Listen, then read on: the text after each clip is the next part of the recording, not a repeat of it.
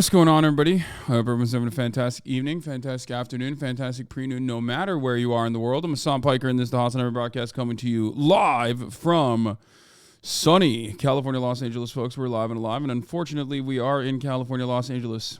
But I hope all the what am I saying? I hope all the boys, I hope all the girls, and I hope all the MBs are having a fantastic one regardless, because today's a beautiful day. It's a fantastic day. It's a wonderful day. It is... What day is it, chat? It's fucking Tuesday, lads. It is fucking Tuesday, lads. That's fucking right. It's Tuesday, lads.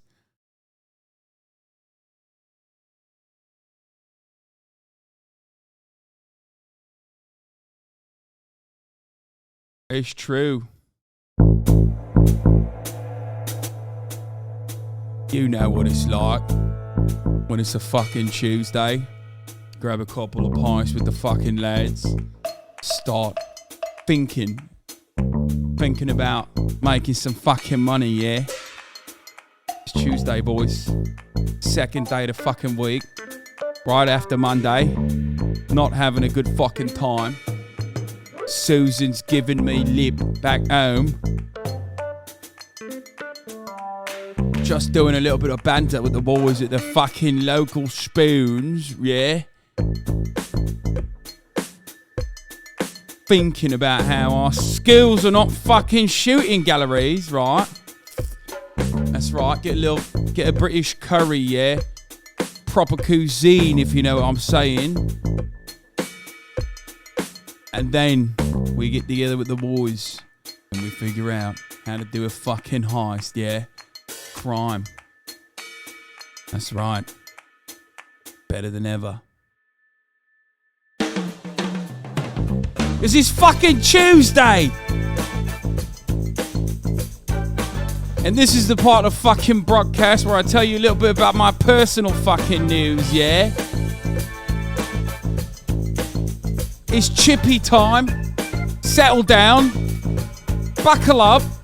And let's take a fucking look at what's gone on since the time that this fucking proper lad hit stop streaming and hit start fucking streaming.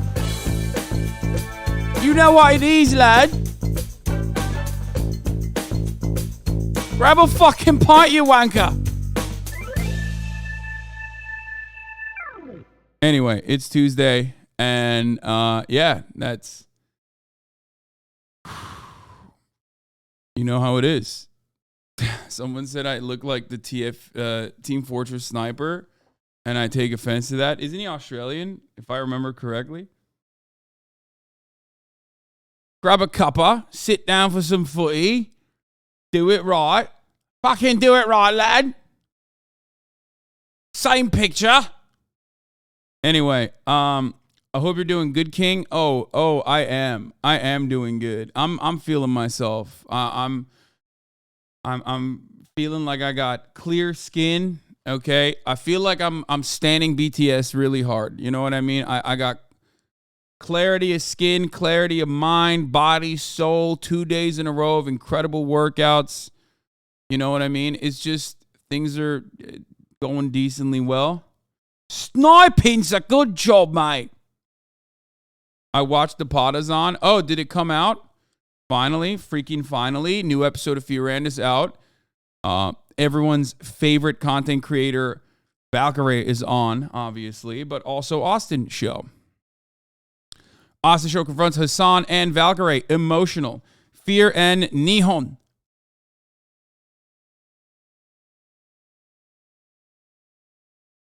Clear skin, hydrated, is leftover back this week.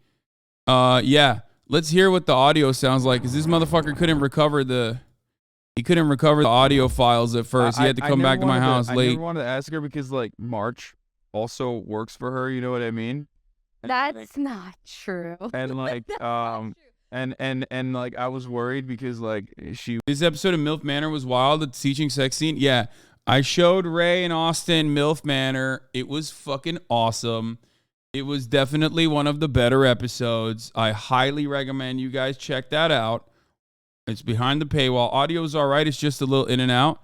Yeah. Austin thinks Hasan hates him. Hasan loved Japan. Hasan went to a Japanese strip club, snack bars, and Japanese isolation. Hasan's second mansion.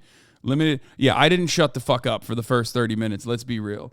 It's an hour-long podcast, and if you're there to like hear anyone else talk, I'm gonna be honest with you, you're going to the wrong podcast, okay? Because I did not shut the fuck up. And Austin loves talking too. And so much so that we basically realized, like, neither of us want to shut the fuck up, and we should probably let Ray talk a little bit.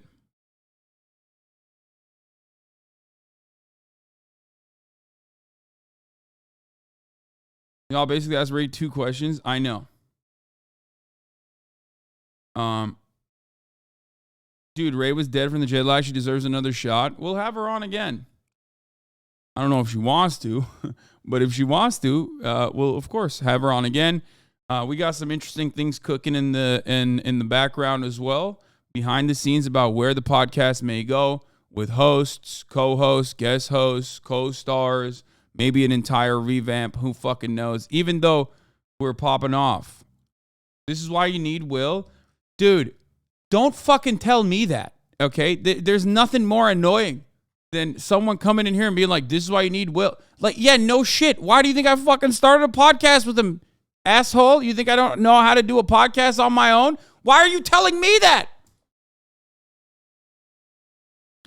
It's crazy to me that motherfuckers have the audacity to come here and be like, bro, I can't believe you're just like literally not allowing Will to be on the podcast.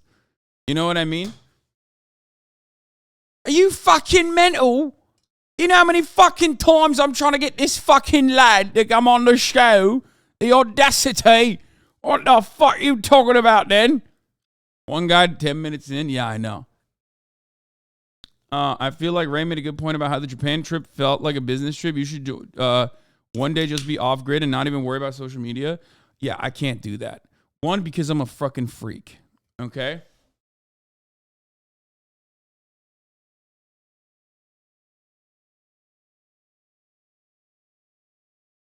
Chat be like, you should start a podcast with Will Neff.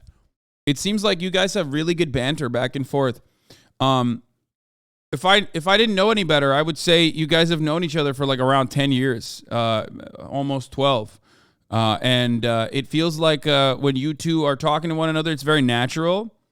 Like no matter how annoyed you might get at one another, like ultimately it seems like there's a lot of love there. There's a lot of lived experience there. There's a lot of years of friendship there. Did you know about him? He's a streamer. Will Neff, the guy. You should have him on the pod.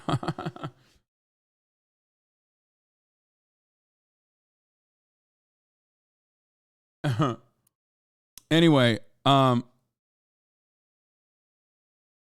so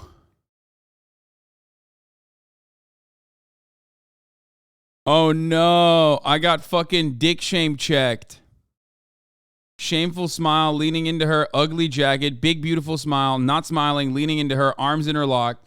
Yeah, it's called being courteous, okay? When you're 700 feet tall. And also, they were on their tippy toes. Both of them, for the record, were on their tippy toes. And I was still like trying to kneel down a little bit. Yeah, I got cock shamed.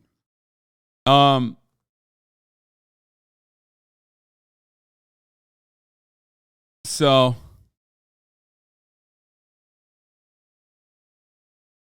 new Eddie Burback video about ghost kitchens is fire. I know. We're going to watch that. I know. Of course we're going to watch that, dude. Eddie Burback is friend of the show. Like, anyway, new Fear Ant came out. I'll tell you what. End of the broadcast last night. This is part of the broadcast where I tell you a little bit about my personal fucking news. Yeah, you know it. I know it. Lads, we're going to talk about personal fucking news, yeah? Calm it then. Cool it. Calma. Tranquilo, as fucking my favorite Russian Steven Seagal would say. Tranquilo, lads. Fucking calma, lads. You know it. I know it. Yeah, we're getting proper points.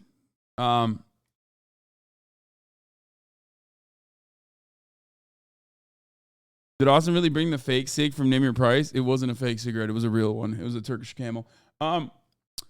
What was I gonna say? Oh yeah, okay. As far as my personal news goes, yeah, we're gonna do Monday morning podcast. Bill Burr talking about fucking capitalism. Yeah, I ended the broadcast last night after doing a 9-hour one, a cheeky 9-hour one.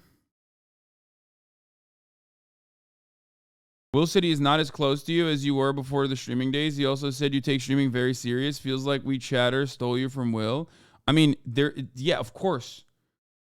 Will and I used to spend every fucking waking moment together nonstop before I started streaming. And, well, it's not even before I started streaming. It's like, but that is an incredibly parasocial thing to say. But Will also works a ton, and so do I.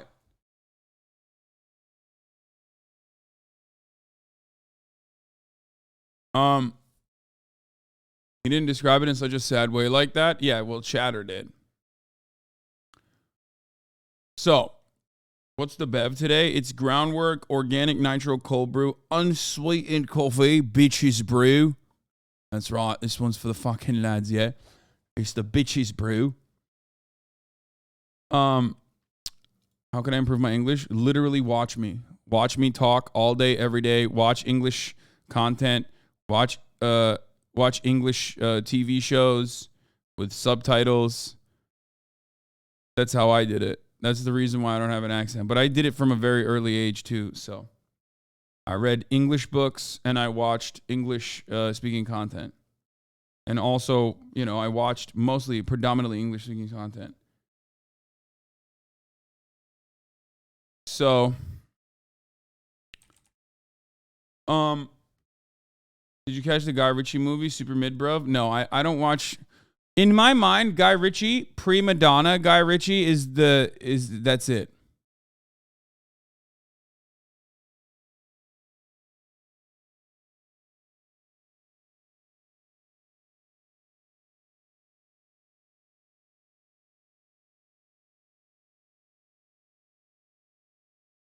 Like, prima donna? No, pre-Madonna, not prima donna. Like before Madonna, Guy Ritchie. Like, he was so much better. He was so much better. Like, actually, before Madonna, pre-Madonna. That's what I mean. Anyway. Oh my God, you look like a variation of G-Eazy. Oh, stop. Don't say that. Okay, we got to take the fucking glasses off. We got to take the beanie off. Oh no. Oh no. Okay, let's fix that. How about now?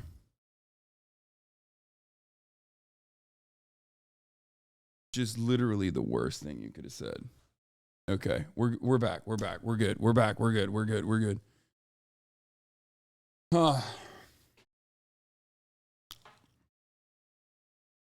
The haircut was the best thing you could have ever done. I know. So.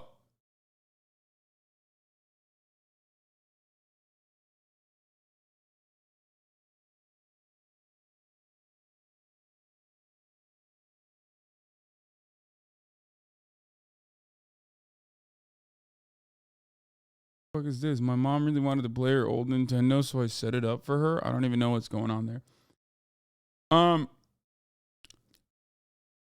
Are you taking medication for hair? Yes, I do. I take minoxidil and Propecia. Even though in Japan I forgot to take my hair pills, so my hair started falling out. I'm not even kidding. Like, for a week. No more Japan talk, please. I haven't been and I don't want spoilers. Okay, don't worry. We're done with Japan talk. We're getting straight to the fucking news and information. But I don't need to send the Elon drama today, right? Yes, dude, you don't.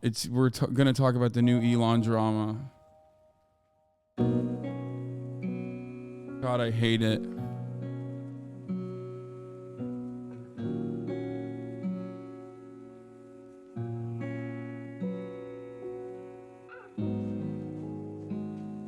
Yeah. We'll do. There's two different types of Elon drama. One with him like being creepy to AOC, and then the new drama being him firing someone, which is insane. him firing someone over Twitter and like making fun of them. It's like psychotic. We'll cover all of that. Bro, never admit that on camera. Come on, hair looking fine. Don't giving chat that kind of info. Wait, what? Why? Why would I hide something like that? I have no issue being honest about my hair loss from the jump and the measures that I have like taken to combat it. But yeah, I forgot to take it in Japan, even though I brought the pills with me to Japan. Even though I was scared because like they're very particular about medication there.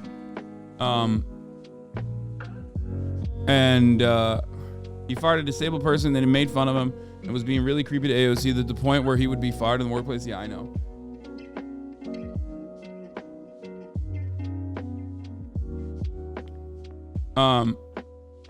Get back on those pills ASAP, even though one day without is rough. I mean, I don't really give a shit. My hair is fine.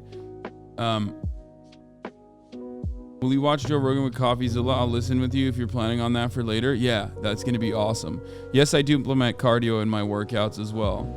Do you take 1 milligram of Fin a day? No, I cut them in half. Anyway, so yeah, I ended the broadcast. I watched a lot of One Piece last night. I also ordered Coco Ichibanya, which I thought was going to be fucking good because like it would make me feel, it was, you know, I didn't get enough chicken katsu curry in Japan. So I thought maybe I'll get some Coco Ichibanya and I'll feel like I'm fucking, you know, I feel like I'm in Japan again. And I'll tell you something, okay? That shit did not feel like I was in Japan, dog.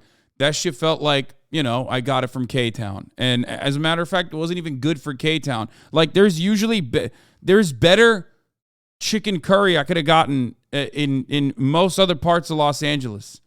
Or even, you know, down the street from fucking K-Town. Coco Ichibanya is not good. The chicken katsu was dog shit.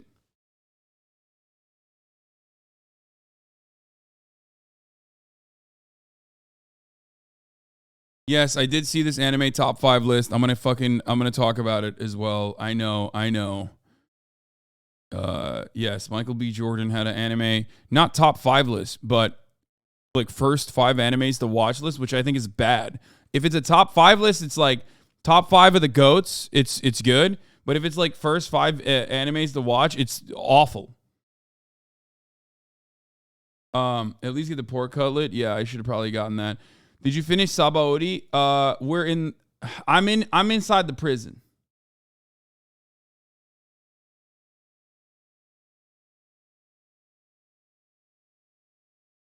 Imperadona.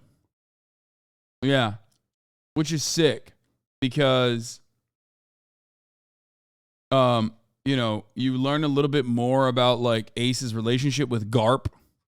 Funniest fucking named anime character of all time. Garp. Monkey D. Garp. And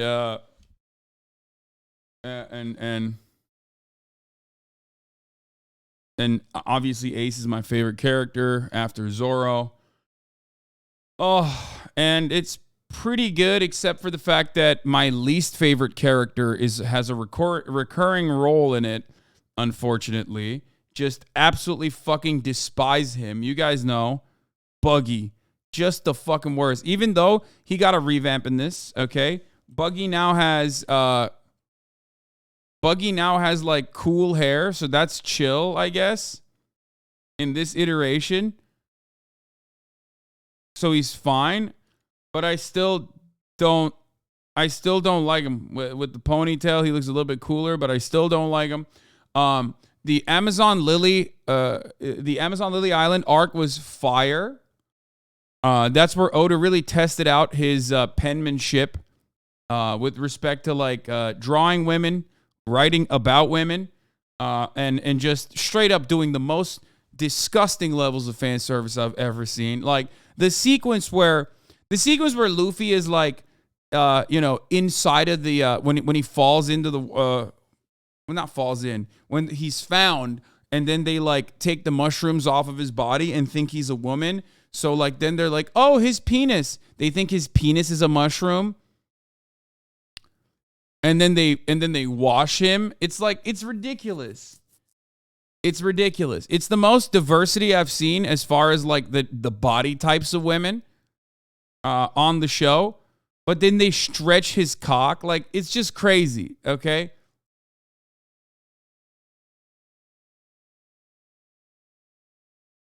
Also, ace visibility for everybody. I mean, Luffy is definitely ace, aromantic ace, that type shit. I don't know what the fuck that's about, but like, it's very clear he just cares about adventure. Like, he doesn't give a fuck about sexy ladies. Like, he just does not care.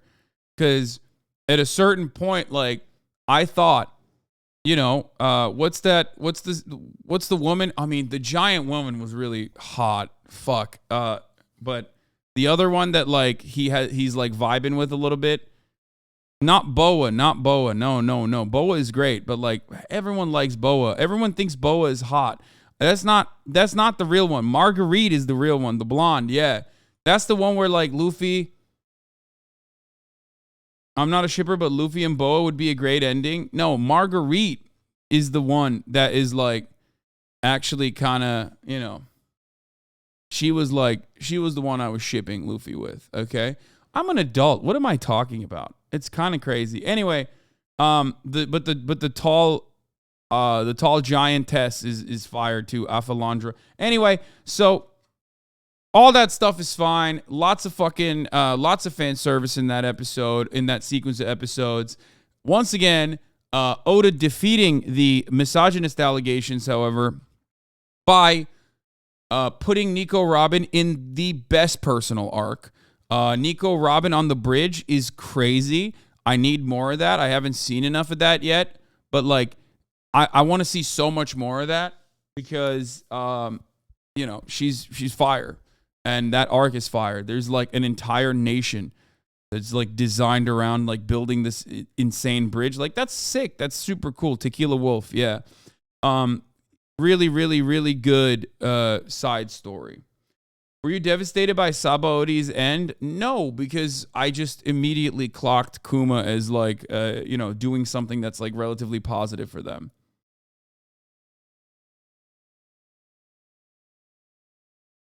I heard One Piece gets good around episode 400. That sounds like a meme, but it literally is true. It does. It really does. Like, around that, like, I think it gets really, once Skypiea is over, it's like really fucking good. It just kind of like kicks it into high gear, and then every single arc basically levels up.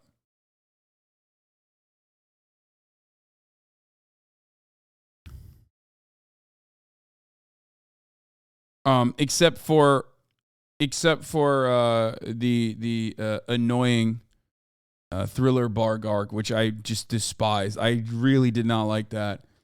It was it felt like filler. Like, literally, it felt like filler. I mean, it moved the story forward, so I understand why it exists, but it was just my least favorite. Oh, spooky. It's a shit arc. Gecko Moira is the worst villain. But yeah, Water 7 onwards is like absolutely been insane. Like, super watchable, super cool, except for Thriller Bark. Anyway, where was I? So right now, if you look closely, the show's art style is different for Nico's arc on the bridge. I mean, the show's art style changes a lot too. Jesse94XX, thank you for the 5, get the subs. It gets good at episode 50. That's when Arlong Park is. Yeah, at first, yeah, 100%. Let's keep it real. It's fucking shit. Like, the first arcs in comparison to where I'm at now, when I look back at it, I'm like, oh, it's so bad. Arlong Park was like the first good and interesting episode.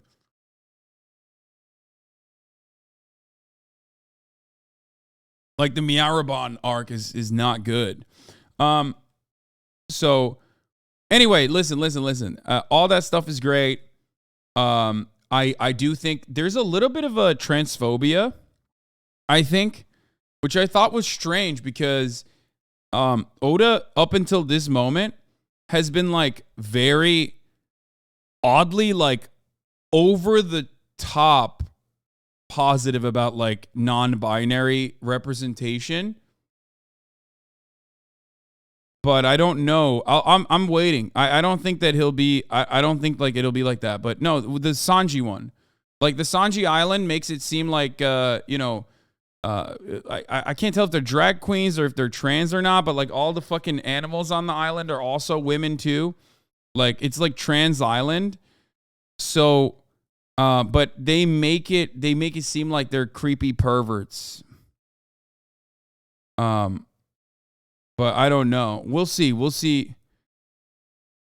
happens. Yeah, but that also that arc is like 15 years old. Yeah, probably. But remember, Skypiea also features, not Skypiea, Alabasta also features like literally a non-binary character. The guy who, or the person, I guess, like that was like a very, yeah, Bon Clay, right? Is it Bon Clay? Like that's like a straight up fucking gender non-conforming character, which is odd to see in an anime like that, out of fucking nowhere.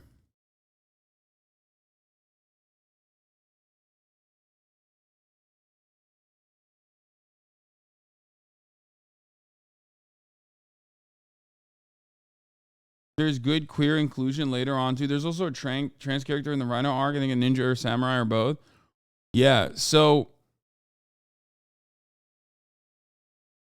we'll see. I mean, I'll see. I always let Oda cook.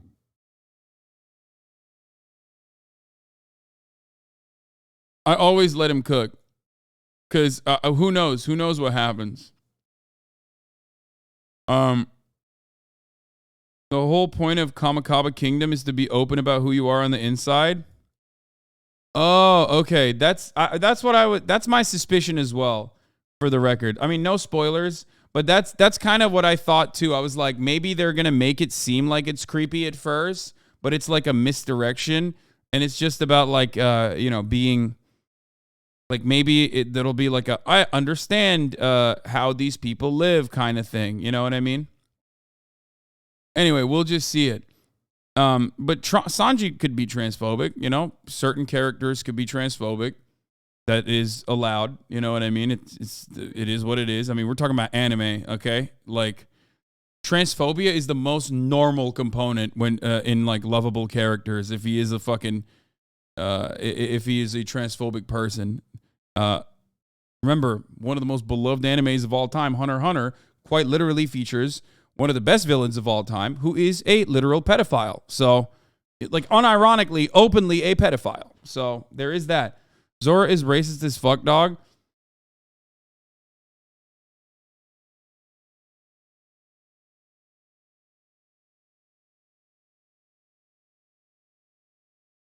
I like your headcanoning, Hasan.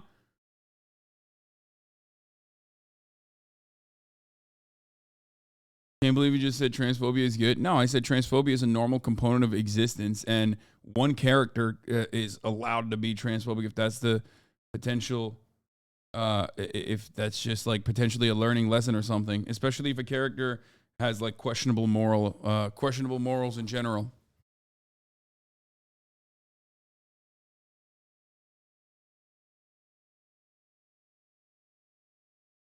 So, you know. But I digress. Hisoka is attracted to the power. He wants to fuck powerful anything, including them kids. No. He's definitely just, he is horny for children. Let's be real. Come on, man. There is no, Hisoka is a pedophile. And honestly, he should not have been like drawn as like kind of a morally questionable, morally gray and kind of cool person. Because he is literally a fucking pedophile. All right. Like, I don't have a problem with, like, even Hisoka's VA was a pedo, I think. Lemafeo. Yeah, there you go. There it is. Did you already talk about the merch drop this week? No, it's dropping tomorrow, by the way. Haha, surprise. I forgot to fucking mention it. But merchandise is dropping tomorrow. And the top of the hour ad break is dropping right now. But fear not, if you no longer want to see the top of the hour ad breaks, all you need to do is subscribe, which you can do for $5 or for free with the Twitch Prime by connecting your Amazon Prime account to your Twitch account. You get one free Prime subscription a month. Use it on your favorite broadcaster. Hopefully that's me. I'm not even kidding. Yes, we are dropping the AmeriCorps collection, finally, after a long time. Took a very long time to get it ready, but it's happening. You can also get gifted a sub if you're lucky when the top of the hour ad break drops. Here's the 3-minute ad break now. Also, I didn't even fucking do a blast off yet. What the fuck am I doing? I'm all over the place. I started talking about anime and I got lost in the sauce.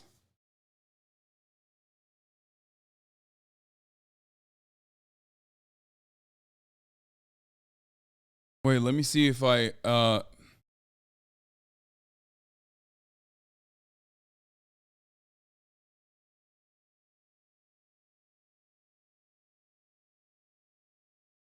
hold up.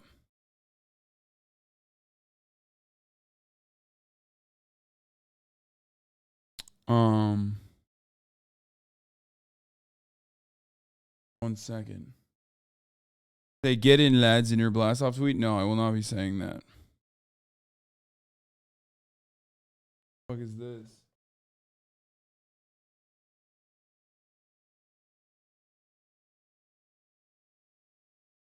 Oh, okay. Why is it HOGWATCH 2.0? When did we do HOGWATCH yesterday? We did a little bit of HOGWATCH, but not enough. Okay, bro, Bill Burr talked about you on his podcast. Shut the fuck up. No, he didn't. No, he didn't. Don't lie to me like that. Okay, let me just fucking blast off real quick. Okay, let's do it. Let's do it. Wait until Friday so people have their checks. It's going to be live on Friday. So, calm down. I was listening to Majority Report the other day, and Sam said he would come on your broadcast anytime. Would love to see you guys collab again. Oh, that would be great. It's just the problem with Sam is that he's a busy, man. No, it'll be fucking fine. It won't get sold out. It won't get sold out immediately. Don't worry.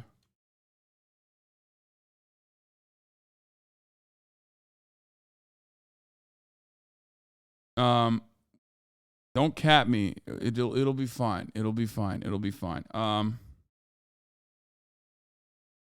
Your tweet about Tate? Yeah, no. I haven't yet.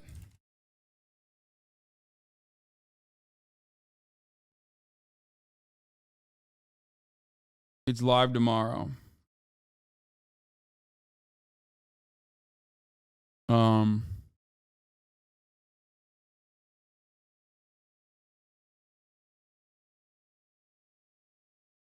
Exposes J6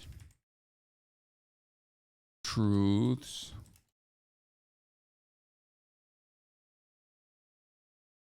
More HOGWATCH.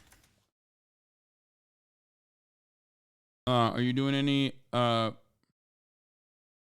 any proceed charities like last time? No. Not this time.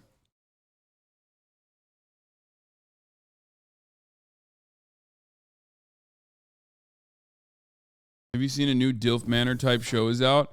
I haven't. I heard about it, but we'll take a look at it. I watched One Piece 4 years ago, and you talking about the experience. Watching it for the first time makes me want to rewatch again. Bro, this guy has asked a million times, can you get Heron Preston to do a collab with Besiktas? Are you making Hasan Mocknex like Heron Preston? No, I'm not. The next line will have Mocknex, though, if we go with the same designer. Okay? Rewatching 1,000 eps is crazy. Yeah, I don't understand how you would do that. Will the merch be on ideology.shop? Yes. Okay, I'm all over the place, and we need to just, dial it in. I feel like everyone is like assaulting my sensibilities, my senses right now with so much in the chat, so many expectations. Andrew Taste the Chaser, Tucker exposes January 6th truths. More HOGWATCH. Cop City updates.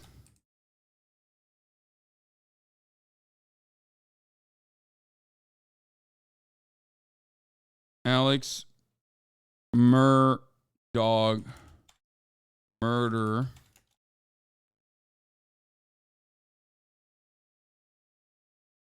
Gonna be buying the fuck out of the John Brown merch, even though you would have called him an anarchist and would told him to take a shower if he's in the chat.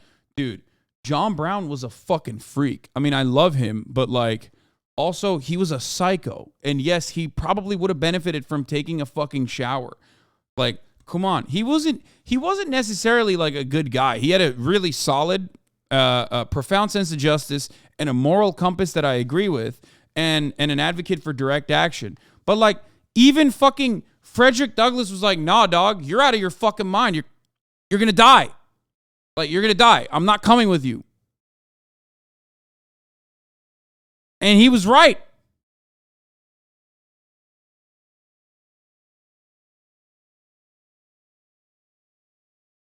And yeah, he was a legend. I respect him.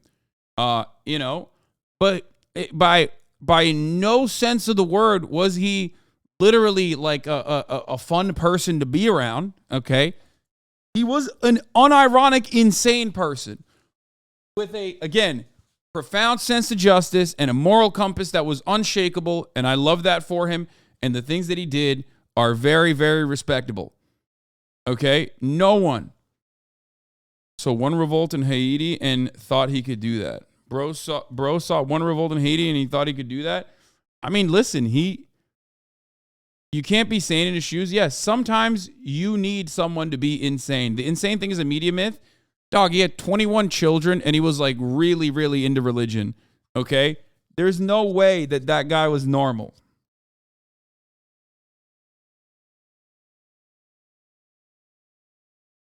It's not a myth. Like, he was definitely like he was definitely like a wild card for sure.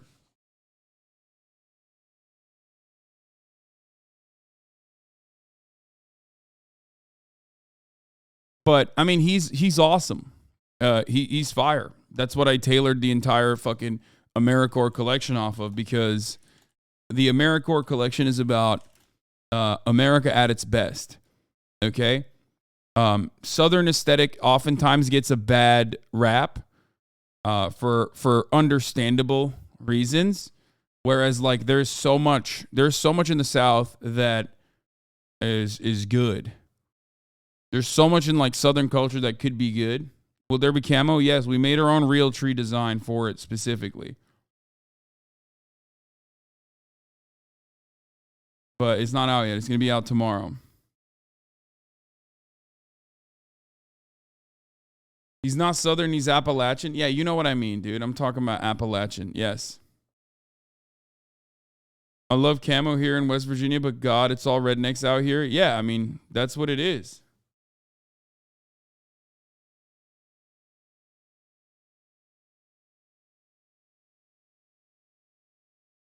Will it come in 3XL? Yes. Some of the regular blank tees are still union domestic. The other ones we had to work for. The Realtree ones. The Realtree ones are just domestic. It's a LA brand. It's like a LA fashion house that, or not a fashion house. It's a LA garment producer, because we couldn't work with that on the Bay side with the Realtree patterns. But the dude who did it is like the guy who co-sponsored the bill, who stopped undocumented, horrifying conditions in garment manufacturing in Los Angeles. But because he claims because they're contracted out that they can't. No, it's not LA Apparel. No, not. But the dude who made it, like the dude who I'm working with, who is making the manufacturing, the dude who's like manufacturing the actual Realtree camo patterns is he seems like a chill dude.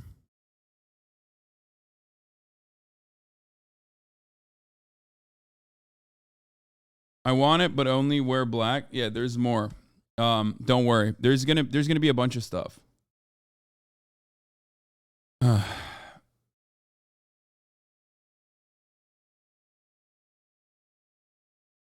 Is your camera shuttered a different speed than usual? Something looks weird. Yeah, I know. It is different. Is it actual Realtree or a different pattern? Don't need those, get licensed if so. No, it's our own Realtree style pattern. I'm just using Realtree like Band-Aid or Scotch tape. You know what I mean? It's not actually Realtree. We made our own. Okay, this guy keeps saying react to the lover host. I'm not going to react to the lover host. I don't care. That's insane that you think I would sit here and watch for 5 hours XQC pick through who he decided to go on a date with when I already know the ending. Spoiler alert, it's extra Emily. Like, so what is the point?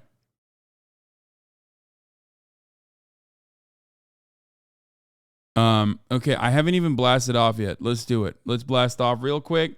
Let's let the people know. My tweet was sent.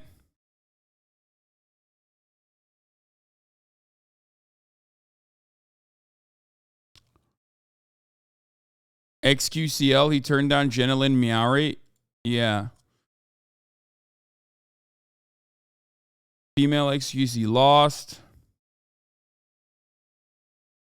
Politics frogs would die if you reacted to that right now. Lamau, yeah, I know. I went to Japan. Like, the politics frogs were like, all right, you went to Japan. That's fine. You took a day off. I mean, you took a couple days off. You're a piece of shit for that.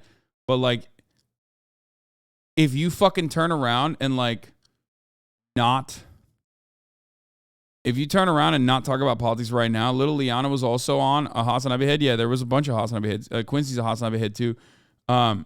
Wouldn't it be crazy if we never talked about XQ again? That would be wild. I mean, I literally DM'd Felix just now, earlier today, to be like, yo, you want to go and get some fucking drip for the award show?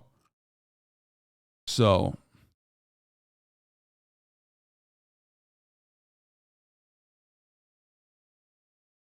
I might do an IRL stream with him. He will flake. We'll see.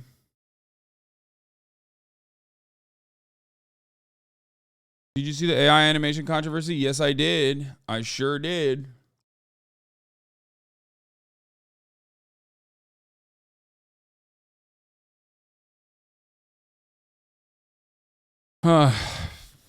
Okay.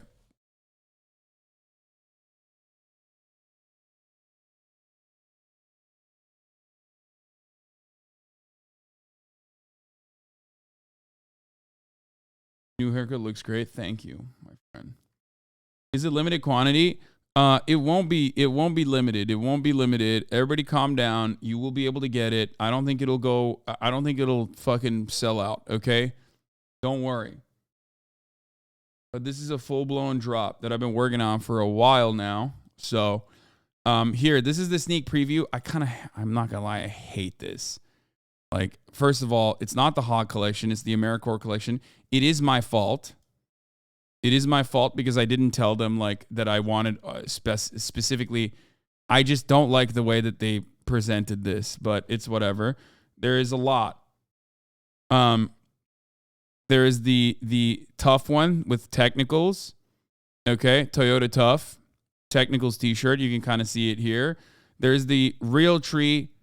There's the Realtree pattern with some Easter eggs in it, which is interesting because that's not even the right t-shirt. What the fuck are they doing? Okay, anyway.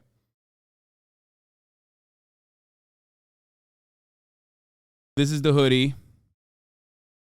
The pants. You guys have seen all of it. I've like shown you. I've teased it. I've literally teased it. I've teased it. For a while. Then there's this one right here, the Hank Pecker NASCAR with another technical. There's also one that has a yeah, this is the shirt. This is the real one, I think. I think this is the one we went with. I told Hasan I want Himbo Fitness merch, and he sent me this shit instead. Yeah, it's fire. There's like skulls in it. There's like hidden stuff in it. It says HasanAbi over here. There's like Easter eggs in the Realtree, hidden in the Realtree camo.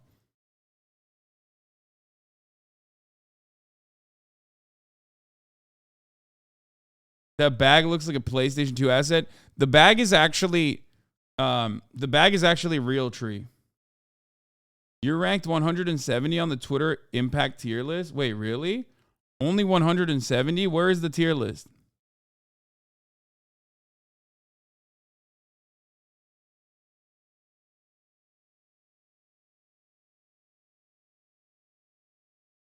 But yeah, that's the quick update on that. Here we go. Let's do one last blast off.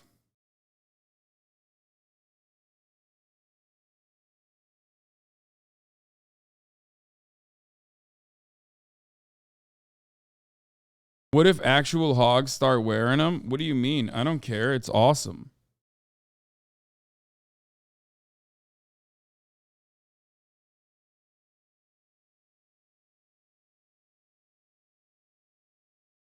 I wasn't going to cop that shirt from the promo ad, but seeing the actual one is pretty fire.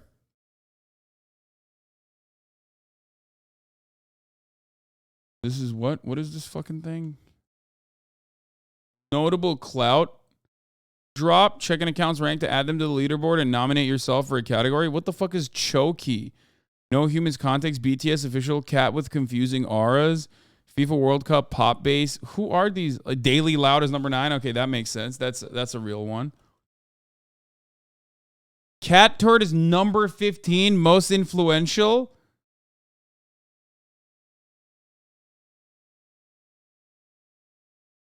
Cat Turd.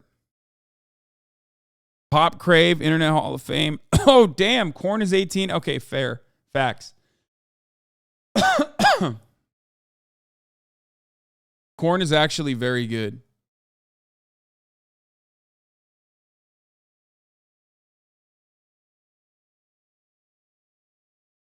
Andrew Tate is number 26. Oh my God.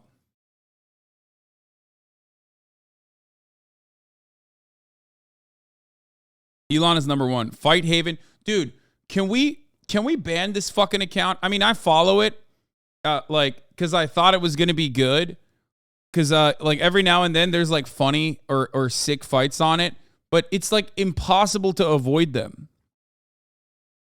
Like even before I followed them, it's just like always on my feed, and it's half the time it's like this woman wanted the smoke and got it, and it's always like a dude beating the living shit out of some woman. Like just constantly. It just, for some reason Twitter's like you have to see, dog, you have to fucking see this woman get her ass beat by a dude that's much larger than her. You have to watch it. It's called Equal Rights and Equal Lefts, my boy. You have to see it.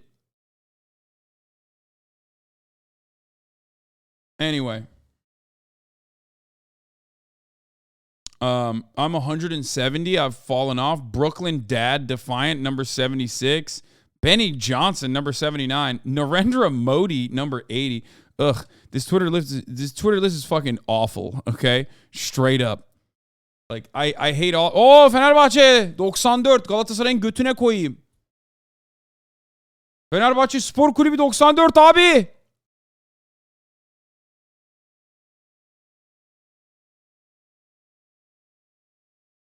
Dudes posting their W's, 96. Juniper at 97. New York Times very own. Kira at 100. Yeah, I don't really understand. I don't really care. It just sucks. Like, that list is awful. I don't want it. Number 2 in shit posters? What does that mean?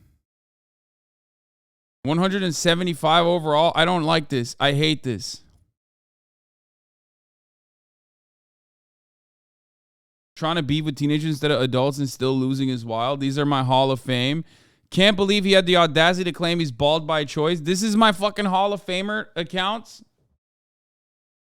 It considers your account as a shit posting account. I mean, I think it is, but who the fuck would beat me in shit posting if I'm number 2? My location is Istanbul, LA, New York City. I mean, that's fine. That used to be the case.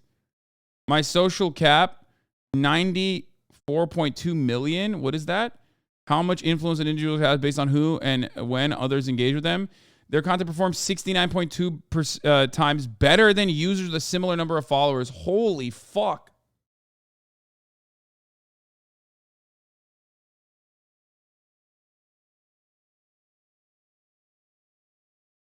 Number 1 is Elon Musk, and then these are the shit posters. Oh, this is bullshit. I mean, what the fuck?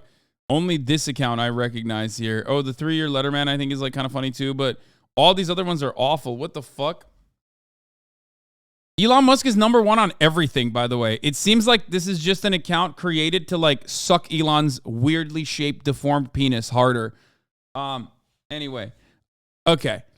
So, all right, we talked about the hog collection. Let me see, actually. I might have access to it. Hold up. I'm going to send it. I'm going to send the access to myself.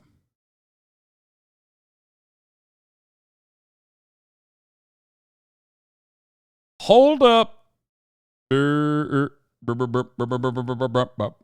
Okay, 1 second. 1 second.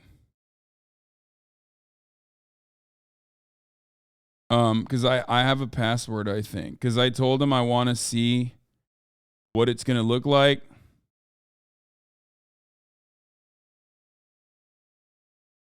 And I want to see.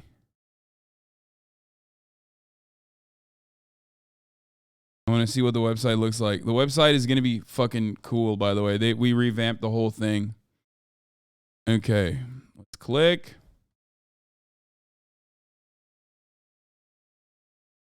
Oh, boom.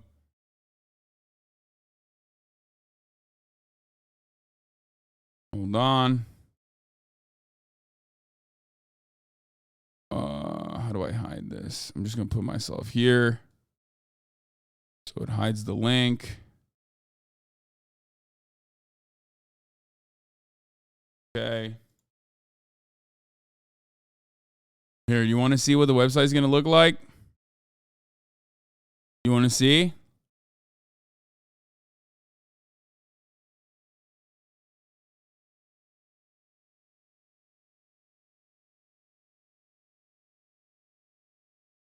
Is that what you guys want to see?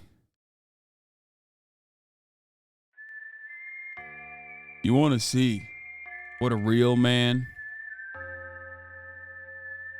looks like when he's got the outfits that he needs to go hunting? Well, let me tell you, this is what a real website looks like. And this is what a real man looks like. And this is what the AmeriCorps collection looks like. The John Brown Hunting Club t-shirt. AR-15 not included. The John Brown Hunting Club joggers. The John Brown Hunting Club hoodie. The John Brown Hunting Club shorts. The John Brown Hunting Club hat. The John Brown Hunting Club weekender bag. A Pogger's Brother t-shirt. Comrade Crew neck sweater. The Toyota Tough t-shirt for when you want to show support for the technicals. And that's it. That's the entire collection. Now these 3 down here, well, these 3 are all still union made, domestically manufactured, but this is made out of a local shop because we couldn't use the same union shop for the Real Tree camouflage. Real Tree pattern is also IP certified and created by a team of scientists. I was hoping it was using Hank Pecker, but John Brown is not a bad name. That's right. And for those of you who are wondering who the fuck John Brown is, well, let's just say he was America's first terrorist. First domestic terrorist, that is. And by that I mean not a real terrorist, but actually a freedom fighter. A man who put his life on the line for emancipation for all black people living on U.S. soil. That's right.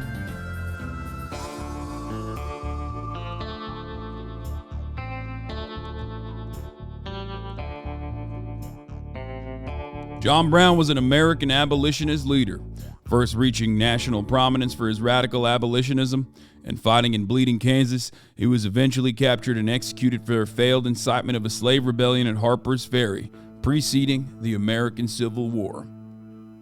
One of the generals that actually ended up capturing him when he took over Harper's Ferry, went on to become one of the more famous generals. You might know him as Mr. Robert E. Lee. That's right.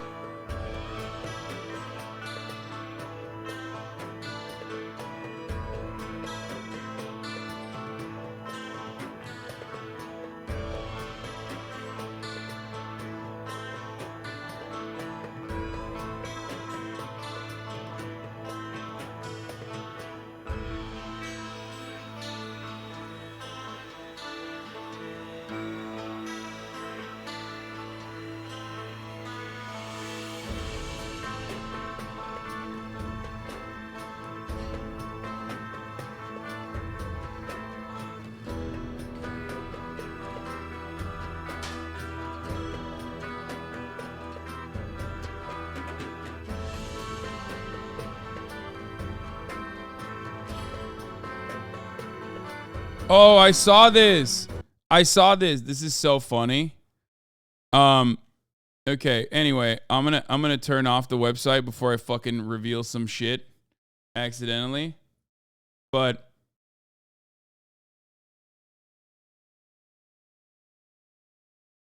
look at this.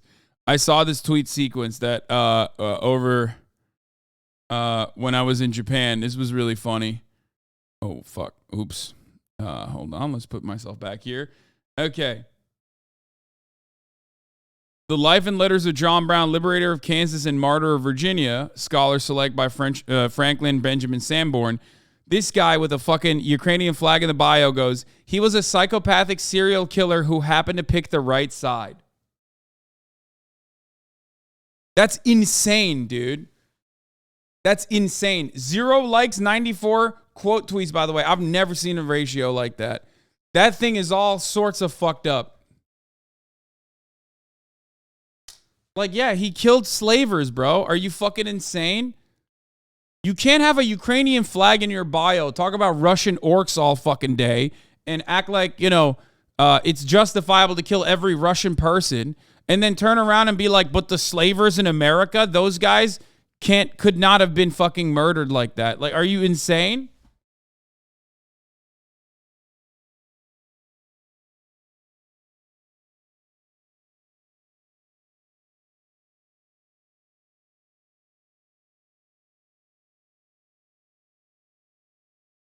I've never seen 430,000 views on a tweet that got 0 likes.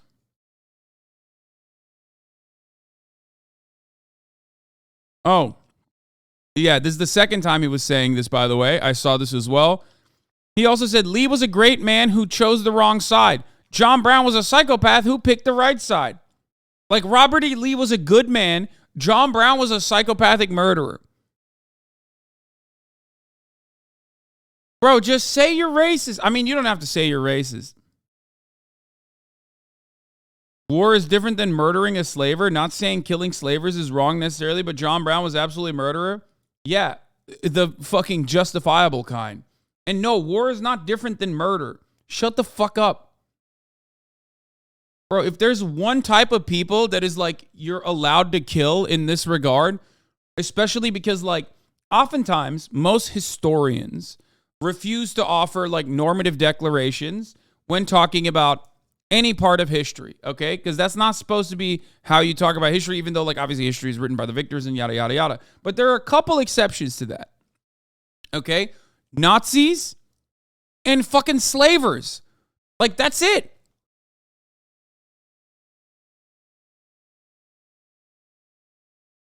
Also, another guy with 69 in his name. I love that. Pisces Boy 69 and Achilles 69 defending one another. The 69 Coalition.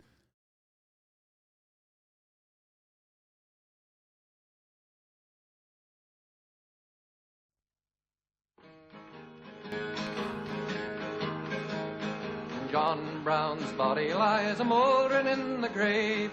John Brown's body lies a-mouldering in the grave. John Brown didn't kill any humans, though? True. That's true. Who said slavers were humans? His body lies a-mouldering in the grave, but his soul goes marching on. hallelujah. Glory, glory, hallelujah. Glory, glory, hallelujah. But his soul goes marching on. What John Brown did was basically what ended up happening in the United States of America, by the way, with the Civil War. And some historians will even include John Brown and his actions at Harper's Ferry as the starting spark that inevitably led to the Civil War. It was very obvious that the South was not going to give up the utilization of slave labor. With his 19 men so true, he frightened old Virginia till she trembled through and It is seen as a catalyst. They hanged him for a traitor. They themselves, And- the traitor crew. And John Brown himself understood this as he routinely looked for support from other parties. Glory, glory, hallelujah. And at the end of his life, when he was slated to be executed in the aftermath of being captured at Harper's Ferry, he wrote He's gone to be a soldier. and regularly talked about how my death should not be in vain, but instead should be a lesson for all. Gone to be a soldier in the He understood the assignment. but his soul He knew what his job was. He knew that the only way for true freedom for black people in America was going to come through violence. And he was right. And the only reason why he's considered like a crazy bad guy or in any capacity is because, you know, he killed fucking slavers. He killed capital owners. trampling out the vintage where the He took matters into his own hands. He loosed the fateful lightning of his terrible swift sword. He was a terrible leather guy, though. He was just not good at business. Let's be real. That is like the one thing he wasn't good at. He was good at fucking. He was good at following through on his genuine, genuinely held convictions. He was just fucking awful at leather work. Like, I mean, he just failed at business a lot. Like, he routinely took L's when it came to like being a capital owner and trying to do any kind of operations. He was not the best planner either. But that's it. Hallelujah. Glory, glory, hallelujah. Glory, glory, hallelujah. His soul I, John Brown, am now quite certain that the crimes of this guilty land will never be purged away, but with blood. Yeah. He suffered a lot. A lot of his kids died. I mean, that was kind of normal at the time. Yeah, he had like 21 fucking kids. And like, I think more than half of them like either died before they reached adulthood. And then the rest of them literally died trying to free. Some of them died at Bloody Kansas, I think. And some of them died at Harper's Ferry. Like he just kept. They died freeing slaves. Like,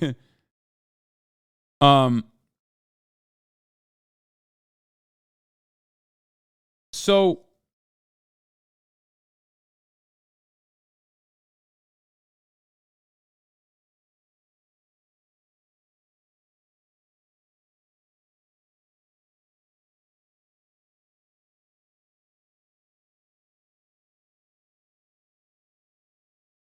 he also told them they didn't have to join him, but they still did. Yeah.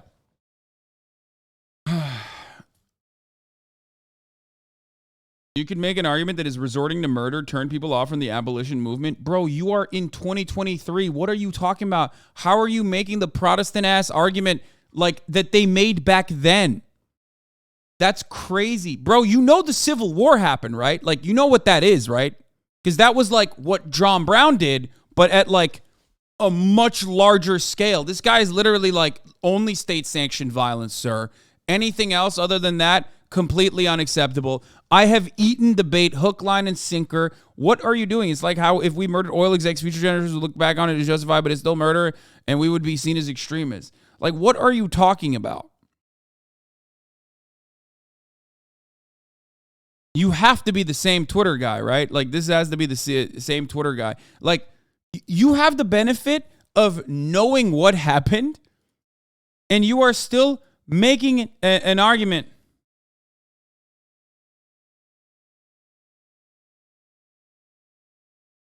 It doesn't make sense.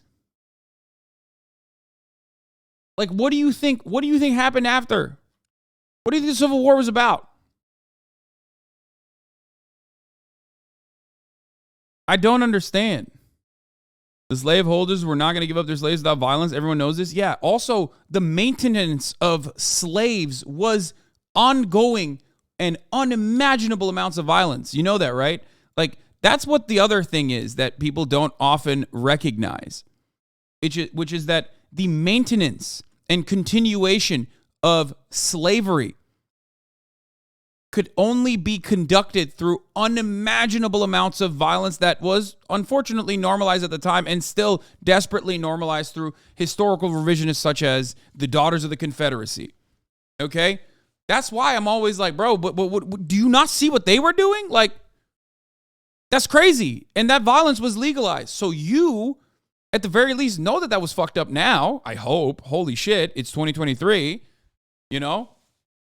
But you're still saying like, oh, but what he did was murder. It's like, oh, okay. I didn't realize like you needed a fucking letter from the government saying that it's okay. And then only then will this guy actually get on board with that. You know?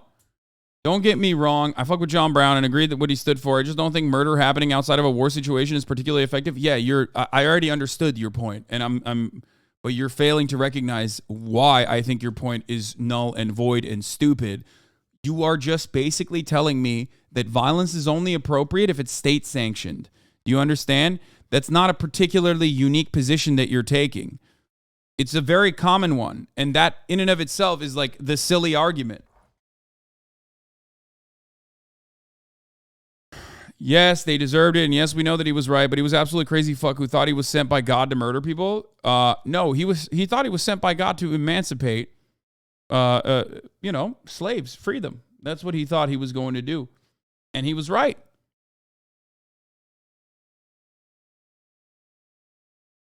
He was right.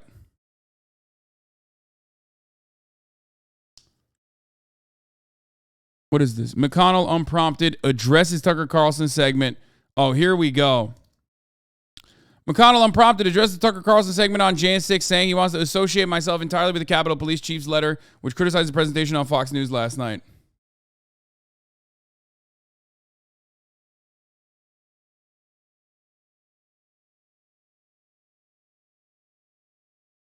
We are going to get to this in one moment. Hold on.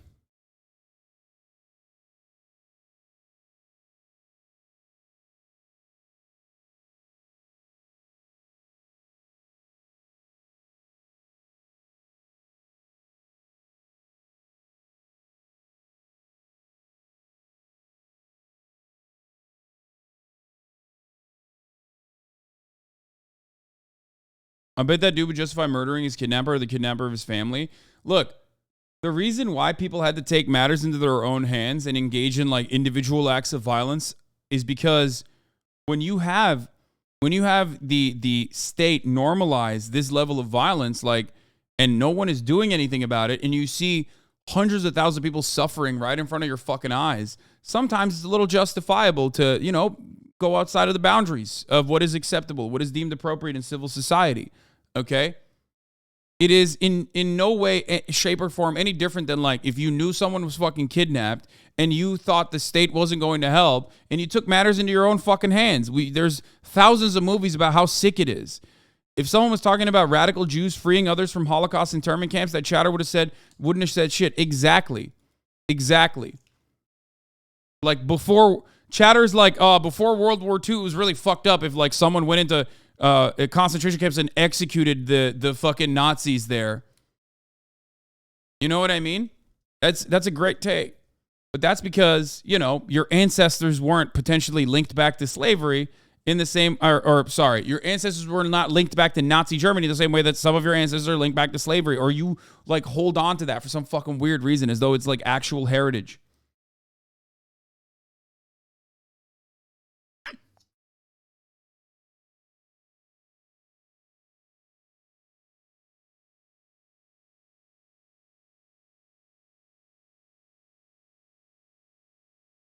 Anyway, do not misunderstand me. I have made myself very clear that, like, if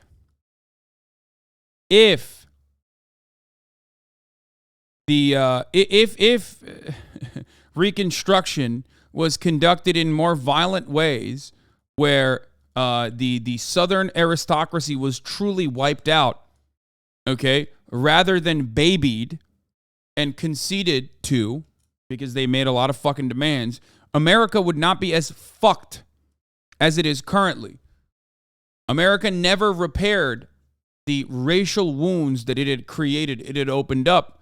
That's why you had segregation. By the way, yeah, it's called Bloody Kansas for a reason. Pro-slavery activists were literally invading and attacking, including murdering anti-slavery voters. That was the other part of it. Like, those motherfuckers came into Kansas. Like, the fucking, I know that, you know, people will say, oh, well, so did, like, you know, the anti-slavery activists came into Kansas. They're like, but for the most part, those cocksuckers were from Missouri. What the fuck are you doing in Kansas, dog? They were like, nah, brother, we love slavery so much, I'm gonna come in here and fucking kill them. I'm gonna kill you. How dare you try to free slaves? Fuck you. It's like, bro, what are you doing? And it's always the same. It's always the same attitude that, like, these conservative reactionary psychopaths have, where it's not enough that they have their own fucking slaves in Missouri. It's like they got to ride for slavery elsewhere. You know what I mean? And it's like, what the fuck are you doing?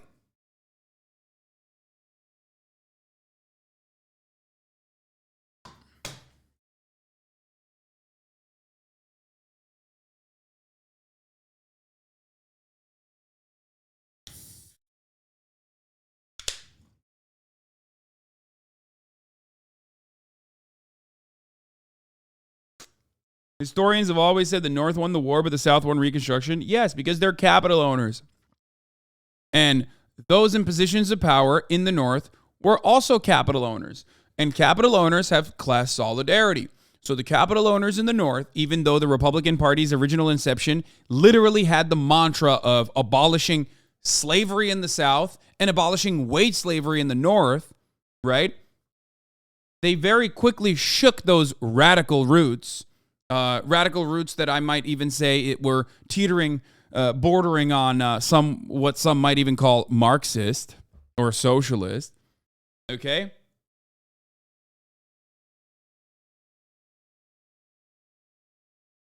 But this is precisely what they did. They conceded to the demands of capital owners in the South. All right, a bit of a and turned a blind eye to the violence that they were engaging in regularly at the behest of the preordained, predetermined previous social constructs that revolved around white people in positions of power and black people being treated as second-class citizens. It was very beneficial at the time.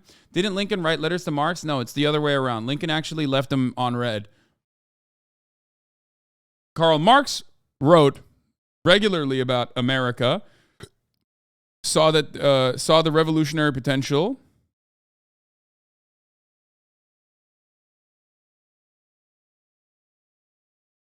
and even wrote to Lincoln. This stuff is like pretty hard, to be fair. This stuff is like pretty hard to consider in a Marxian lens, I guess, or there's not enough, like, I feel like, as far as I know, there aren't enough, like, Marxist historians that in general, and there isn't enough, like, information about whether or not, like, beloved American figures had any kind of, like, interest in Marxian analysis at the time. Now, the reason why I say that is because there are actual fucking dudes who are like, I'm a socialist, and American textbooks don't, mention that. It's very odd because, Karl Marx was a profoundly influential person in the development of global history. Historical materialism is the underpinning of a lot of ways of analyzing the world and how humans coexist. That's why it makes a lot of sense when you think about, like, historical materialism, when you describe all development centering around modes of production and our relations to the means of production, like you can make that fit into every facet of existence for the most part, right? Now, this is precisely why I think it's like you have to deliberately eradicate any kind of Marxist influence or Marxist perspective when you're talking about anything. Okay? That's a deliberate thing that these guys do. It's a deliberate omission. And what I mean by that is, or at least what I am talking about, it has many examples. Einstein being one that immediately comes to mind. Martin Luther King being a democratic socialist. Albert Einstein being like an out and about socialist. These are very important historical figures, both in American history and global history, that were openly socialists, wrote about socialism.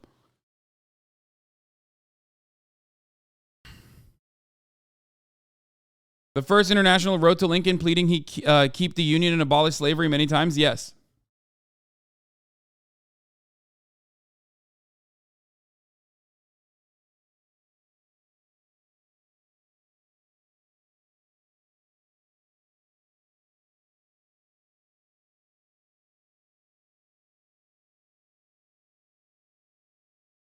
Are you new here, Hasan? You really surprised schools run on capital and surplus labor don't teach Marxism? Are you new here? No, but sometimes I play the fool in an effort to make a better argument. You know, that's just how I do it. You got an issue? Are you new here?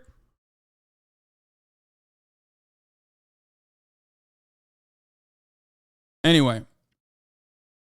But yeah.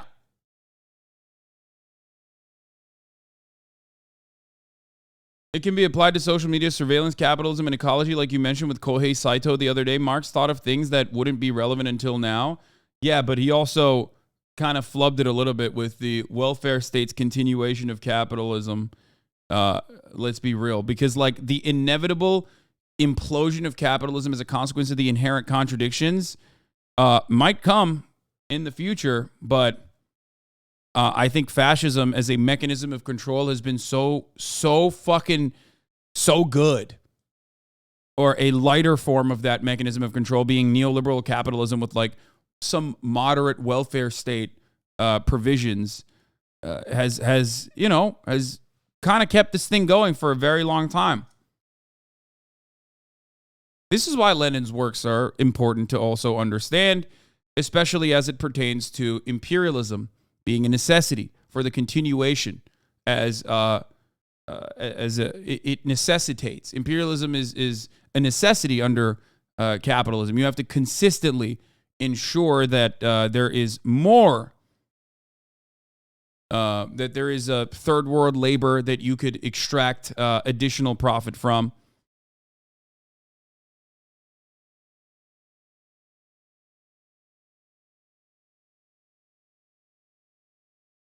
Liberals are more afraid of socialism than fascism because it is easier to come back to liberalism from fascism than it is to return to liberalism from socialism. No, I think it's also because liberalism is associated with, the treats, and treats are very important, which is what I try to stress to people when I purchase fucking luxury goods and everyone yells at me and they're like, your commodity consumption is what makes you moral. It's like, or makes you immoral. And I'm like, you're a fucking idiot. No one thinks this way. Like, you and a bunch of other fucking dumbasses on Twitter think this way, but most people don't think this way, and you come across like a fucking goon when you reinforce this value, when you shackle, leftists for no fucking reason. Anyway,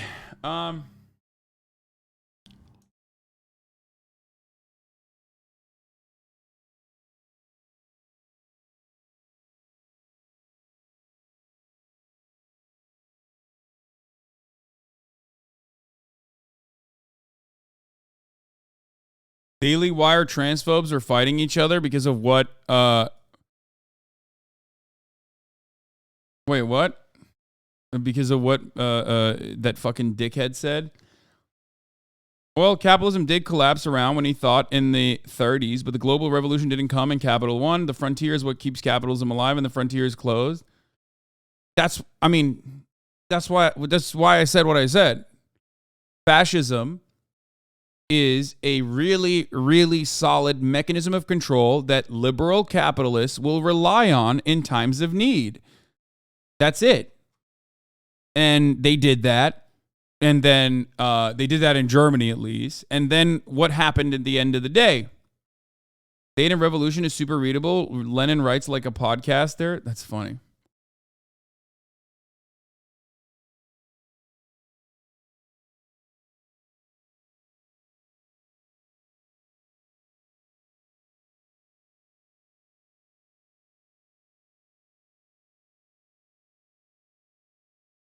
This guy's gonna meet. That's so funny. Wait, I love this. Hold on. This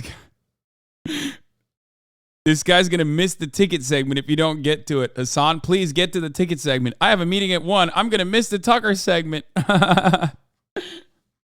All right, man. Let's get to the Tucker segment. Just kidding. I'm not gonna get to the Tucker segment. I think this is like very good information to cover. Okay, Ticket Carlson. I know that feel.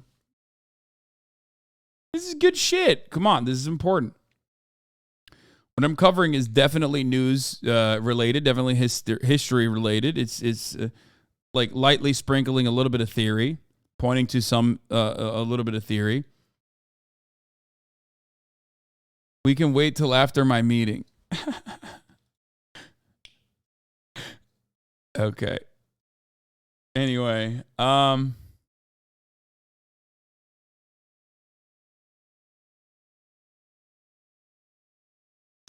sociology major here to say 100% on the Marx take. He has his place in some ways, but lacks in many ways. I don't think he lacks in many ways, but it's kind of funny that a sociology major would say that because like 90% of what you get taught in sociology unironically relies on, his analysis. It's extra funny that a sociology major would say he got a lot wrong. Like, bro, your field exists because of Karl Marx. He like basically invented what you're doing right now. Sociology major? You mean unemployed? That's funny. Okay, shut up.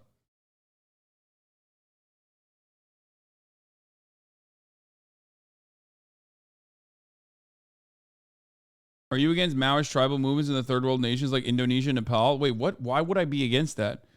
No.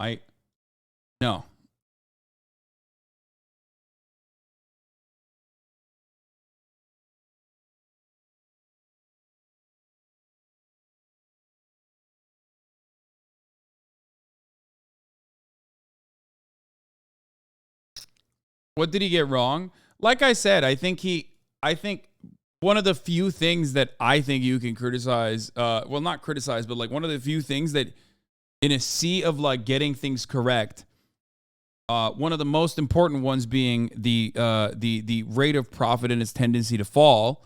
The one thing that I think could not have comprehended was like how easily liberal bourgeois, how easy capital owning bourgeois classes that have designed society would succumb to a new type of control, which was, ultra authoritarian fascist mechanisms of control.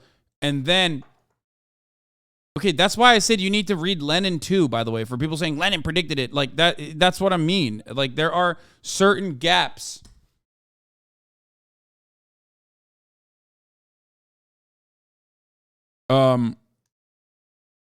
And also, Lenin corrected Marx and rejected his idea of first world revolutions with his work on imperialism. I think that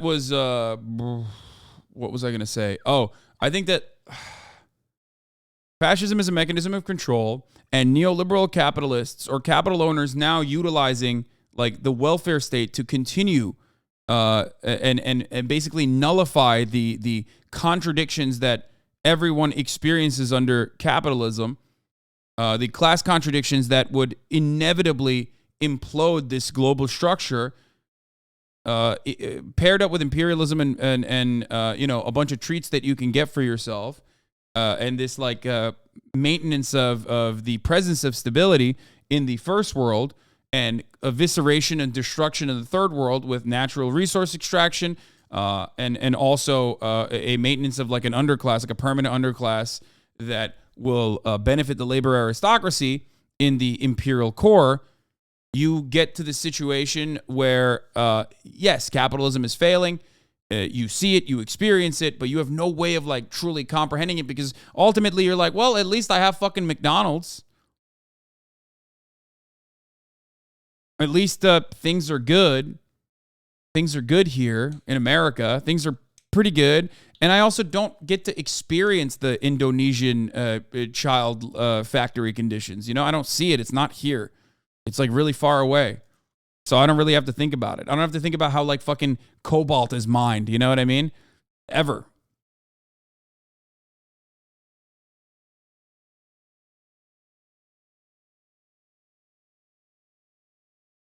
You're right, but that doesn't mean Marx was wrong. Just that capitalism expands to new heights. Yeah, that's why I'm saying like there were certain things that he could not have imagined, but the fundamentals are still true regardless. Because one thing that people don't understand is like people are always like, oh, Karl Marx, communist, whatever, blah blah blah. It's like, no, man, he was a fan of capitalism. His bestie was a capitalist. He was, I mean, not a capitalist, but like a capital owner, literally. Okay, and also on top of that, like, he wrote about just how capitalism is. You're the one who's ascribing a moral value to it because ultimately you literally look at that and you go, oh, this shit is fucked up. That's it. You know what I mean? The reason why you look at his work, Das Kapital, and you think, man, this guy sure fucking hates capitalism is because you inherently recognize how unjustifiable the system is designed, and that causes you to feel guilt, so then you want to shoot the messenger. Because everyone has told you that that is actually inappropriate, and that's fucked up, and you shouldn't think about it like that. Marx isn't a prophet, shaking my head. Y'all need help on material analysis. Yes, I don't think he's a prophet in any way. It's just that his analysis was very good. Like, kind of the best. Dialectical materialism is solid. I think it's the best way to analyze both history and contemporary society. And for that very reason, it seems like you can always apply it to everything. It's a really good fundamental to have. It's really solid fundamentals. And that's why it comes across like he predicted the future or whatever the fuck. But like he didn't. He just looked at what was currently happening. He looked at the past.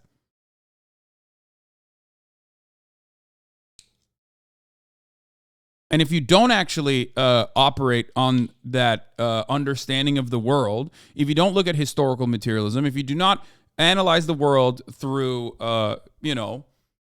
your relations to the means of production, how these things work, and center human existence around that, okay, then you're going to end up looking for ways to demystify class politics, which is what liberalism does.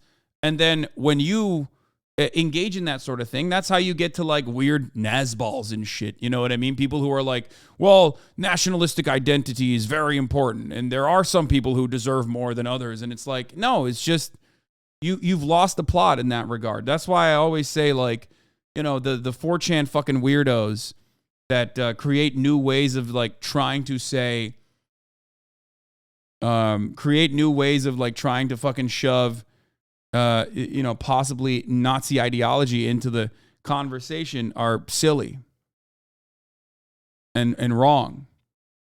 There's no reason to demystify class. Just like there's no reason to mystify the top of the hour ad break. It's pretty clear cut. At the top of the hour, there's a 3-minute ad break. Okay? If you no longer want to see those ads, all you need to do is subscribe, which you can do for $5 or for free with a Twitch Prime.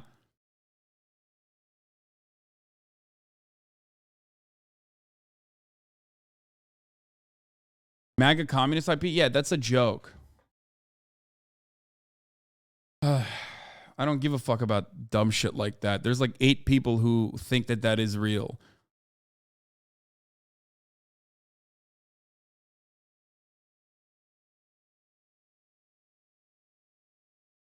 Yeah.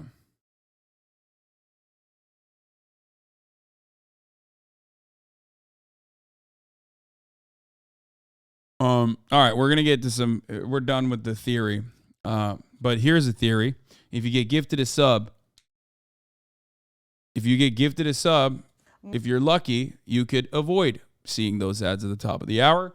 Thank you, Offline Tits, for the 5 get the subs. Line for people who don't want to see the ads at the top of the hour. Here's the 3-minute ad break now. Wolf has such a great way of explaining historical materialism. Marxists take a particular view of history called historical materialism. How is the current area of capitalism fit into the long history? I think you've mentioned this before, just how this is just the latest chapter in a long history of economic development. Dalden 710, thank you for the 5 idea gifted. Is that every economic system has in it conflicting forces. The language in Marxism is internal contradictions. The system has in it problems it is constantly struggling with because they're built into the system. And for long periods of time, it finds solutions. But in the end, historical materialism says, the internal contradictions become unmanageable, and then there's a kind of explosion, the system dies, and a new one is born. So we had slavery, for example, in various parts of the world. It was born, it evolved, it had its contradictions. For example, the contradiction that the only way a slave system can continue is if you replace the slaves that reach old age and die, and that's become a big problem for many slave societies. And so eventually, the slavery couldn't solve its problems, and it died, replaced by feudalism in Europe, which went through the parallel process, and then it blew up. It couldn't solve its problems. So historical materialism begins to look at capitalism through the same lens. What are the internal contradictions? How do they bedevil the system? What solutions for a while have they found? But when and where might we get to a level of internal contradiction that makes the system tremble, makes it vulnerable, and at that point, if revolutionaries can see and understand what's going on, they can intervene to move to the next system, to get beyond this. Just like rebels overthrew slavery, rebels overthrew feudalism, the expectation of Marx was that capitalism would generate the contradictions, then the tensions, then the failed solutions. Vinland Saga is so good, by the way. Just wanted to mention that. Yeah, Vinland Saga kind of covers this a little bit, which is wild. Not this part of it, but like literally class politics. Vinland Saga is so interesting, dude. I know that Giguk interviewed the fucking author, and I'm surprised that like he didn't get that sentiment from him. It seems like the author was just kind of like adding his own perspective. But there is entirely too much fucking politics on there for me to feel like that dude is not like, he's not like actually, you know, well read on Marxist politics in any way. Cause like,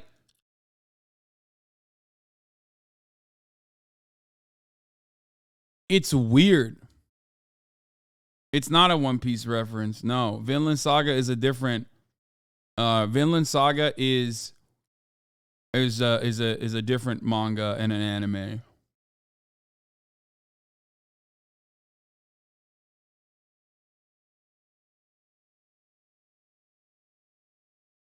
Yeah, it's basically like One Piece though, because it's like when you watch One Piece, it's like impossible for you to not recognize what the fuck you're watching. Like you're literally. Like, it's crazy that people look at One Piece and go like, oh, no, it's just about friendship. Like, what do you mean? No. It's about community. It's about emancipation. It's about fucking destroying, like, previous social order that has been well established and held together by a military state, like state's monopoly on violence, the Navy. It's literally about killing cops, first of all. Like, it's crazy.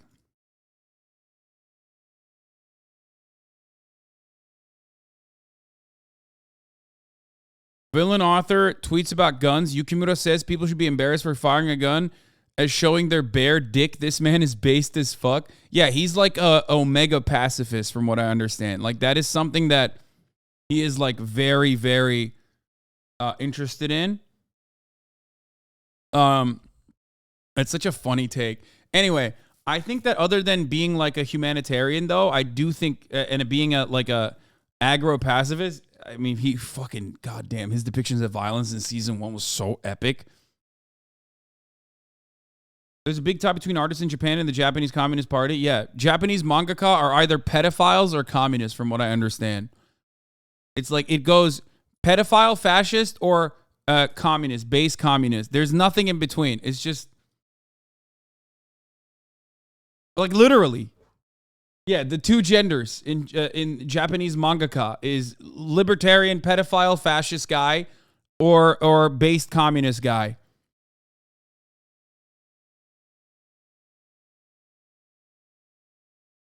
But inside of you are two wolves.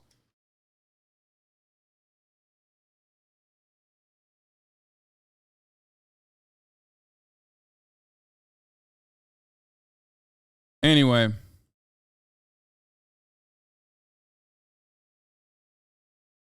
Yeah, also the entire implication that admirals and upper ranks of the Navy are all dudes and vaguely ethnocentric. Meanwhile, pirates are multicultural and half the scariest captains are women. Yeah.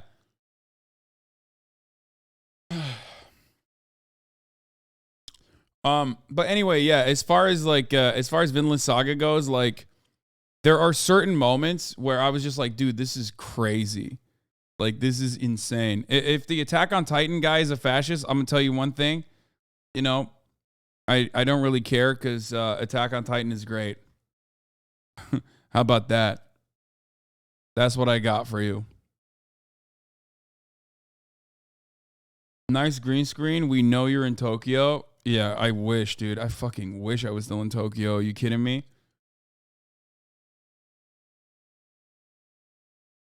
AOT is a bad job at promoting fascism. Yeah,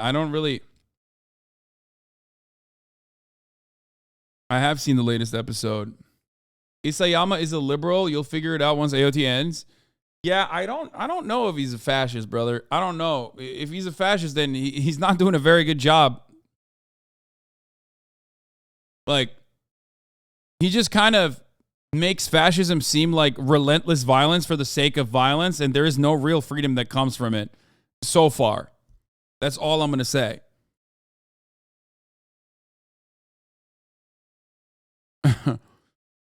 Like it literally feels like, I mean, I don't know. But it's just like, it is also like a very libtard perspective on fascism too, for the record. It is like definitely.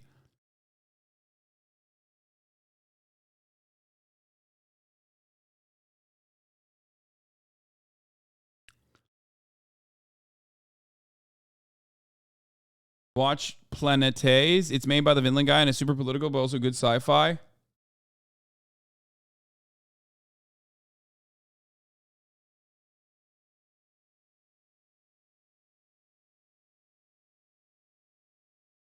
I think I read an argument that ones being oppressed in World War II are now doing the same thing, i.e. woke is as bad as World War II thinking.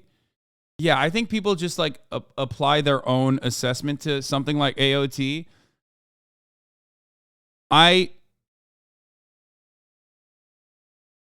I'll just say this, okay? I'll just say this. As far as Attack on Titan goes,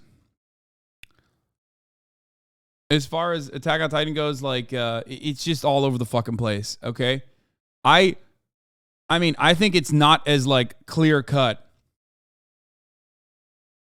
It is not as clear cut as like, it's not, I'm not saying it's not political. Of course it's political. But it literally flies, like, in every direction as far as politics goes. Like, it is almost, like, it has the most, like, liberal assessment of political movements and genocide and fascism because it's, like, very, it's so incoherent.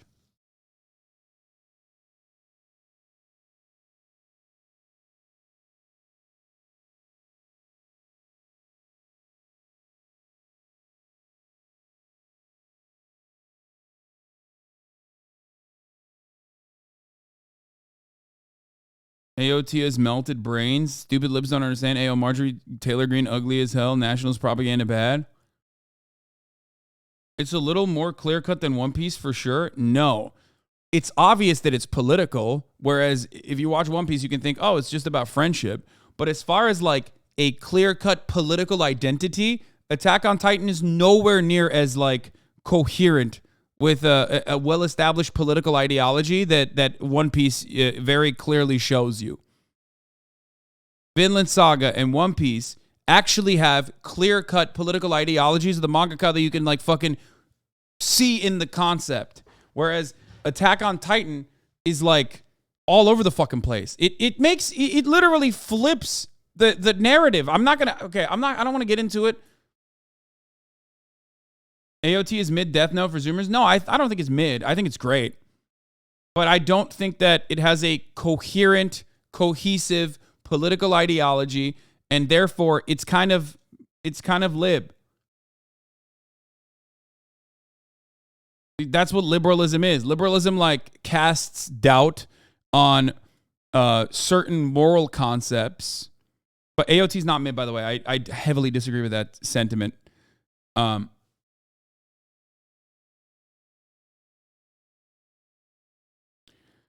Okay, let's continue with historical materialism. That would then bring into being the rebels with the ideas of criticism, Marx himself being one of those, who would eventually move to the next system.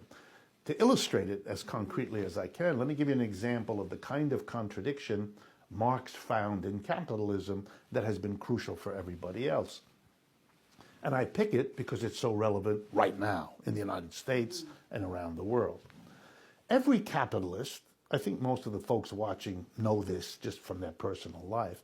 Every capitalist is always trying to either make more money or survive competitively by saving on his labor costs. One capitalist does it by substituting machines for working people, automating, getting a computer to do what he used to have 50 people do, etc., etc. Another capitalist does it by trying to get cheaper workers in place of more expensive ones, hiring women, if they're less expensive, to do the job that they used to pay men more for, hiring immigrants rather than native folks, moving to another part of the world where wages are much lower. We all know that. So capitalists are always trying to save on labor costs because they can make a better profit if they do that. But here comes the contradiction. If all capitalists are reducing the number of workers they pay or reducing the pay they give to their workers, what will result is that the working people have less and less money. And if they have less and less money, they can't buy. Bro, he's describing historical materialism and how alienation works, and also how profits inevitably decline. Like the rate of profit inevitably declines under a capitalist mode of production in under fucking 6 minutes, and you're like, oh, it's so long. It's like, bitch, what are you talking about? He just summarized like fundamental, like very important Marxist concepts, and you're just like upset that it's like it doesn't have fucking Subway Surfers playing in the background. That's what it is, right? What the capitalists are producing to sell. The capitalists, therefore, are destroying themselves, but they have no choice. They have to save on the labor outlay, and then that comes back and bites them in the rear end because there's no demand. This is what we mean when we talk about the rate of profit and its tendency to decline, okay? This is what it is. It's that ultimately, when you are constantly fucking if you're constantly trying to make more money, okay, generate additional profit. Capital owners do this, okay? They're constantly trying to fucking engage in permanent growth. You inevitably end up running out of fucking people to exploit, or you end up running out of people who will buy your shit, okay? That's it. It's like the easiest way to comprehend it, which is ironic because like I explained this with Amazon, right? Amazon, for example, has to be everywhere. That's just how it is. Amazon, as a distribution facility, has to have one pretty much everywhere, right?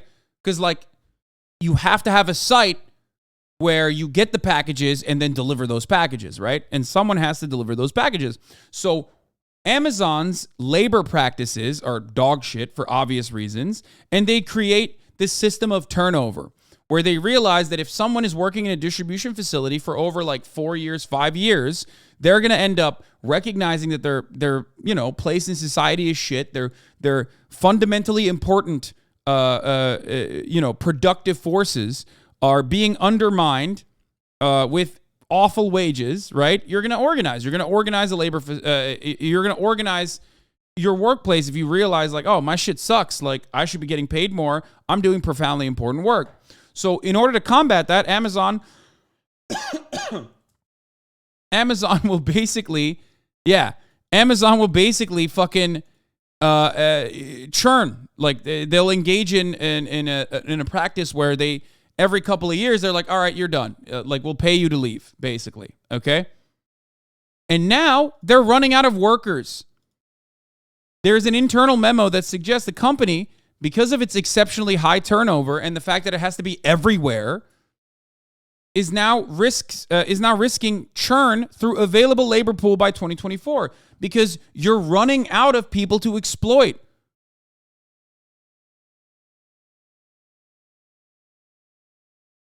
Is the rate of profit falling a fact? Isn't the actual decline in rate of profit negligible? Capitalists can easily find other avenues of exploitation. You just literally described. No, that's the whole point. You're describing the entire reason why the system should inevitably implode. Like, they will turn around, and that's why you see in the United States of America, in many states, you're like, all right, why don't we I don't know, go back to child labor? Why don't we go back to slavery? Which already exists in the form of the 13th Amendment, in the form of like immigration detention centers, in the form of like, prison labor. It already exists. So does child labor, but they're just trying to, basically legalize it. Why? Because when you run out of avenues, when you run out of people to exploit, you got to find new people. You got to find a new a group of individuals that you can do that with.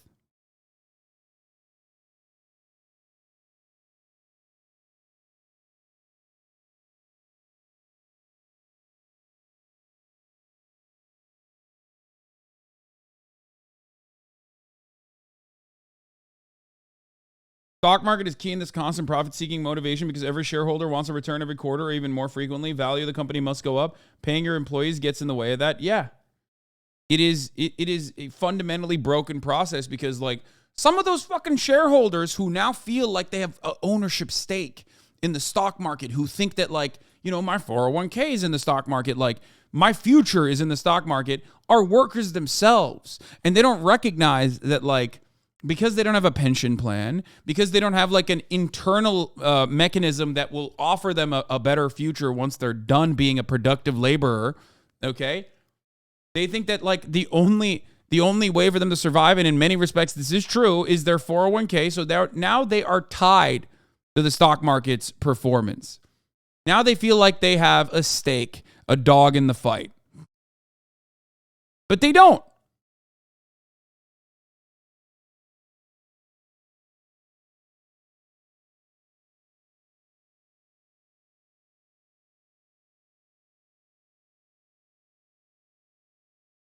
Stock market is their pension, artard.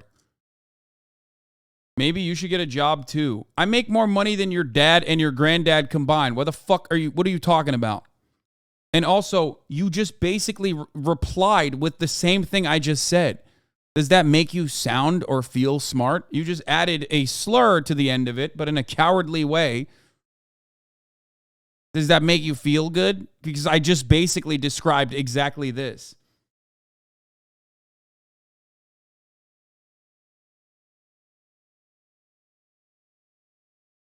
No, a 401k is a substitute for pensions, and pensions already have like, issues within the way that it works, but what you don't realize is like that system is what makes the average, salaryman, the average Joe feel like they have a stake in the stock market because now their future is tied to it.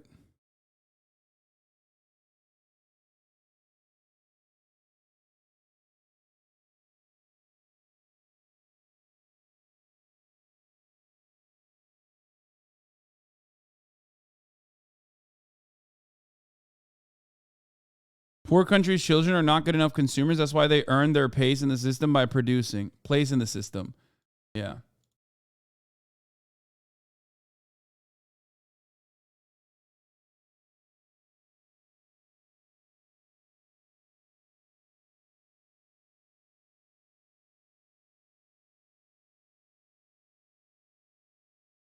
The falling rate of profit also when you replace workers with machines and only workers can produce surplus value because of the difference between socially necessary labor time and surplus labor. Less workers and more machines means there's less surplus value extraction. Who are you going to sell the burgers to? Who are you going to sell the TVs to if the people that are making the TVs can't buy it, and you know they can't overseas, and the people that you're trying to sell the TVs are also increasingly in a worse position overall because their jobs in their fucking factories that allowed them to have purchasing power for television was literally fucking shipped overseas to cheaper producers of goods and commodities. That's how this works. Ultimately, you got no one who can fucking afford the burgers. That's why you see all these like new sectors pop up, you know, like the yacht industry, okay?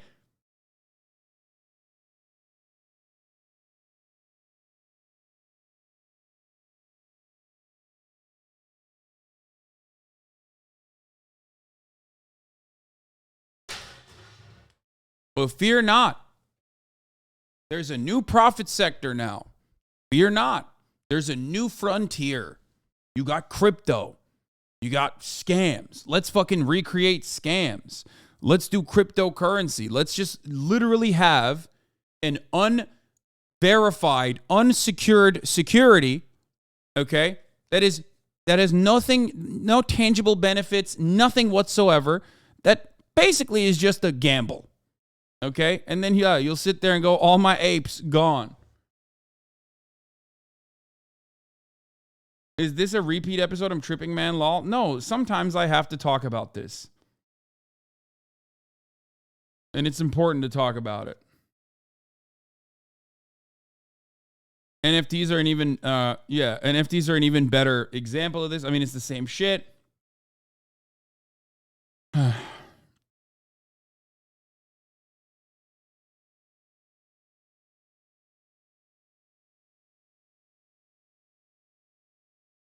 All my apes gone. Let's finish this. You've been so successful becoming rich as a capitalist, you've killed yourself. These kinds of contradictions, for Marx, are the beginning of the end of a system. It papers it over. For example, when people couldn't buy in the 1970s, the capitalist system kept going anyway. How did it do that? How did it keep going when the people didn't have enough money from their wages to buy? The solution was credit. We loaded the world up. House credit, that's your mortgage. Car payment credit, nobody buys a car except by paying out. Credit cards, which didn't exist before the 1970s. Oh, yeah, this is what I was going to say. The financialization of every avenue in every sector is also part of the problem. Nobody actually fucking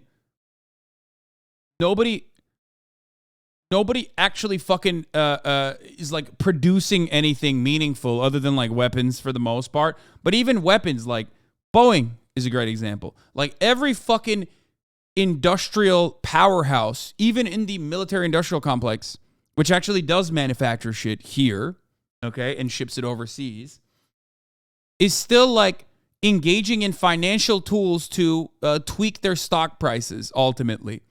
Because the speculative market, the stock market, has created a system where that's infinitely better. That's infinitely better for you. You wipe out half your labor force after doing a fucking merger, boom, your stock price goes up. All that means, you know, higher number, better value. You're doing good. You're doing great. Meanwhile, you just fucking wiped out half your labor force. Is that good for the economy? No.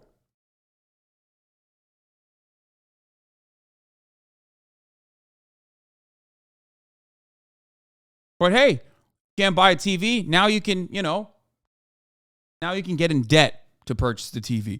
There are payment plans for Domino's Pizza. Every fucking company sells their own version of a credit card. Why do you think that's the case? How do you think that's good? I mean, look, I don't have a credit card. I literally do not own a credit card. I do not have a fucking credit card. Okay? It just like doesn't fit in my brain. I don't understand it. And I didn't have a credit card when I was poor. I don't have a credit card now when I'm rich. Okay? I just don't have it. I don't get it. Wait, I thought you did? No, I don't have it. Rich people's take. I love that. I love that you said that because, motherfucker, you think I was born like this? Are you out of your mind? No. I use a debit card.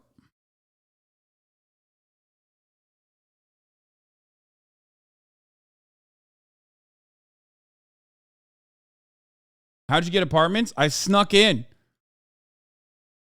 Come on, I've told the story so many times. The last apartment that I lived in was, again, from a friend. I took over a friend's lease. And the one before that was actually NS. You guys know NS Yilmazar.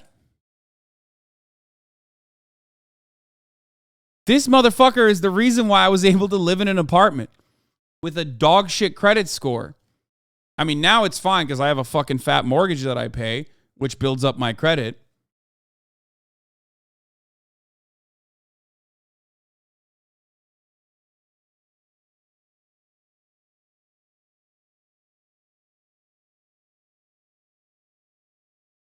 Which, by the way, is ironic because, like, the way... Yeah, here, you told the story. Yeah. Enes Yilmazar, who now has 3 million subscribers, which is crazy, at the time had no subscribers, is the reason why I was able to get into that apartment, because he was living in this apartment complex. Did you have to prove you could just pay your house outright? No. But no, I had a fairly high... I had a fairly high interest rate on my mortgage. I put a fat down payment on the house that I'm currently living in. And even then, I had a high interest rate. It's much lower than what it would be now, because now interest rates have gone up, right? But I bought right at the right time.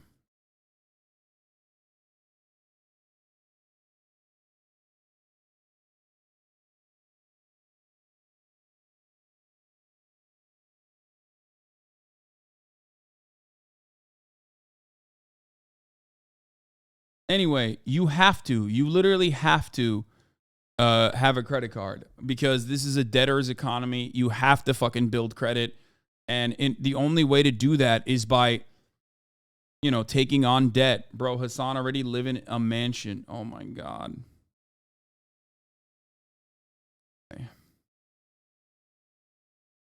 You have a credit score even without a credit card. It's just a dog shit one. It's going to be bad. Okay? But in the United States of America, if you don't have debt, you're punished for it. You have to take on debt and show that you can pay the debt, so that, hey, Hasan, why do people grift about your fucking house? Like, why do you let this run rampant? And by that, I mean let everyone on the news and media shame you for your consumption when you have a valid argument and just shit on them. Is not caring what these large voices say outside of Twitch the best way to address this bullshit? Genuine question, my friend. I mean, dude, what? My friend, I've actually talked about this a million times. At this point, it's like, I don't want to repeat it. You know what I mean? Like, I have already so many fucking times. People don't want to hear it. I constantly repeat it. I constantly talk about how fucking stupid of an argument that is. I have no control over it. I just can't. I simply cannot control it. There's nothing I can do about it.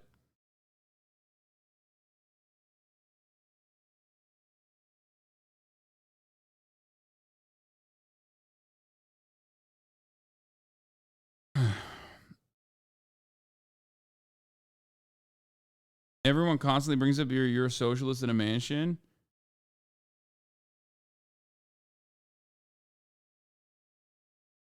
Yeah. I don't know what to say, like, at this point. I mean, this is a very nice house, for the record. Like, it's not like it's a fucking, bullshit ass house. It is a very nice house. It is. And I also do spend money on dumb shit all the time. I buy nice clothes. I have a nice car. Like, I have a nice fridge that Patreon gifted me. That part is true. There isn't anything wrong with that. But I also don't personally think that, like, your consumption choices make you a more moral or immoral person, especially if it's like things that you It's like a nicer version of things that you need for survival. You know what I mean? Like shelter is a necessity. A vehicle in a place where there is no public transit is a necessity. And I have bought something that is well within my means. This is something that I've talked about a lot. Now, of course, when I say that, people misunderstand me and go, dude, you have a Porsche. Like, that's not within your means. I'm like, nah, motherfucker, it is. He's lying. He doesn't buy nice clothes. He tries to buy nice clothes that don't fit, so I buy them instead for myself. Fuck you, March. Yeah. Nicer version is luxury. Yes. Yes.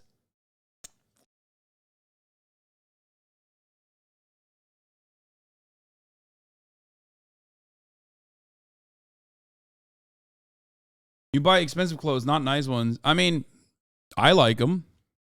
It's an arbitrary thing.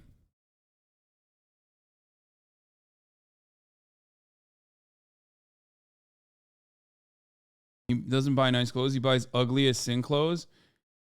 If you think so, I guess. I found out that, like, as long as things look good on you, people don't often dog you for expensive clothing purchases, as long as, like, they're not something that is, like, unconscionable, objectionable. It's just, like, awful that you went out of your way to, like, wear that. That's fucking terrible. Like, if it works well on your body, and if it's, like, not super aggro, people just, people won't fucking, people don't lose their shit. Asana is drip while y'all broke. He's so mean.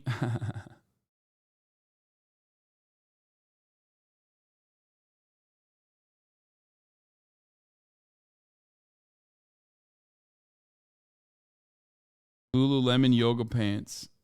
Yeah.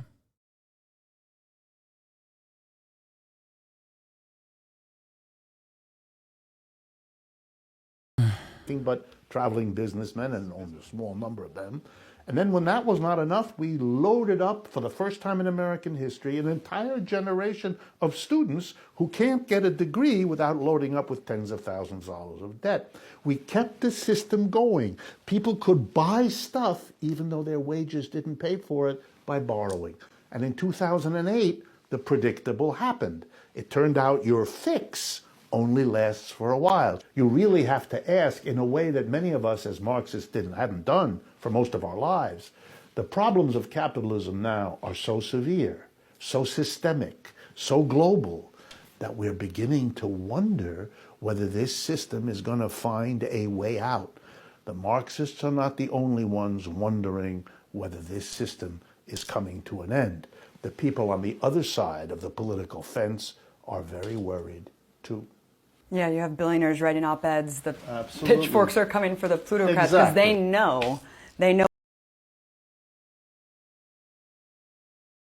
Marx did own a Porsche checkmate socialist. I think Engels owned more than a Porsche, but anyway, it doesn't matter.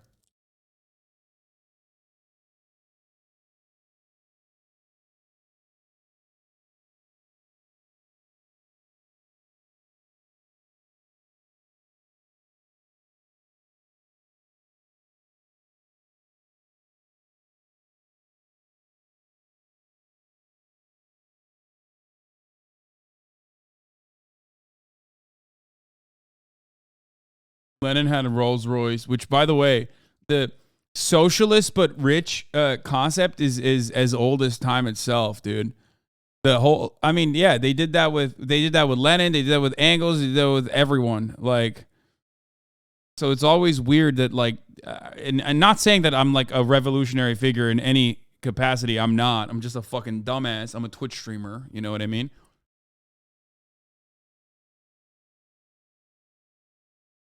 But it is pretty funny. Yeah, Fidel Castro, everyone. Your tricks are good, except for when it comes to environmental issues, because we see the thing is, everyone would buy luxury items, would be even more fucked on the planet. Have you seen people shit on Castro for having a Rolex when it used to just be an affordable watch back in the day? Yeah. People don't understand that, like, the Rolex, the inception of the Rolex was literally working class. Like, that was a pensioner gift that you got.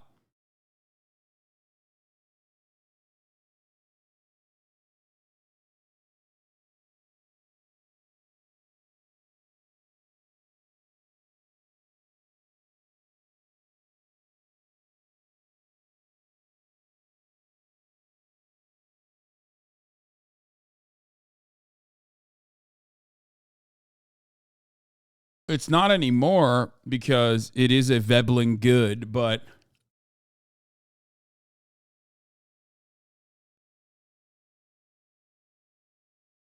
Rolexes are mid. I think Rolex is in a field of like luxury items. I don't own any watches because I'm like not interested in watch collection or anything like that. It just doesn't do it for me.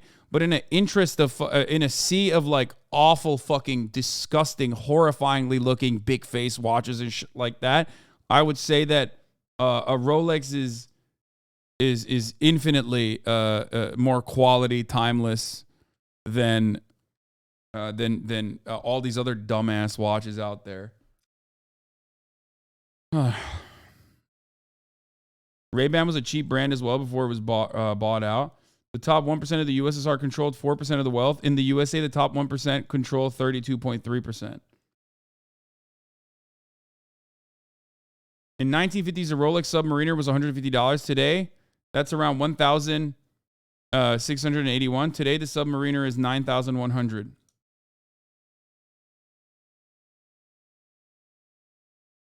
Yeah, Richard Milley. Ugh. How are you not horribly omega depressed? Japan.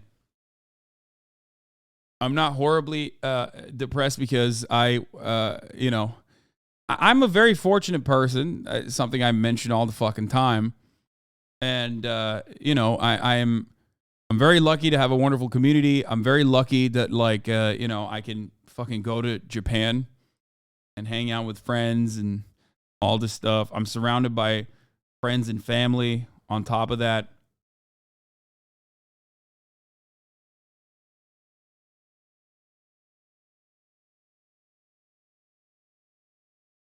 But yeah, Andrew Jackson was awesome. If you don't think he was, it's because you were taught about him by a bunch of America-hating communists. To go read about Andrew Jackson, the country was built by men like him. None of his critics are fit to shine his saber.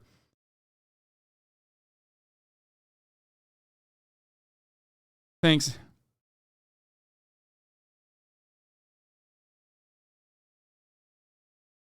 Yeah, good take, man.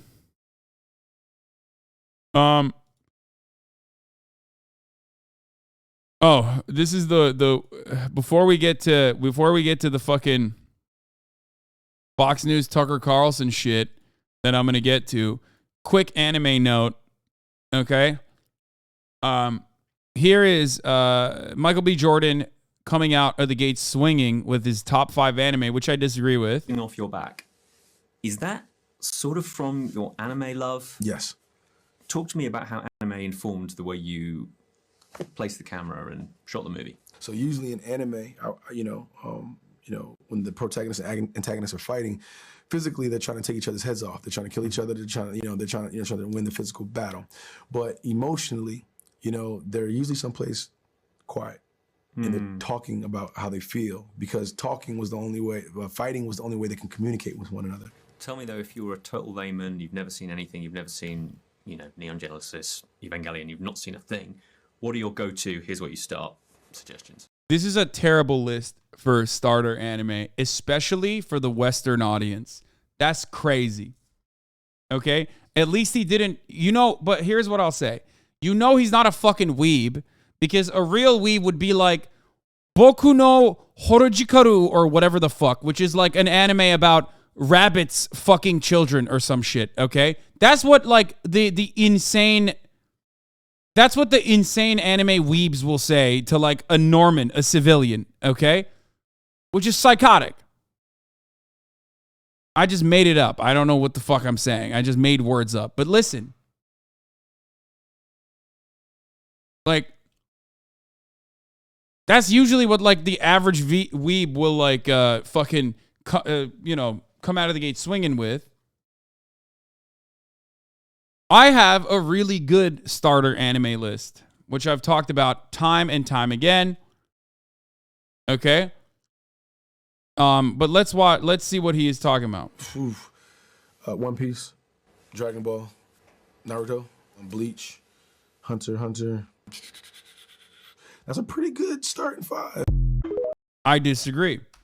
He just mentioned that literally 1 to 5, some of the best shonens out there. Okay? It's true. It's true. These are incredible shonen. Okay? All of these. And I would say Dragon Ball and Naruto were kind of my starter animes as well. But I do not recommend these as a starter anime. Why? Okay? Why do I not recommend these as a starter anime? Because if you want people to get into anime, you have to lead them into the shonen waters. And they have to understand the concept of filler, for example. Okay? Unfortunately, one, this is a controversial take that I addressed in Trash Taste as well. Dragon Ball, at least Dragon Ball Z especially, is not a good rewatch. It doesn't hold. Okay? 8 episodes to 9 episodes for a fight sequence to even start, that's crazy. You're not going to get people to be able to watch that in this day and age. Okay?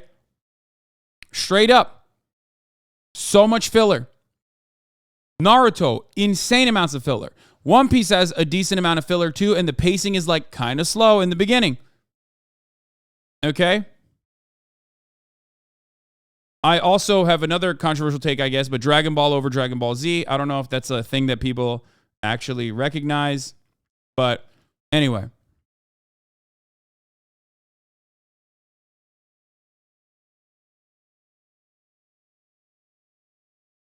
I'm not hating on Dragon Ball Z. But I do think a lot of new anime are way better at coming out of the gate swinging and capturing your attention and cutting out the fucking fillers. You look at Chainsaw Man, you look at Jujutsu Kaisen, and you recognize that it literally gets you into the fucking fold immediately. There isn't any long, drawn out, and sometimes I would say not great storytelling that you see in older anime because of their release schedules. Older anime had to fill more time. That's why people often will say, just read the manga, which is true. If I hadn't read the Dragon Ball manga, I would not be interested in the Dragon Ball anime. If I hadn't read the Naruto manga, I would not have been interested in Naruto anime. Okay? But nobody's going to do that. I was exceptionally fucking nerdy, and that's why I did that. So if you want someone to really get in, if you want someone to really get into anime, don't recommend anything else other than the ones I have talked about. Cowboy Bebop, Samurai Champloo, One Punch Man, Full Metal Alchemist Brotherhood is another good one. Death Note is a pretty decent one too. These are all very solid entry point animes. Okay? Maybe even Attack on Titan if you want. I see you've gone full mask off Wii post Japan trip. I think people have like taken the I'm not a weeb thing a little too seriously. No one will understand One Punch Man if they're new. That's not true. You're wrong. One Punch Man is great because it makes fun of all the established anime tropes. But it's also good if you've never watched the anime. It's still good. That's why it's so fucking popular, dude. There are so many people that have watched One Punch Man that hadn't watched any other anime before. Obviously, if you watch One Punch Man with the knowledge of all of the anime tropes that they're making fun of, then it's even better. But you can still do that. You can still watch One Punch Man without experiencing everything.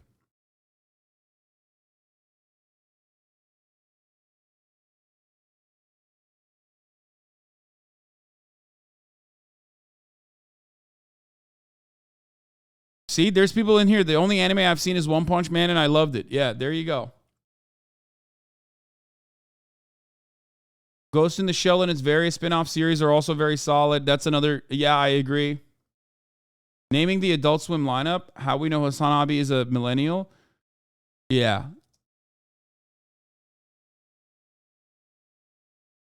An adult would watch Cowboy Bebop. Yeah. And then you slowly wean them in to, you slowly guide them towards like long shonen, but they have to establish a baseline that they enjoy watching animated shows that adults can consume. That's it. That's my take. Like every single fucking anime that he mentioned is incredible, I think. Straight up. They were very important for me, at least, in my development. And it definitely is important to watch it. I think Spirited Away and Howl's Moving Castle are also good. Yeah, I mean, Studio Ghibli is Disney, but anime. So, yeah, it's very watchable. It's very good. It's very beautiful. God, the sound editing in Studio Ghibli Productions is like psychotic. So fucking good. But yeah.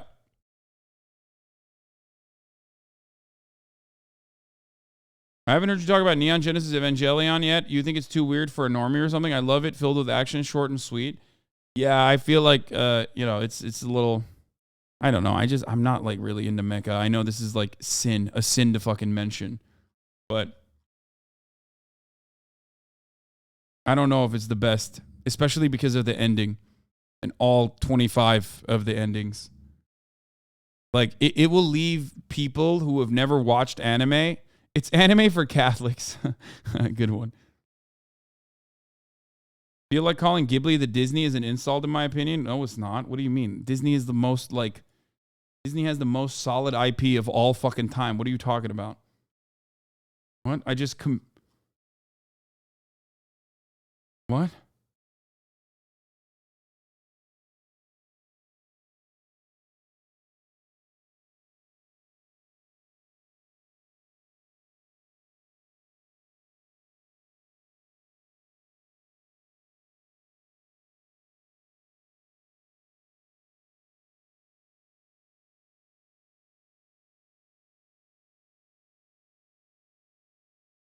Anyway. Evangelion's incredible. It was one of my early animes. I would never recommend it to a new anime watcher, though. Yeah.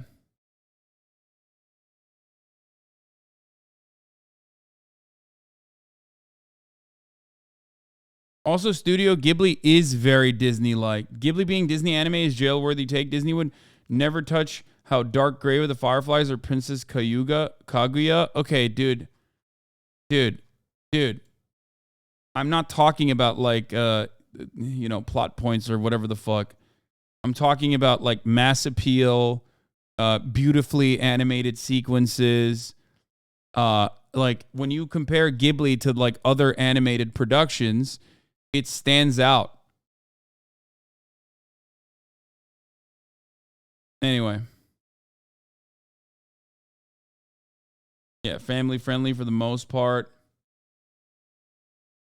Disney were the distributors of Ghibli films in the U.S. What do you mean they wouldn't touch? Yeah, people are just talking out of their ass.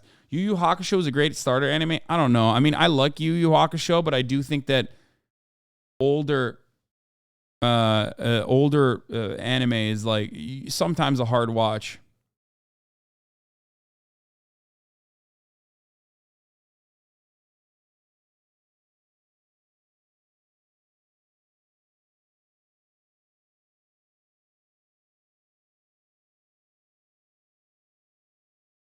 Anyone like Inuyasha? No, I never was into. I was never into Inuyasha. I never was into Sailor Moon. I tried watching Rurouni Kenshin, and it was like kind of good, but I just, it dropped off for me.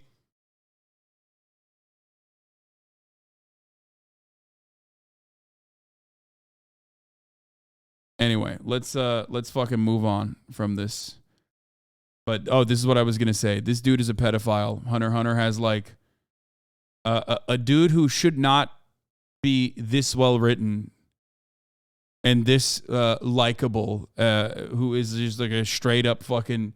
I mean, he's a bad guy in the show, but, like, here, look.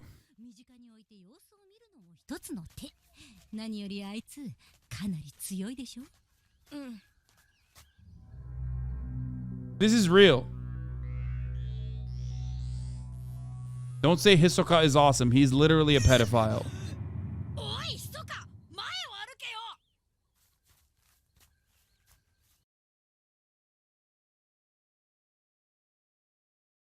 Straight up. That's clipped out of context? Nope. Nope. Anyone who tells you Hisoka is not a pedophile is a liar, okay? He just straight up is. So that's why I'm like, you know,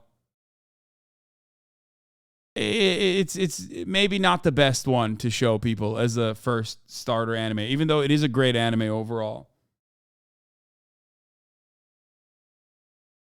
All right. Let's talk about Let's talk about the Fox News host Tucker Carlson showing January 6th footage that was previously not seen before. Fact check this morning after Fox News host Tucker Carlson aired previously unseen video of the assault on the Capitol on his show last night. What Carlson did is use selected clips from surveillance tapes provided to him by House Speaker Kevin McCarthy to claim falsely that journalists and lawmakers lied about the January 6th attack on the Capitol. Scott McFarland is in Washington. Scott, good morning to you. You've been following this very closely. What stood out to you? Yeah, Tony, good morning. The narrative last night ignores the tens of thousands of pages of court filings we've read and the tonnage of footage already released by the Justice Department and shown in open court. And it ignores the powerful and at times tearful accounts of injured officers who are testifying under oath. Carlson called January 6th, quote, mostly peaceful and meek with a small percent that was violent. He showed limited, edited footage Monday night on his program that draws an audience of 3.5 million viewers and pointed to images of a few protesters shuffling through the halls of Congress. But our CBS News review found more than 300 people charged with actually assaulting police amid the mob. And body-worn camera like this shows attackers using spray, sticks, and baseball bats. Stolen. Wait, what? This shows attackers. What the fuck? Using spray. Bro, I for a second thought this was ISIS. From afar, it kind of looks like doesn't it kind of look like ISIS from afar? I was like, what the fuck is she wearing? She got Louis Vuitton, and then underneath it she's got like a ISIS shirt. What the hell? Spray, sticks, and baseball bats, stolen riot shields. Sometimes their bare hands to beat police officers and damage the Capitol. In the days after the attack, 5 officers who served at the Capitol that day died. That includes Capitol Officer Brian Sicknick. Carlson showed video of Sicknick, who died one day after the attack, walking through the Capitol. Carlson saying Sicknick, quote, looked healthy and vigorous. But according to the report from the D.C. Chief Medical Examiner, Officer Sicknick died after suffering 2 strokes at the base of his brainstem caused by a blood clot. He collapsed hours after being assaulted by the rioters. His family released his... Well, I love Tucker Carlson's argument, which is like, well, you see right here, Officer Sicknick was very much alive and wasn't being collapsed. And if you consider all the moments where he wasn't being collapsed on and very much alive, well, you know, it makes you think.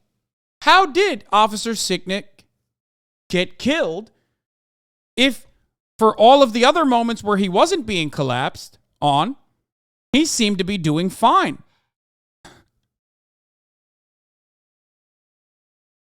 Yeah, me when I see footage of a person before they die, see, they were alive. Exactly. I love that that is the argument from Tucker Carlson, though. It is pretty funny.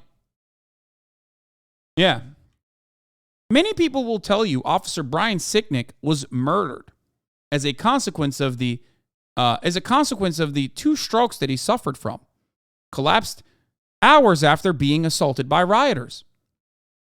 But many people won't show you, what the liberal lying news media won't show you is the many years where Officer Brian Sicknick was very much alive in the lead up to his supposed injuries.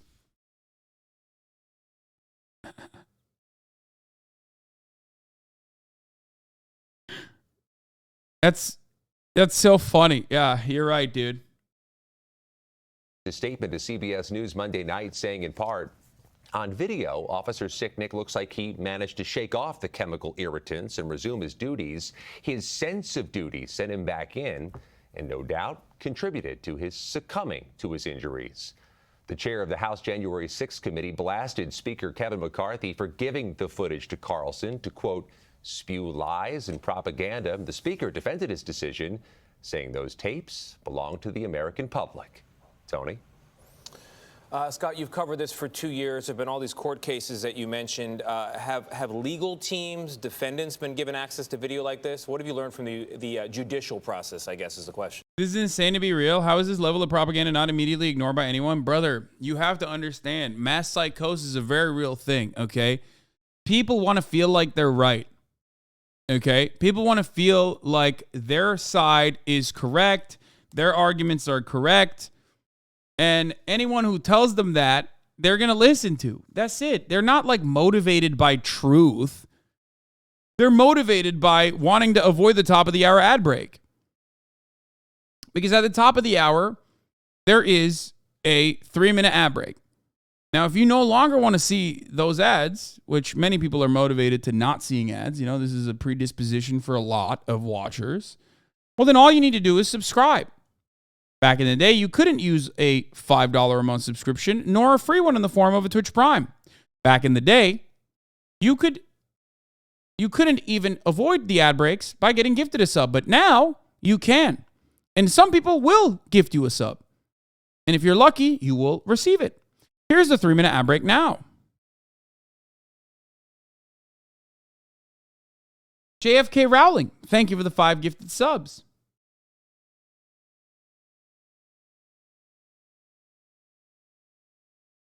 Virtual Meal, thank you for the 5 gifted subs. Now, Tony, this isn't just the largest criminal investigation in American history. It's potentially one of the most photographed. There are thousands of hours of footage. Some defense attorneys have said it's almost too much. Some of the assaults shown are just medieval, but the violence that day came in waves. Tucker Carlson showed some of the walking around and milling about, but the fighting wasn't constant. It wasn't everywhere. It just happened at times. Carlson also focused on the case of Jacob Chansley, the so-called QAnon shaman, asking why some of the quieter moments involving Chansley didn't surface at trial. Well, Chansley pleaded guilty and didn't go to trial, and he admitted breaking a police line and riling the crowd.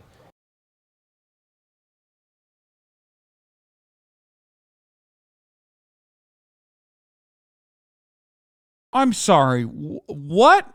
8.65. Let's go. Intelligence suggests pro-Ukrainian groups sabotage pipelines, U.S. officials say? Wait. Stop. I thought it was Russia? Wait, hold on. Wait, but everybody told me it was definitely Russia.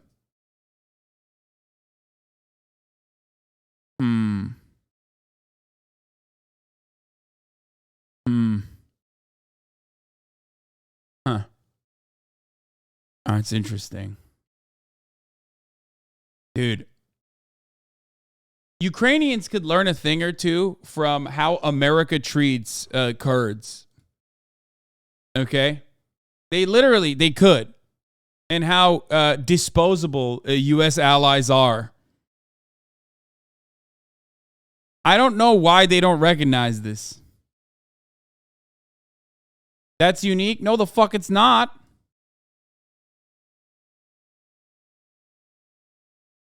CIA says it's not Russia, but also definitely not them too. Wonder who could it be? Probably just some random people. Yeah, maybe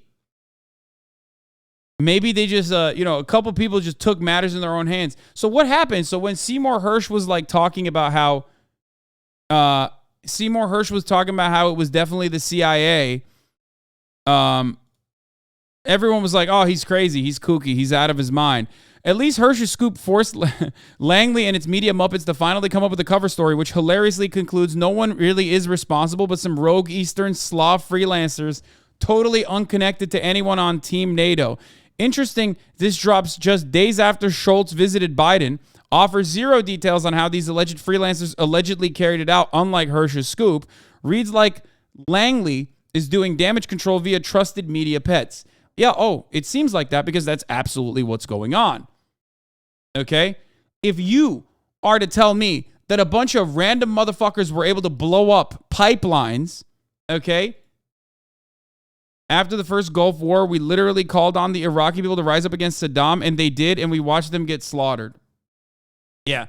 A random group of divers, dude, with munitions that they just found somewhere. Who could have given them the munitions? Don't ask that question. No. Don't do that.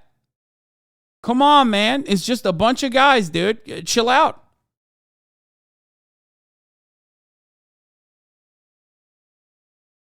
They were actually eco-terrorists. They were people who were Green New Deal advocates, actually. Remember when fucking, what's his face? Fango, our resident EV expert, was like, well, technically it's morally good to like blow up a pipeline. I was like, motherfucker, what are you talking about? That shit literally leaked so much. It was devastating for the environment. The fuck do you mean? Yeah. They crowdfunded on GoFund Missile.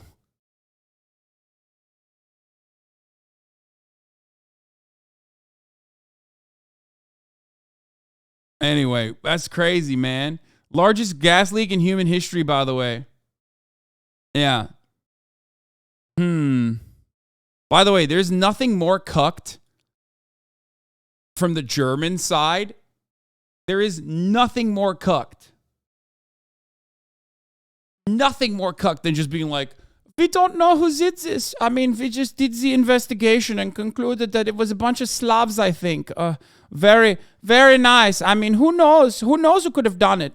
It's like, dude, you're done. Like, fascism is coming to Germany, 100%. Motherfuckers are cold as shit.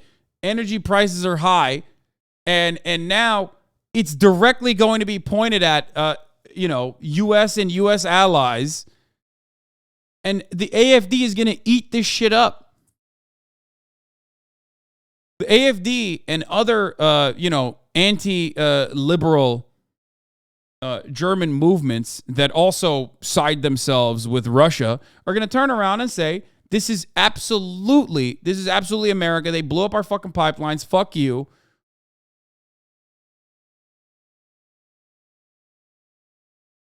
Germany trying to go 0 for 3. Yeah.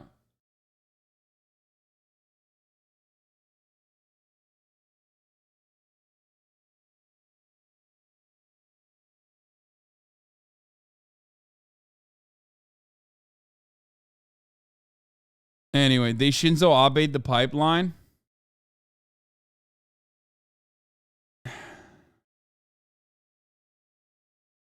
Ay. That's crazy. Polish Minister of Foreign Affairs tweeted, "Thank you, USA," after the pipeline sabotage. Yeah, I mean, literally. There's the German, what the fuck? Accept and continue. Zeit Online with the ads. Nord Stream investigations traces lead to the Ukraine. Investigators have identified the boat from which the Nord Stream attacks were carried out. Apparently, it was rented by a company owned by Ukrainians. Very nice. The German investigative authorities have apparently made a breakthrough in solving the attack on the Nord Stream 1 and 2 pipelines. After joint research by the ARD Capital Studio, the ARD political magazine Kontraste, SWR and Zeit, it was possible to largely reconstruct how and when the explosive attack was prepared in the course of the investigation.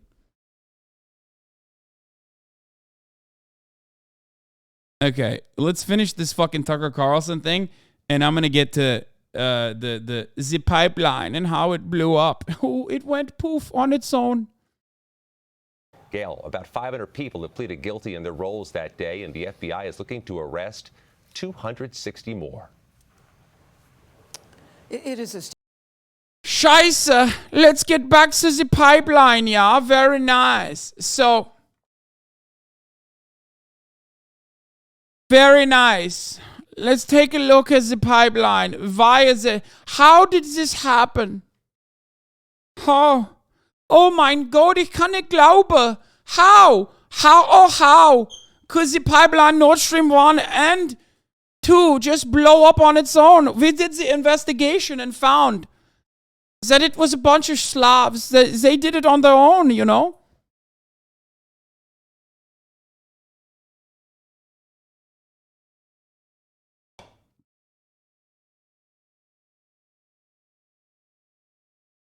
Accordingly, traces led in the direction of Ukraine. However, investigators have not yet found any evidence as to who ordered the destruction. I mean, who could have ordered the destruction?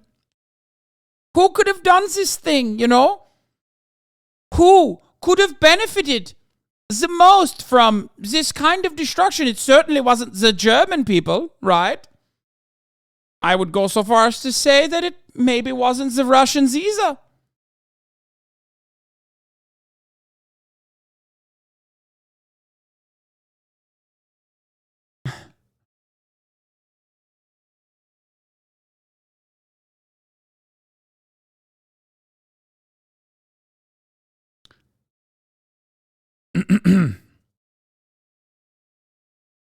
On the night of September 26th, 2022, 3 of the 4 strands of the Nord Stream 1 and 2 pipelines on the bottom of the Baltic Sea were destroyed by the explosions.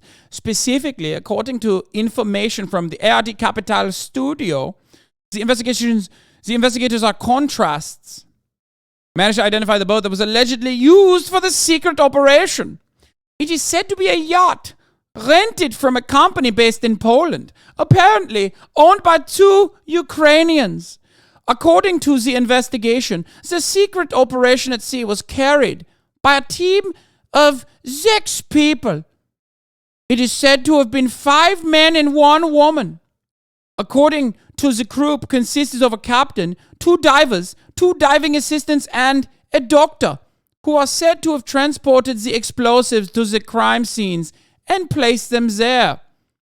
The assassins used professionally forged passports, which are said to have been used, among other things, to rent the boat. How? Wow. Random guys, just Ukrainian nationalists, you know? Very crazy, very nice. I mean, these guys, it seems like they got the training and the capabilities, but you know, it's very, very confusing. I'm Dumkov, you know. I'm very stupid. I'm very stupid. I don't know. Oh, who could have given them the bombs? I mean, who could have given them the bombs? I mean, who trained them? I wonder.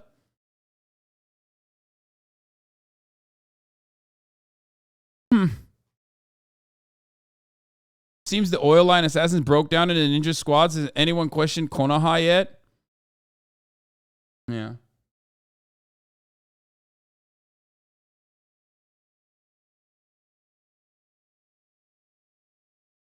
It's wild how the U.S. takes all this time to come up with a fake narrative about who did it, and it's this weak-ass shit. First of all, it's not even a fucking fake narrative. I believe all of this stuff is true.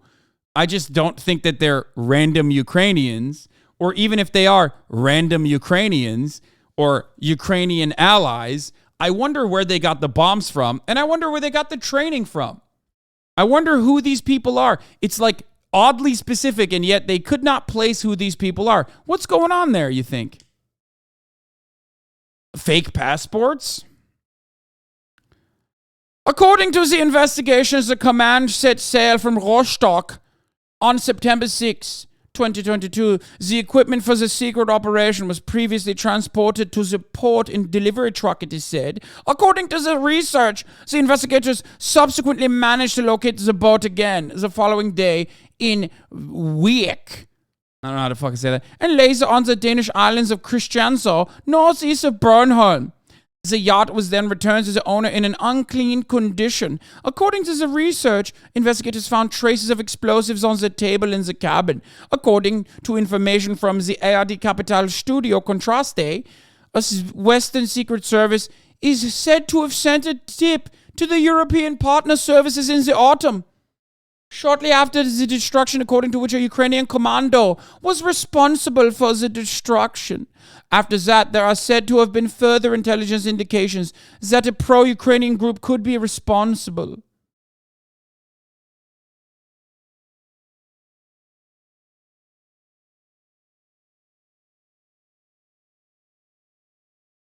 Your friends aren't insanely into deep-sea demolitions and sabotage? Find a new circle. Get uncomfortable. You won't grow like this, dog. Gotta grind harder. Yeah. You make up the average of your 5 best friends, okay? I'll tell you what. You are the average of the 5 closest homies you have. And you got to have 1 doctor and 2 diving experts and 1 demolition expert at least. That's how you roll.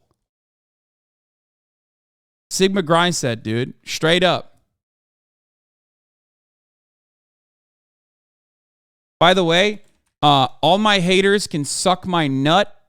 Remember, I just got to fucking point out that, like, I was right. Everyone was fucking yelling at me, but I was right.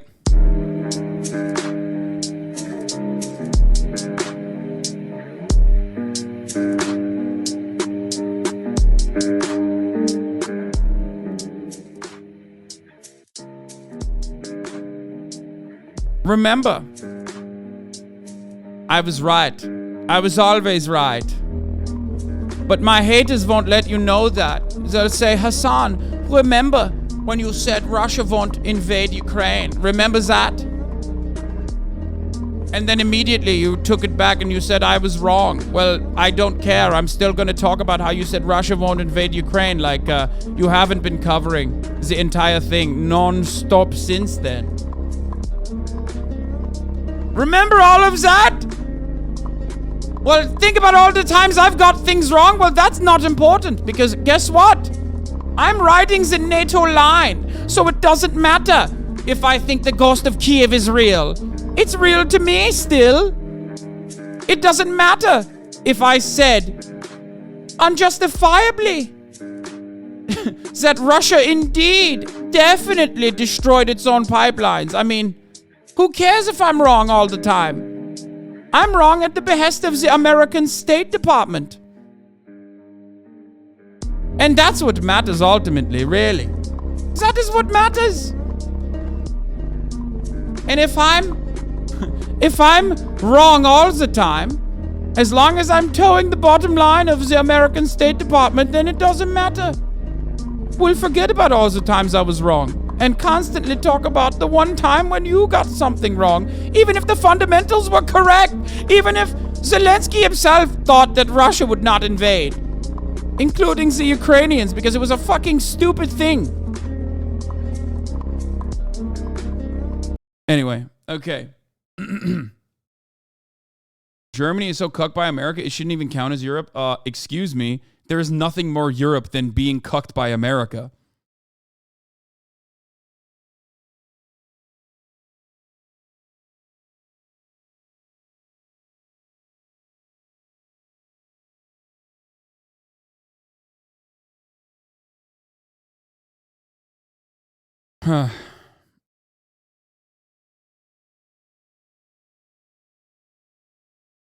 Anyway, stop the voice. I'm gluten free. Okay.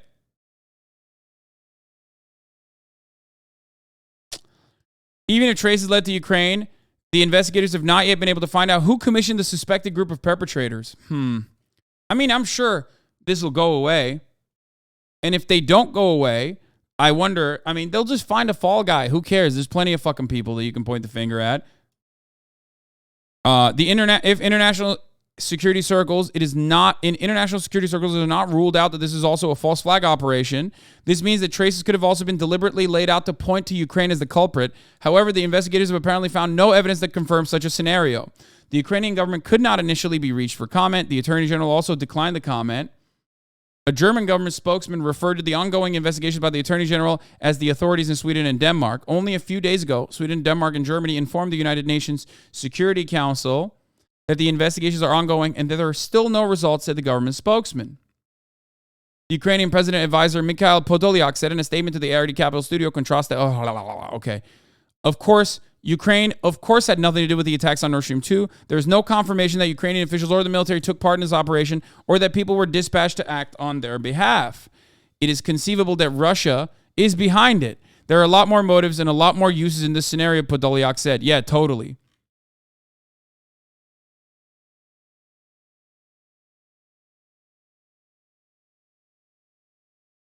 Yeah. No, totally. There's all the motive for Russia to blow up its own pipeline. You're right. Yeah.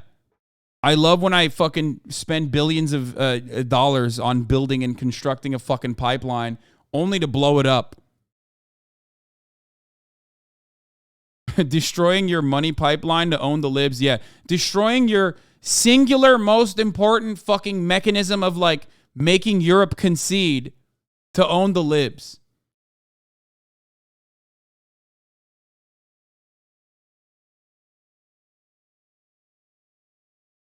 What is this?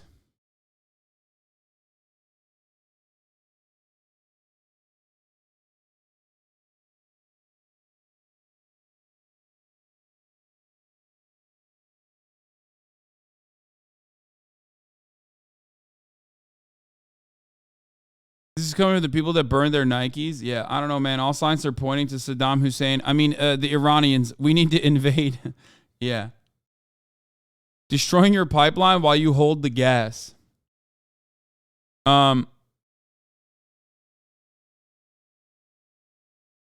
Anyway, intelligence suggests pro-Ukrainian groups sabotage the pipelines, U.S. officials say. New intelligence reporting amounts to the first significant known lead about who was responsible for the attack on Nord Stream pipelines that carried natural gas from Russia to Europe. New intelligence reviewed by U.S. officials suggests that the pro-Ukrainian group carried out the attack on the Nord Stream pipelines last year, a step towards determining responsibility for an act of sabotage that has confounded investigators on both sides of the Atlantic for months. Yeah, it's so confusing for everybody.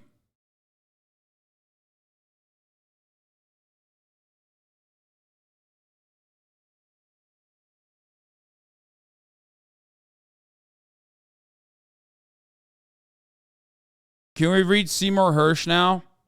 Because that article was put out to distract from that, in my opinion. I mean, we can, but like, it doesn't.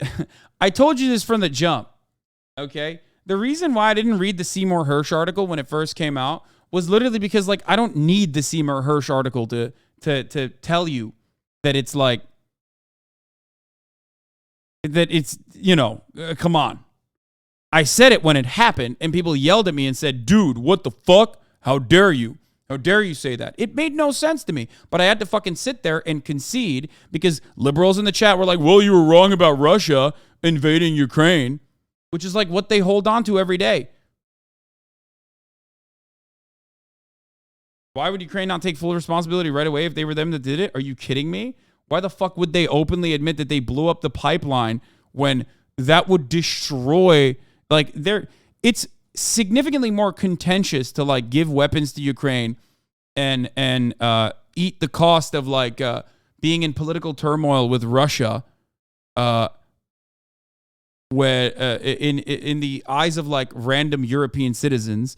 It's literally the pipeline that's keeping the European Union warm. You're destroying civilian infrastructure of your allies. Do you think that is a good thing to openly admit? Are you crazy? Let's be real, man. It was the U.S. They did it with the bridge. Yeah, I know they did it with the bridge, which is literally also something that the United States government thought was fucking unacceptable. When I said the bridge blowing up is terrorism in the same variety that like Russia fucking constantly blowing up power pipeline, their power infrastructure, a lot of liberals yelled at me. They made videos about it. I didn't even cover it, so I don't give a shit. I don't fucking care. Suck my dick. Okay? It was true. Blowing up the fucking Crimean bridge is still absolutely an act of fucking unjustifiable terror, okay? Which, for the record, okay? For the record, that was unacceptable. That was so unacceptable that the United States of America turned around and said, stop doing that. Like, the U.S. literally openly came out, and weirdly enough, those very same people that were yelling at me for calling it an act of terror never turned around and said, oh yeah, you're maybe right. The U.S. State Department found it to be a bridge too far, no pun intended. Like, think about that.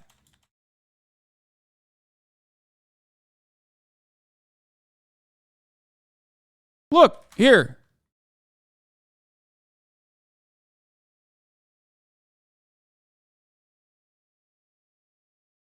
Where the fuck was it?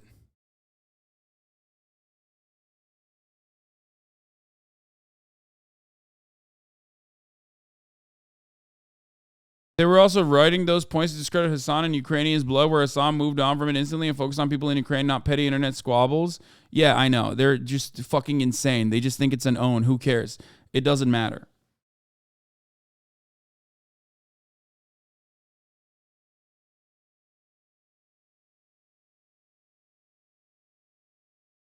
Anyway, U.S. only said that because there wasn't any good way to cast doubt on who did the bridge job.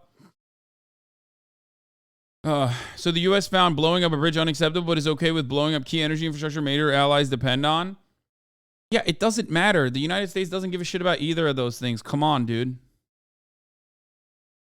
It's about the politics of those things, though.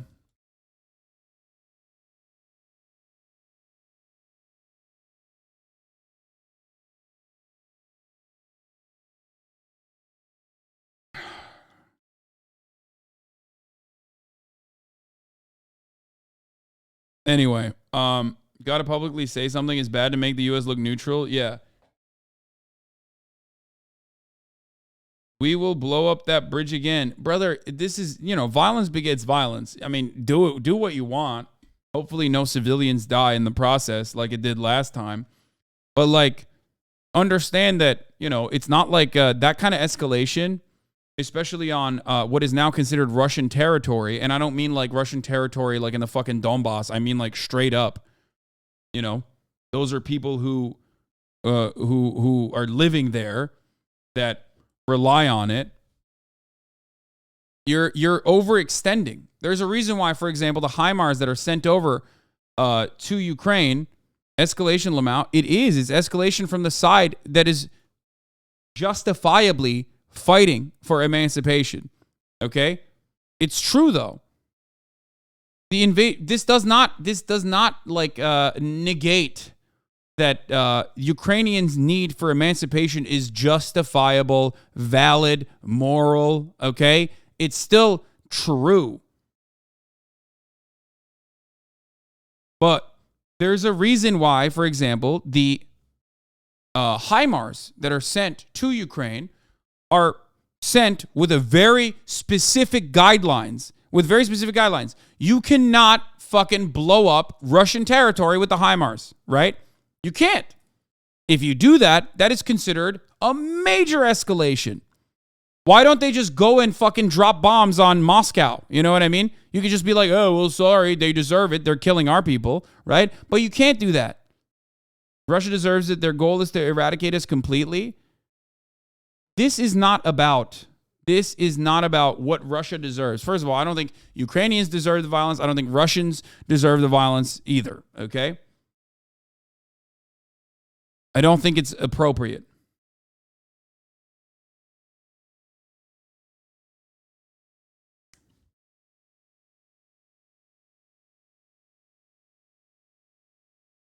I don't think you can only blow up Ukrainian territory. My main point here is always to stop the violence. I don't want the violence to continue. Great idea, actually. You should bomb Moscow. Yeah, go ahead, man. I don't know what to tell you. Just go. Just think that it's appropriate. Drop bombs on Moscow. See what happens, I guess. Doesn't matter. Especially if you're in Ukraine. Like, you motherfuckers act like this shit's a video game. There's people dying, dude.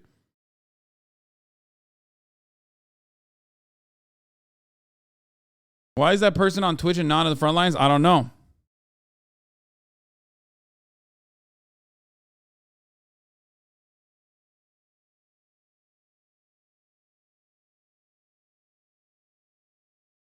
Like, people make it seem like this is so open and shut. This is so clear cut. It's like, fuck it, YOLO. And most of those people live in America, so they have the capacity to say fuck it, YOLO. A lot of nukes are not maybe reaching your way.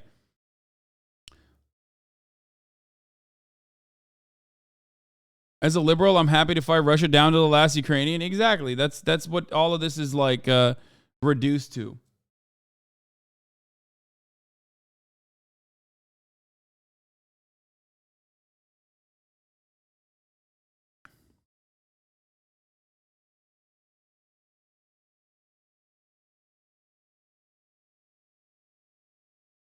if Ukraine drops munitions onto Moscow, the Russian government will not hesitate to level the Ukrainian cities to ash as a retaliation. And yes, we're not talking about fucking eastern Ukrainian territory. We're talking about western Ukrainian territory as retaliation. My uncle is in Dnipro, and I'm terrified at this potential to escalate. Yeah.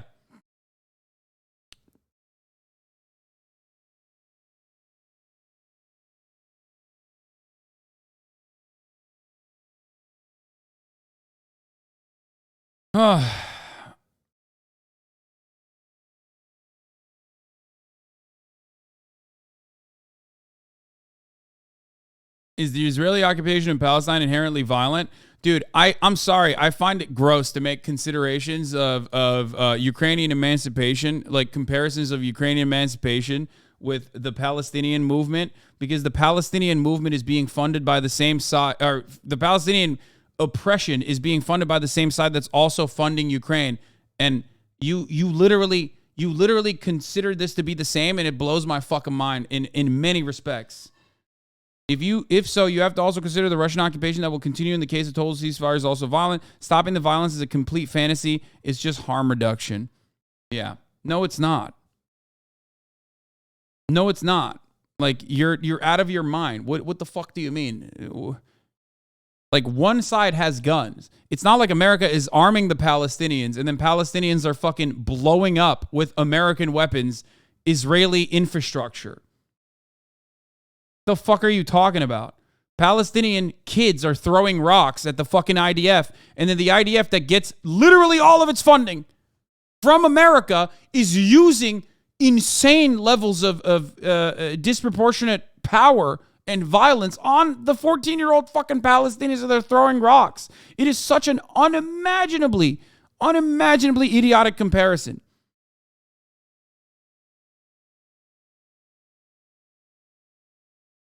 And then come the takes where people say, level Ukrainian cities down to what exactly, Law? They're running out of ammo really fast. Yeah, totally. Sure. It doesn't matter. They have fucking nukes, man. They have mini nukes. Remember, the United States State Department came out and said, oh, if Russia uses a nuke, it'll be a tactical nuke. It'll be a baby nuke. It'll be a mini nuke. If you think that wasn't gearing up for potential nuclear weapons being used and America saying that they would not retaliate, I don't know what to fucking tell you. I've seen this song and dance a million times over. America doesn't give a shit about you. They care about selling weapons, okay? They care about selling weapons of war. You can play Armchair General all day. You can play fucking Armchair General from Iowa, wherever the fuck you're standing. You watch all the fucking war porn and all the combat footage and jerk off to it and go, oh man, it's so sick. It's so sick. It's so great. It's so funny. Oh yeah.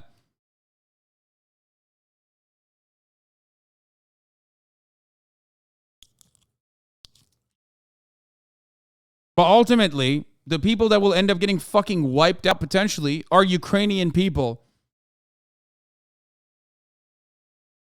This does not mean that usage is justifiable in any meaningful capacity. It is not justifiable to invade a country. Russia's actions have never been justifiable. They have been unjustifiable, inhumane, brutal from the jump. Make no mistake.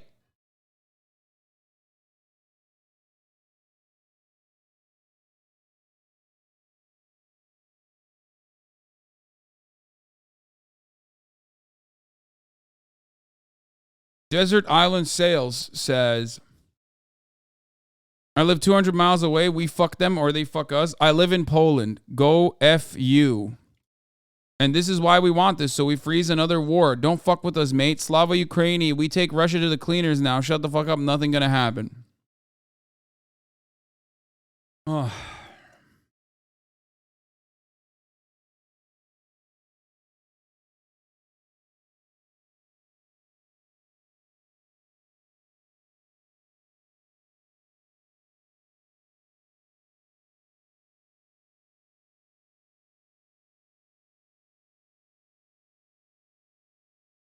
It is pretty funny when, Polish people say Slava Ukraini, but we won't get into the history of that.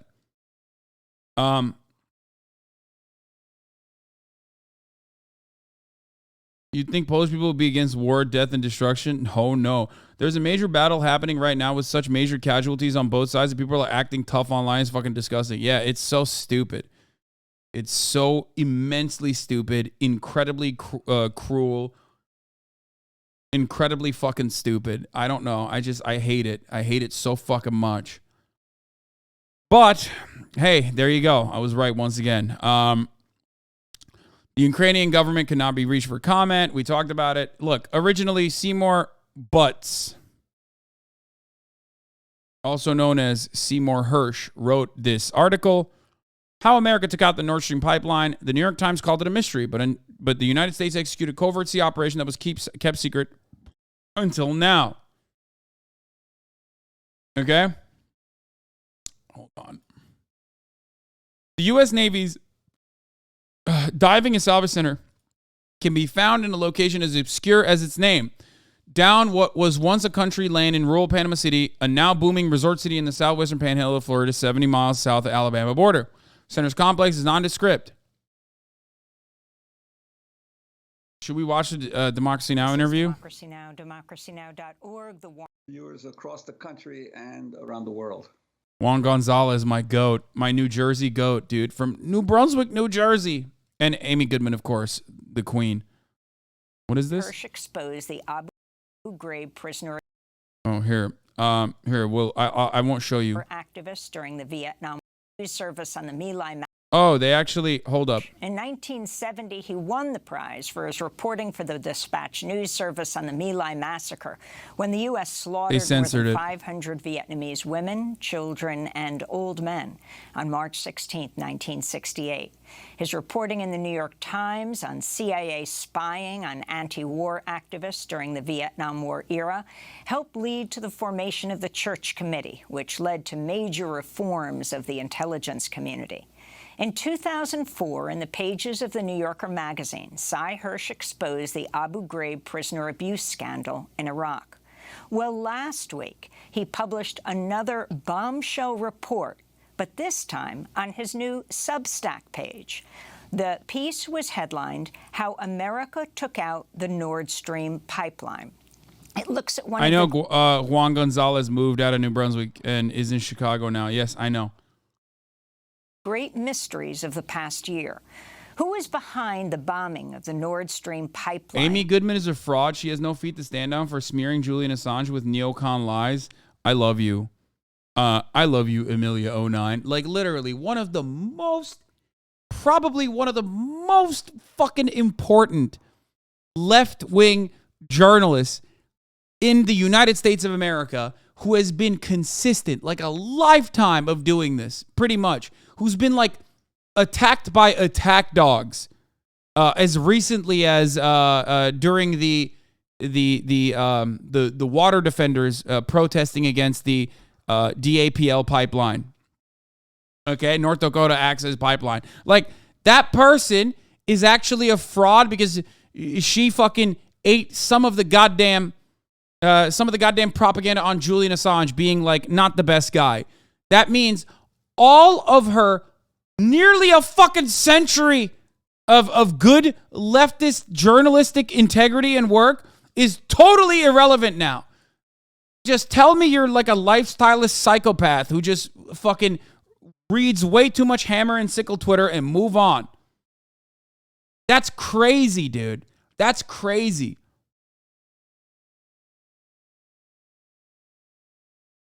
That's insane. Bro, you cannot shit on Amy Goodman. Not on my fucking watch, okay? Get the fuck out of here.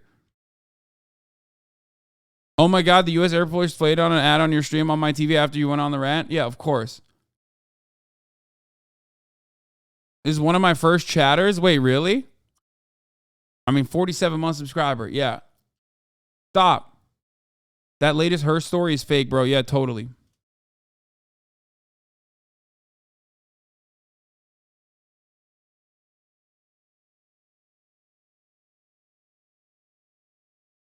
Did she shit on Assange? I don't even know what it is, but she probably she does get a little libby sometimes, and probably fucking covered the Assange stuff about his like sexual assault potentially. I think that's probably what it was. But if you're fucking shitting on Amy Goodman, If you're shitting on Amy Goodman and like saying that she's bad, there's no one. Why are you here? I'm infinitely worse than her, okay? Don't watch me then. You know what I mean? It's psychotic.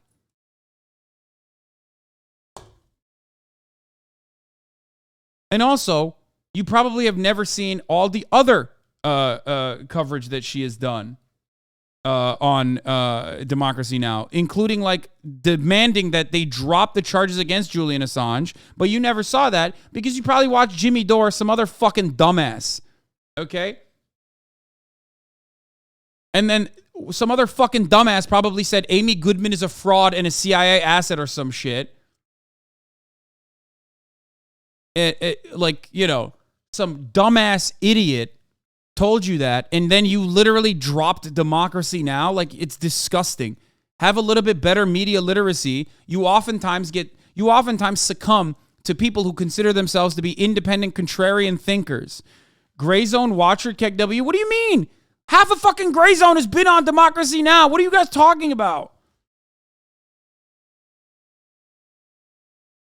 Except for like the really dumb ones. Stop.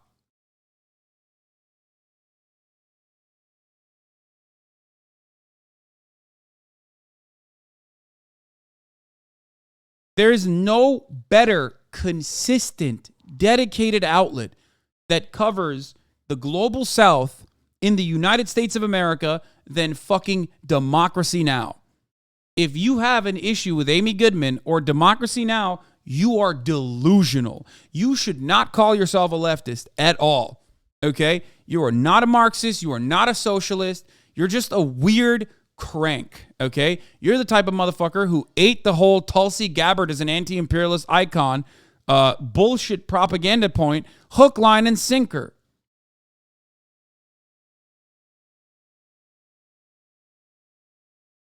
Hasan, please, you have no idea what you're talking about. I promise you, you'll see she had a bad take if you look at what she said. Dude, I don't care. I don't care. I don't care. I don't care if she had one fucking bad take. I haven't even seen it. Like, I haven't even seen what you claim she said. But I can guess, I can assume that it's most likely that she probably was like, oh yeah, Julian Assange is a sex pest or something. She like most likely mentioned that.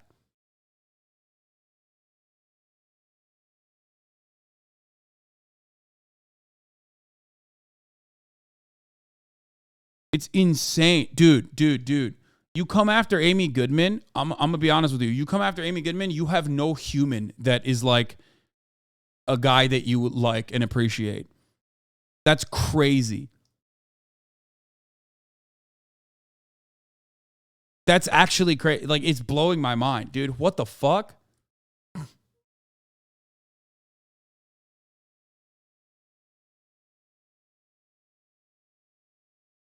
Amy made Assange look stupid because he couldn't answer why he was associated with Roger Stone. She covered Assange favorably for years, but when she asked him about Roger Stone, the game was up and Assange looked very stupid. It was the last time he ever appeared on Democracy Now! Yeah. Which, by the way, she still very clearly is... You can think that Julian Assange is a fucking idiot. You can think that Julian Assange absolutely was one-sided in the whole like Clinton versus Trump saga, okay, for his understandable hatred towards Clinton and the Democratic Party, but also simultaneously advocate that he should be released, and it's fucking unimaginably insane that America and American State Department operatives openly fantasized about murdering him. Like, literally talked about that.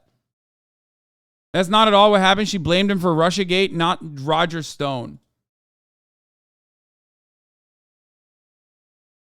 If she talked about Russiagate, okay, and Julian Assange, and I don't know exactly what she said, even if it's one bad take, it's fucking ridiculous. But also, even if it's more than even if it's like a conversation about Russiagate and Julian Assange, is probably the only truthful part about Russia's involvement and influence on U.S. elections.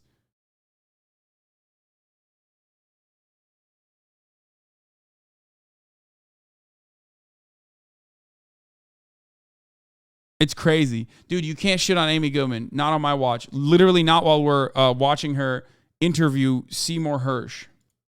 which were built to carry natural gas from Russia to Europe. The pipelines were severely damaged last September in a series of underwater explosions in the Baltic National Sea. treasure that must be In his new piece, Cy Hersh cites protected. an unnamed source who says the sabotage was carried out by the U.S. Navy, which planted remotely triggered explosives during NATO exercises. I gotta fucking last fire September. up my chicken. Hersh reports the Biden administration began planning the act of sabotage in December 2021, 2 months before Russia's invasion of Ukraine. On February 7th, 2022, President Biden held a joint news conference with German Chancellor Olaf Scholz, and Biden brought up the future of the Nord Stream pipeline. Invades.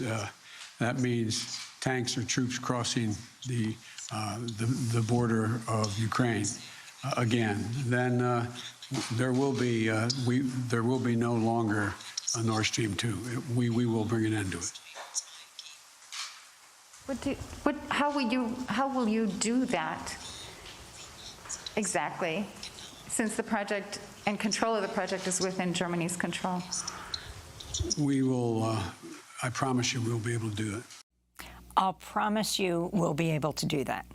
Well, Cy Hersh reports U.S. Navy divers planted remotely triggered explosives on the pipelines in June while NATO was conducting military exercises in the area. He reports the divers were all members of the Navy and not members of America's Special Operations Command, whose covert operations must be reported to Congress. Then, on September 25th, 2022, a Norwegian surveillance plane dropped a sonar buoy, which triggered the C4 explosives that had been placed on the pipeline. Soon after the explosion, the United States strongly suggested Russia was behind blowing up its own pipeline. This is National Security Advisor Jake Sullivan responding to a question at a White House press briefing. In his speech this morning, the president... Just a real whodunit, you know what I mean? A real, who could have done something like this? I mean, who? I don't know. That's crazy. What the fuck? Wow. I mean, what? No. It must have been Russia, dude. Come on, man. And now look. One of the things that people will do, okay, whenever we talk about like Seymour Hersh or Noam Chomsky or anyone that does not fall in line with State Department propaganda where it matters the most, they will take bad takes that they have or takes that are like not agreeable, and they will constantly batter you in the fucking head with it, okay? Immediately. I already see it. Look. Prospect Magazine. Whatever happened to Seymour Hersh? The strange story of how a legendary investigative journalist came to echo Assad's propaganda. They're doing it already. They do it with me. And I'm not in any way as meaningful as like a reporter or a journalist at all. Watch. Immediately, they're like, oh, Hasan is a Russia defender. He loves Russia. He loves sucking Vladimir Putin's cock, dude. It's like, people do it for free, which is mind-boggling. You are not being paid by the State Department. Why are you doing propaganda for them?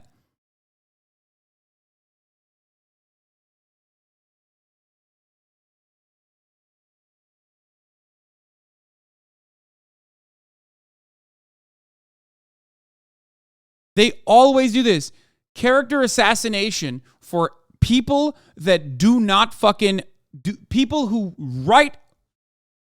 fucking write things or do investigative reporting or have genuine commentary, okay, against the mainstream narrative, against State Department propaganda, regularly get vilified, which is, by the way, isn't the narrative that you hate America? Yeah, that, but like not in a way where it is valid, because there are valid reasons to hate America, but in a way that is somehow a third thing, like an invalid way to hate America. They literally will never actually, routinely talk about the very real reasons to be mad at America, even as an American who loves America, but instead, they will point to like, oh, he's just fucking, remember when he was wrong 2 years ago when he said it is unimaginably stupid for Vladimir Putin to invade Ukraine, and therefore I'm not going to make that assertion I'm not going to run with that because no one in Ukraine, no one in Russia, no one in the fucking Russian military thought that Vladimir Putin was stupid enough to fucking invade Ukraine. Remember when that happened? 1 year ago? Not 2 years ago, sorry. That's the reason why they fucking constantly rush to that. Why are you centering the conversation around yourself? Because I want people to understand. Okay? I want people to understand how Flack works. Okay? And there is no better way to get Twitch-brained weirdos to understand how Flack works and understand how fucking people vilify you if you are, and vilify you aggressively, okay? If you are not towing the State Department propaganda lines, because we're talking about Seymour Hersh. I'm making it more relatable. These motherfuckers don't know who Seymour Hersh is. They don't even know who fucking Noam Chomsky is, okay? But they know who I am, and they've been in here for an entire goddamn year at the very least, so they know what has happened throughout that process. That's why you still have so many people who go, what the fuck? I don't get it. Like, why do people constantly bring that shit up? It be your own chatters that love to LARP as hay watchers? Exactly. That's the reason why I brought it back to myself and centered it around myself. The wildest part about this is when fucking internet commentators do this. Okay? You are not working for the media. You are not contracted by Lockheed Martin. Why the fuck are you so clout hungry that you are going to also do the bottom feeder bullshit?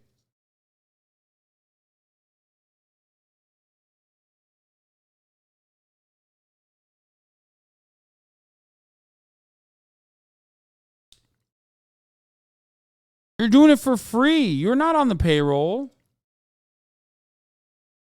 Called the Nord Stream pipeline attacks, quote, a deliberate act of sabotage. And he said now the Russians are pumping out misinformation and lies about it. Should we take that to mean that the U.S. now believes that Russia was likely responsible for this act of sabotage?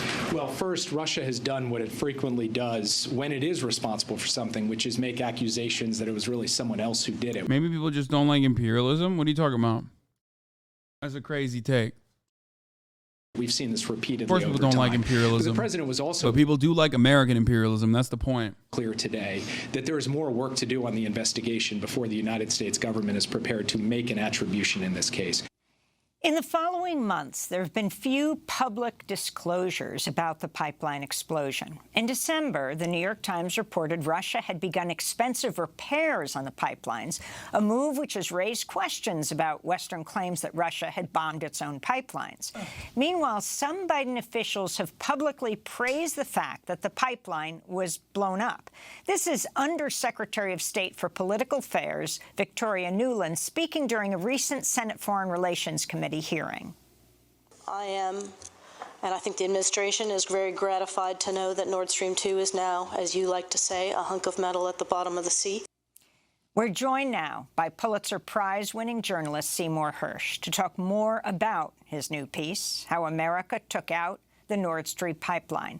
While the White House has described Hersh's reporting as, quote, complete fiction, calls are growing for an independent probe into the explosion.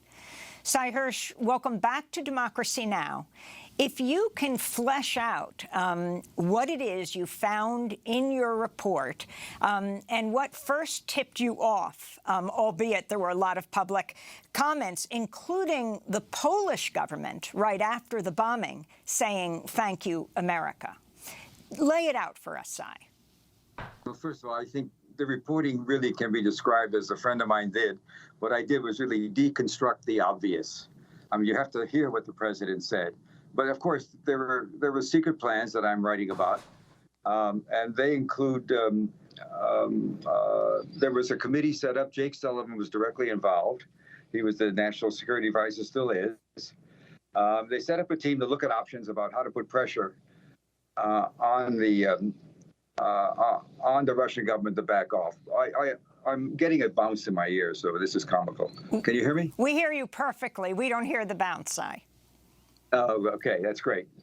I hear it though. Anyway, and so there was I'm just writing about inside baseball stuff. It's the normal things you do. They set up a. I mean, It sounds like Hasan's take. It was obvious. It is. It is obvious. It was so, I mean, it's insane. Like, I felt like people were going crazy, but I haven't stopped feeling that way since Russia did do a crazy thing. Okay? But people literally do fucking constantly bring that up. And they say, well, Vladimir Putin is crazy. He was crazy enough to invade Ukraine. So maybe he's crazy enough to blow up his own pipeline. I'm like, come on, bro. That's insane. Like, you got motherfuckers openly saying, Russia, if you invade Ukraine, we're going to blow up the pipeline. And it doesn't matter. It's like, nah, Russia did it to themselves. And people believed it.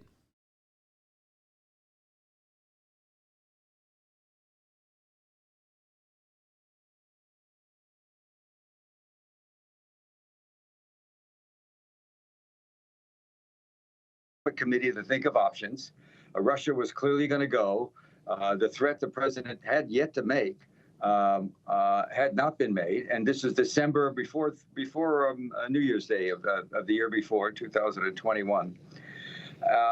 And the question inside the committee, and it included the usual CIA, NSA, Treasury Department, State Department, you name it, and they met in a secret office building in the across the street from the White House, in the executive office building.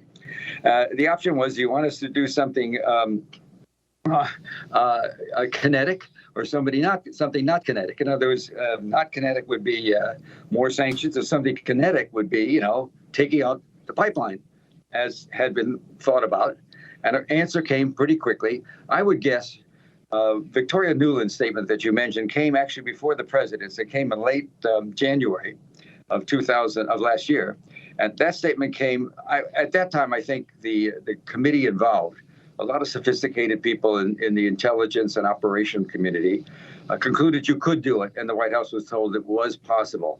I think that led to the comments, which really, of course, made the people on the inside go half crazy, because it was supposed to be completely covert. But at that place, as I wrote, it was simply described as a classified operation. None of the rules of reporting to Congress were involved.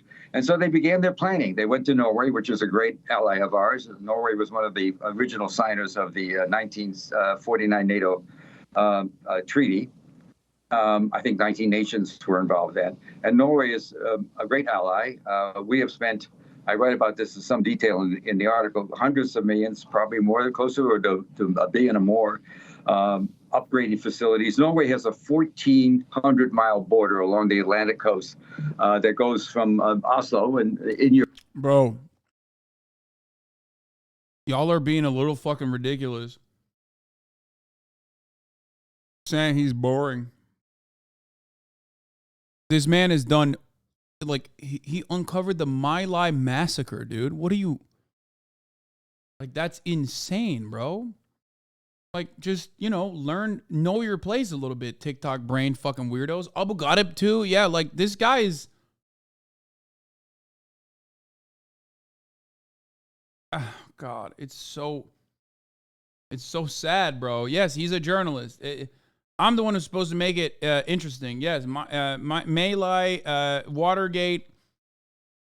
I'm the one who's supposed to make it interesting, but I can't right now because I'm eating. Okay, so that's the problem. All the way up north it runs into the Russian border in above the Arctic Circle.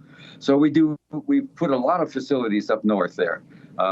Synthetic aperture radar, which costs a fortune to monitor the Russian nuclear sites around, and also their military activities around there, up in the other side of the peninsula, in the Kola Peninsula.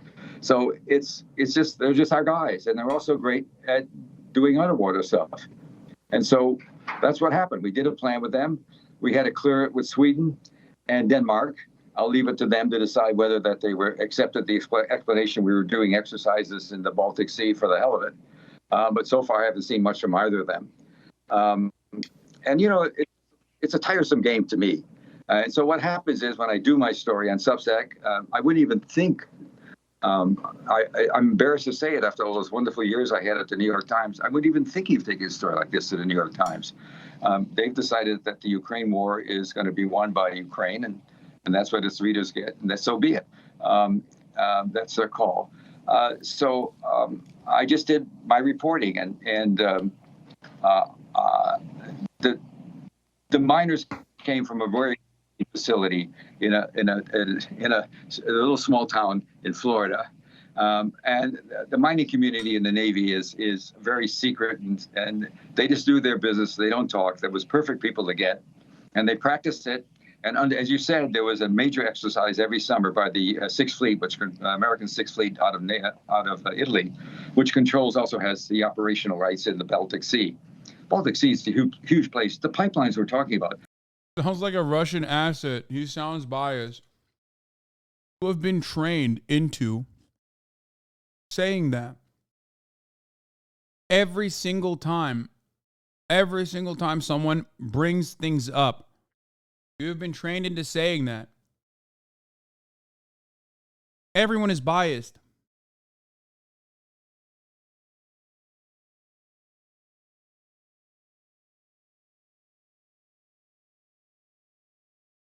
It's wild that, like, how mainstream media is so fucking powerful, dude. It's so fucking powerful.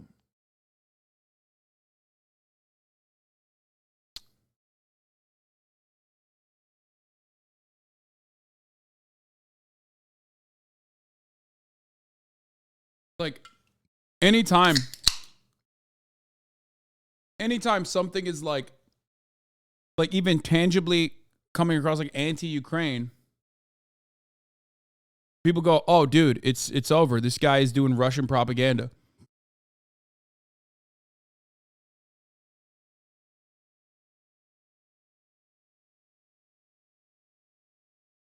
He's not even anti-Ukraine, for the record.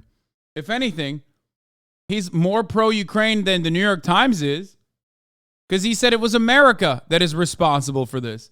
The New York Times turned around and said, "Nope, never mind. It's actually Ukraine that's responsible for this. So suck my dick." He's just pro-truth.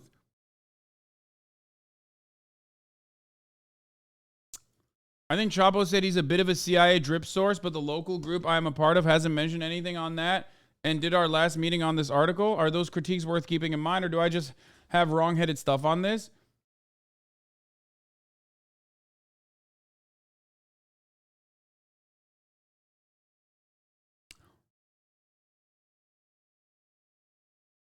I don't know if I don't know if he is a drip source for CIA. I don't know enough. Oh no, is Hasan running defense for the Kremlin again? Fuck yeah, dude. I love Vladimir Putin and the invasion of Ukraine. No, I don't give a fuck, okay? I don't care. Like, I think it's unjustifiable, cruel, inhumane to have invaded Ukraine, okay? It's so stupid. The only thing I run defense for is the top of the hour ad break. Holy fuck. Which comes at the top of the hour every hour when there's a 3-minute ad break. If you no longer want to see those ads, that draconian take is uniquely American at all. Oh no, Hasan is running defense for the Kremlin again. Hasan aiding Russia might mess up China's soft power strategy, though. Oh, this guy only comes in whenever I talk about Ukraine to say, I am aiding Russia. Oh my God, what a fucking brain-broken NPC. Defend capitalism now? Yes, I do. I love capitalism. The fact that every minor criticism of Ukraine, you have to lead with a 5-minute talk about how you don't support the Ukrainian invasion. Yes, I have to do that. Because, no, Hasan is just an appeasement Andy. No, I'm an O'Warman Andy, okay? Yeah, no, you're an O'Warman Andy in a nuclear state. I love people who fucking have this like ahistoric, idiotic fucking analysis and go, appeasement. What you're doing is appeasement, just like with Nazi Germany. Hey, dumbass. Nazi Germany didn't have fucking nukes, okay? But Russia does. Shut the fuck up. How many times have we talked about this, dude? It is so fucking stupid.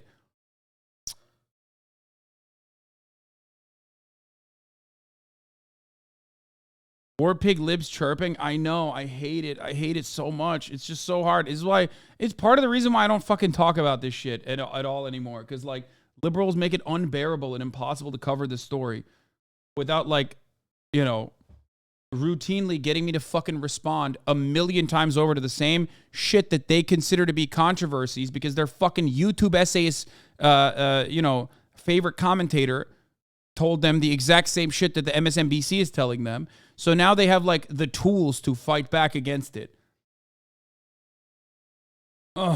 Anyway, Big Boy Gamer Man and Rob on that. Thank you for the 5 the subs, allowing 10 people to no longer see the ads at the top of the fucking hour. So frustrating. It's like I have to repeat the same lines over and over and over and over again. War is not entertainment. People are dying. It is disgusting. It's gross. It's inhumane. And every day that this fucking war continues is another day that the American military-industrial complex is actually making money.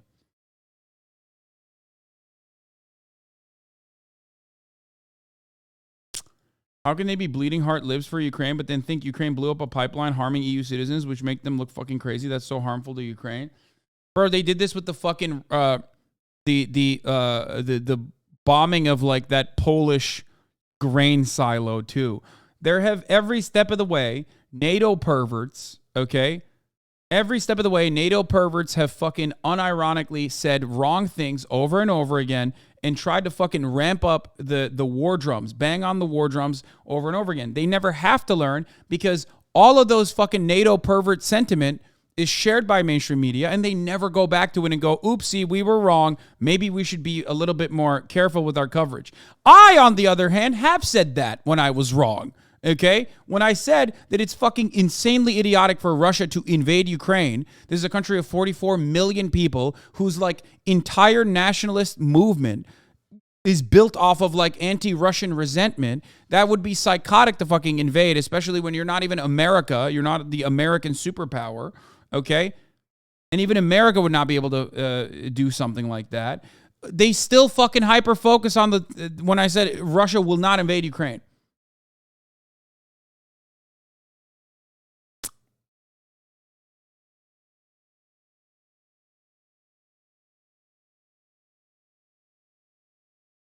Nord Stream 1, which came alive in 2011, and Nord Stream 2 was actually done, but the Germans that are ready to pump has 750 miles. And yeah, I should have just become one of those, like, the Ukrainian war is fake Andys. I know. That's what I should have done instead. I should have fucking pivoted to, like, being a MAGA communist or whatever. Go straight from Russia, which is loaded with all kinds of gas. They're in Siberia. They have enormous reserves, directly into Germany. And I can tell you, Nord Stream 1 was a godsend for the German economy and Western Europe. They produced so much gas at such low prices that the German government was actually able to resell some of the gas the Russians were providing at a profit without Russia objecting. And so the German economy is huge. It's booming. You know, the cars we know about, Germany has the largest chemical company in the world, BASF, and everybody's right now. It's hell to pay. It's gotten very cold there. There's a lot of anger, and anyway, the purpose. Hersh, so I wanted to ask you in terms of the lack of it always seemed to me when the claims were that potentially Russia had sabotaged its own pipeline, that it was ludicrous to think that that would be so, that they would invest so much money. I'll eat the L today. I figured USA, Ukraine on Russia. I figured USA/Ukraine or Russia could have done the pipeline, but I believe I was a bit too ready to believe Russia would have done it when there was really no advantage in it for them and that was easily observable. Thank you.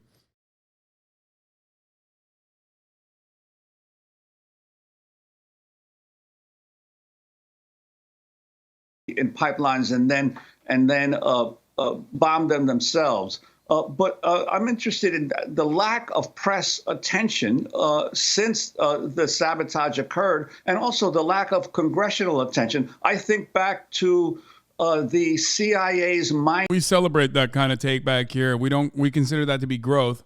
We don't consider that to be backtracking because we're not fucking brain broken debate perverts. Okay? That is something that I will always fucking value, okay? People that go, you know what? Honestly, I was wrong on this, and I recognize that now.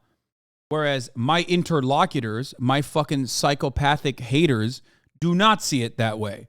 When you make a concession, or when you turn around and accept that you were wrong on something and apologize, not only do they bully you and bash you in the head with the fucking prior thing that you had said before the recognition, and then they make fun of you for even recognizing it. So there is no winning in the eyes of those psychopathic people. They just go harder. One of the greatest examples of this was when Doodoo Daff came out and apologized for like writing no purpose flower in her own chat when they were going through anti-white slurs. What happened when she did that? She never had to apologize for it to begin with. But when she did that, those fucking pathetic, absolute vermin turned around and only reignited that fucking conversation one more time and shit on her.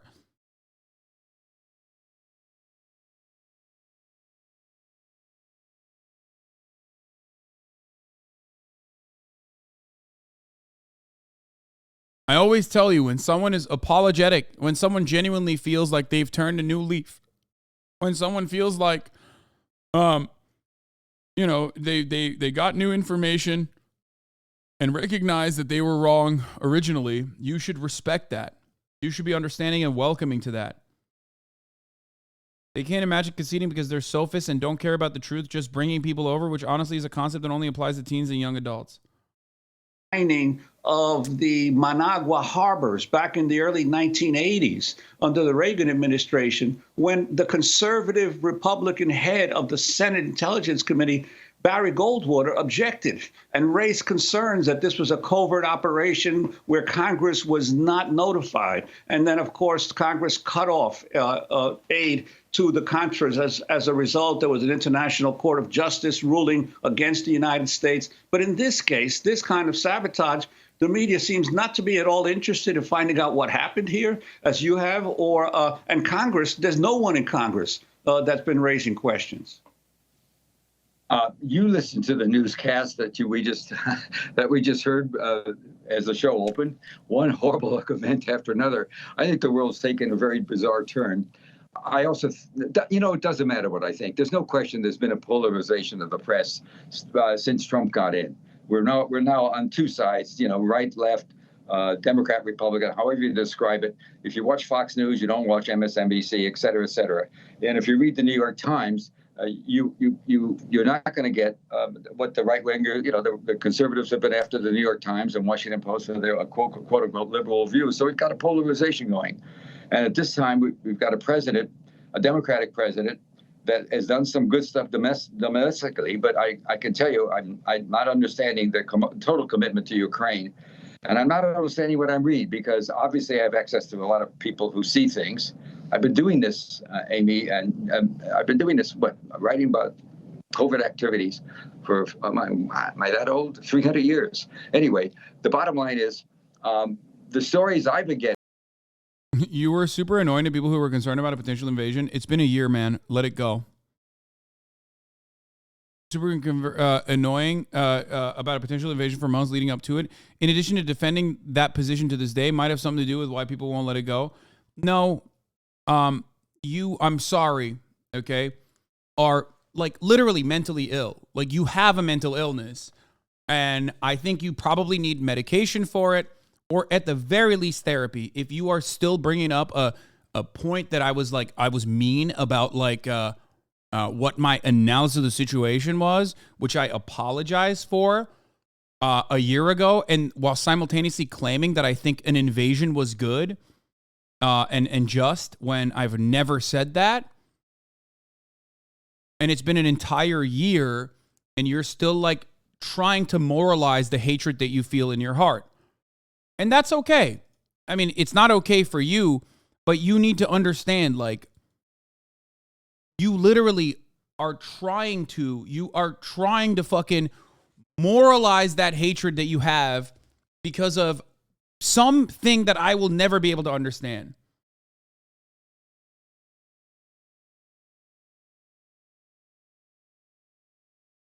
It's been a year, and throughout that entire year, you have not fucking understood anything that I've brought up.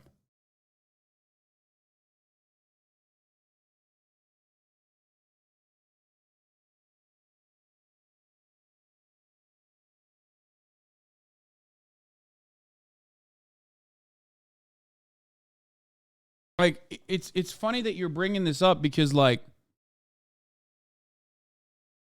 you defended XQ's at the beginning of the broadcast by saying his haters were poor. I don't think I ever did that. GM just laid off all the temporary employees at Corvette assembly plant to strong arm our local agreement. Like, you ultimately have a lot of reasons as to why you come in here. You know what I mean? Like, clearly. So why is it that you find yourself behaving like this? Turkey City represents Sweden, and you are defending that position. Calls this whole community Nazis and pedophiles for not liking religion. Yeah, I get where this is coming from. Like, you are, I see where a lot of your resentment and animosity comes from. But I promise you can change for the better. I never said you thought the invasion was good. Nice straw man. Wait. In addition to defending that position to this day,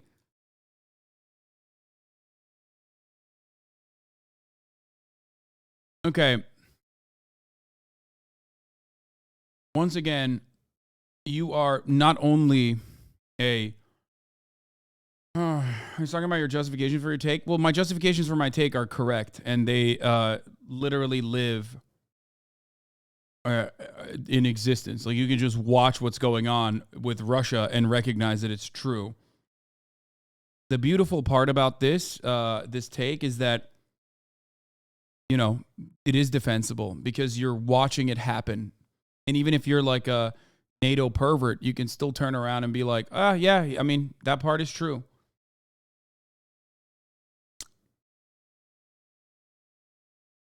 So, yeah. Your take was that the war would be a strategic blunder, which is true, yeah. It's correct, but as a chronic over-explainer, when a person thinks you're wrong and bad for it, they take the justification as an excuse. But it doesn't matter, because it is still correct. The analysis is still correct. And nothing you say will change that reality. The position that they would never invade, okay, was wrong. I admitted that it was wrong. I said that. So what are you hanging on to here? I need you to, I hope, get a little bit of mental clarity for your own sake. I will, in most other circumstances, I will ban you and move on and never think about you. But your life is not going to change dramatically. You are still going to have the same motivations that make you behave this way, like a fucking crusty debate pervert who doesn't even understand what a fucking straw man is. It's just confusion. Who doesn't want to be understanding, okay, of your interlocutors, who cannot see, you cannot see that someone can be wrong. You are not good faith. You need to be good faith. And it's not just myself that thought this. I didn't come up with this analysis out of nowhere or out of pure hatred for the U.S. State Department, even though I don't hide that at all.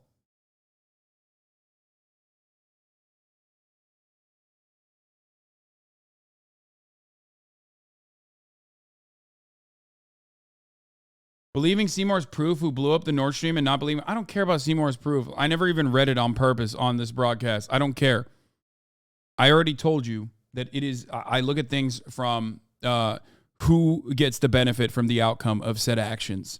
And it was ridiculous from that perspective. And believing all the intel is not as important or as weighted for someone like myself as believing the people on the fucking ground. Ukrainian people that were being interviewed. Once again, you are quite literally hyper-focusing on a incorrect take or an incorrect prediction off of valid analysis that you yourself agree to every day that you watch mainstream media coverage of the war ongoing in Ukraine, and you can't let that go because you think I hurt your feelings. It's been a year. This community has raised hundreds of thousands of dollars for Ukrainian people in recovery and relief efforts. There has been hours and hours and hours of coverage, and yet you still have not let it go. What that says about you and what you care about betrays the notion that you think the war in Ukraine is serious. You cannot simultaneously talk about how serious and how severe the consequences are of the war in Ukraine while simultaneously hyper-focusing on a fucking dumbass Twitch streamer. And how that dumbass Twitch streamer made you feel. You understand that, right?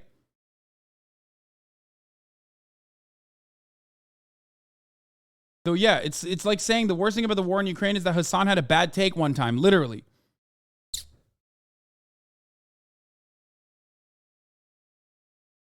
It is parroted talking points. A lot of them are conditioned. It was an issue of tone. You shit on people that mean well. During that time, we were worried about Ukraine. Your analysis is sound. It's a crazy thing for them to have done, but you were so annoying about it. That's why people won't let it go. Brother, it's been a fucking year. You're tone policing me for something that I apologized for more than 365 days ago.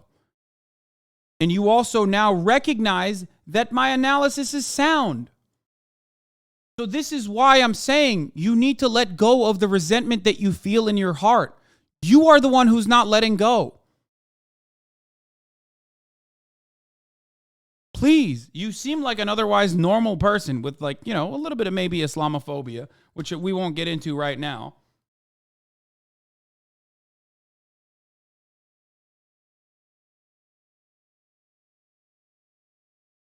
But that's crazy.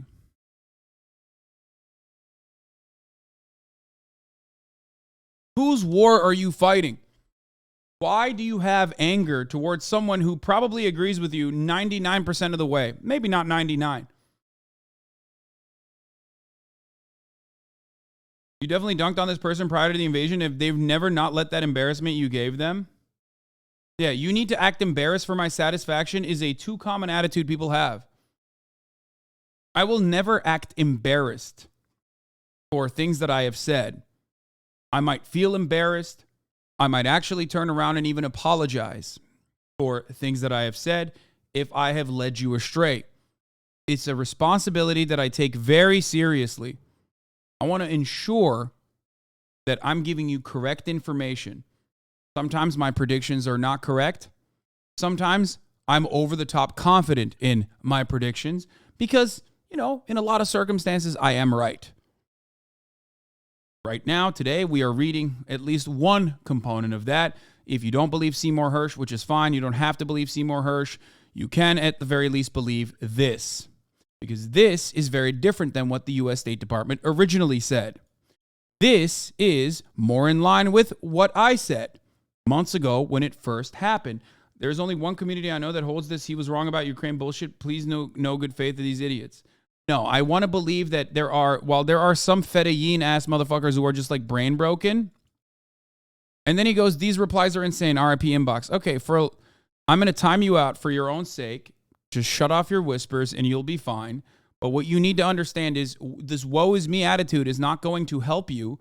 I am having this conversation in the most charitable way possible with you because I want you to let go. I want you to be a more charitable person. I want you to be a more understanding person. Okay?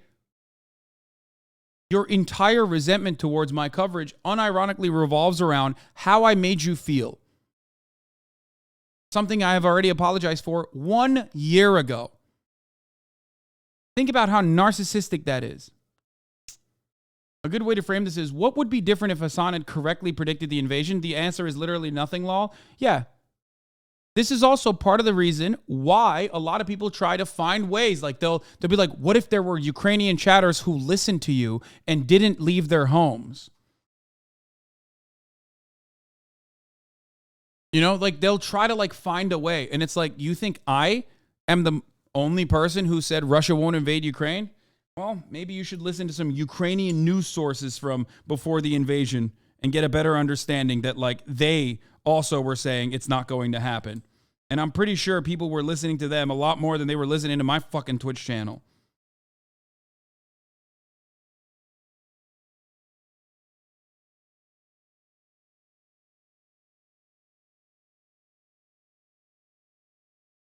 About the war, particularly beginning in fall, and that's what gets interesting, have been pretty dire. The Russians, I think the end is just a question of time. Right now, it's a question of how many more people Zelensky wants to kill of his own people. It's going to be over. What happened is the plan was to put the bomb, and I can't answer your philosophical question about why Congress isn't doing There are anything legit Twitch streamers who said they didn't expect it, like Zeppla, who lived in Ukraine. Of course they didn't expect it. anymore. Because they were all watching me, obviously. Congress is pretty much polarized just as much. And there's also an enormous continuing hatred of all things Putin in this country, which is foreign policy disagreements are one thing, but it's very personal here. And that's not useful. But anyway, the other, I don't think there's any chance that Putin wants to take over Europe. I don't think he wants to have Ukraine tamed, but he's not interested in doing anything more. But I may be in a minority about that.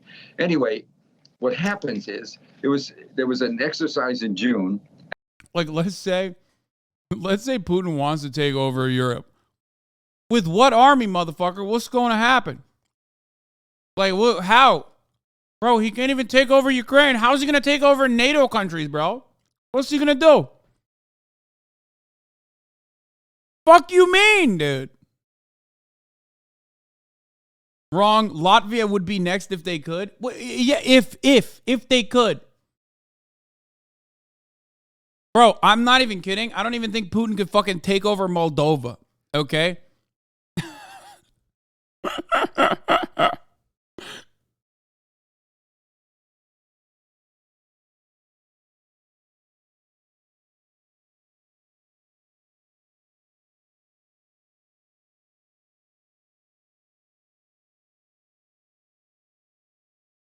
What are these lib-ass takes?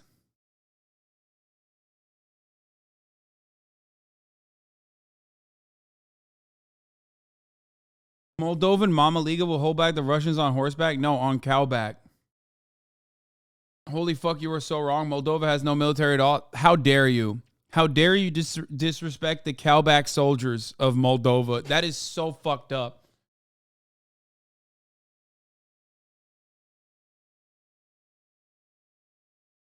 Now you've been shit on by the libs. Tie for the leftist peers to come out of the woodwork now? Yeah, I can't wait.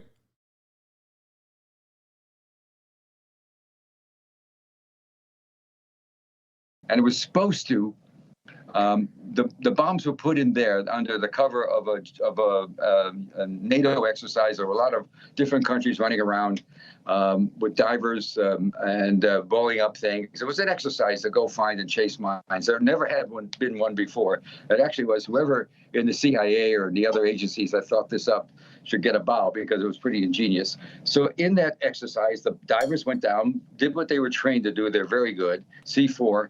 A couple hundred, whatever. Putin already controls Translandia and Moldova. What are you talking about? Okay. I said what I said, bitch. You heard me.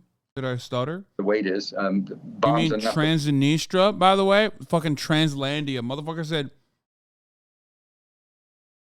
the fuck is Translandia? Moldova moved to America? I know. Moldova and Mama Liga left Moldova literally unguarded.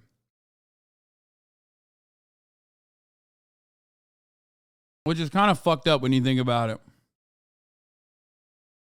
Ace41, thank you for the 5, get the subs. He fled? Yeah, I mean, to be fair, like, you know, I want him to be safe. He's a long-term community member, you know, a long-time chatter. So it's okay for him to escape. But also at the same time, like,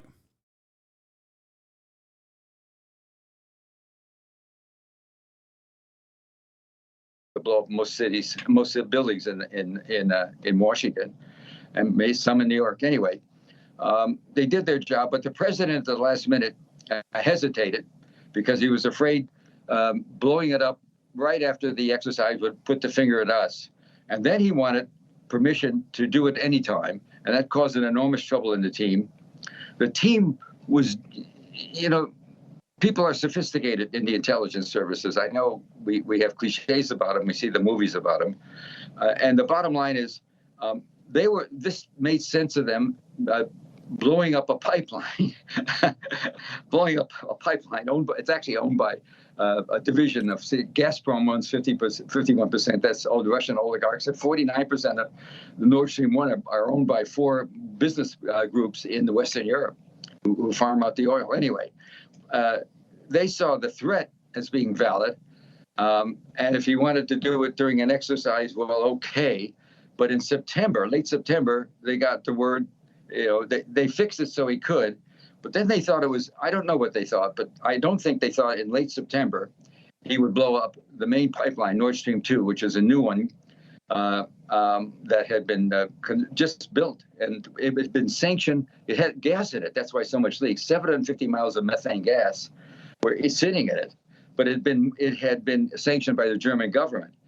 And so when he did that, here's what Biden did, and this is what I think the ultimate point of the story, and why so many people, even the intelligence community, are very troubled by it. What he did is he said, I'm in a big war with Ukraine. It's not looking good. I want to be sure I get German and West European support, and I know winter's coming, and if it's going to be bad, I don't want the Germans to say we got to check out because we're getting massacred. We'll be massacred with no cheap fuel. And our economy will go bonkers. We're going to check out and we're going to open up the gas line, which they could do. So he took away that option. And what that has done, as America has been talking about ever since the first pipeline, Nord Stream 1, came online in 2011. Okay, listen. Fuck. Okay, I'm going to skip a lot of this shit. Holy fuck, did he write a lot about this?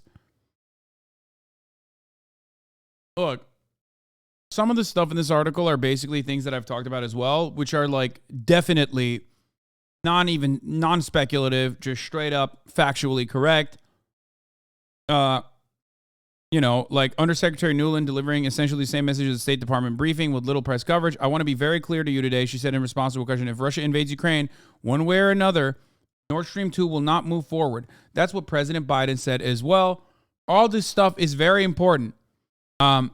Because, like, they said it wouldn't fucking move forward if Russia invaded Ukraine. Russia invaded Ukraine. It stopped moving forward. Then they turned around and said, oh, Russia must have blown up its own pipeline.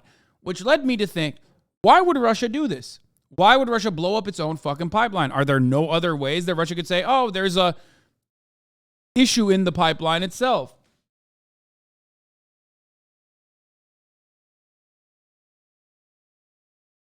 Whenever things like this happen, you need to look at who stands to benefit the most from this. And in a lot of instances, the fingers point to America. Isn't there still a chance for a false flag operation? 5 individuals with fake passports run a yacht owned by Ukrainians that leave evidence of explosives.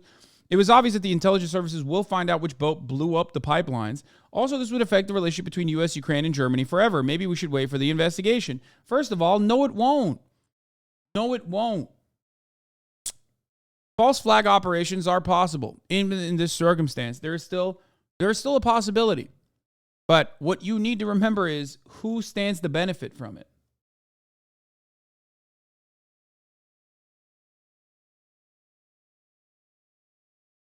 I used to think you were good for the leftist movement, but how would Ukraine benefit from living under a false U.S.-backed Ukrainian government? At least Putin was democratically elected.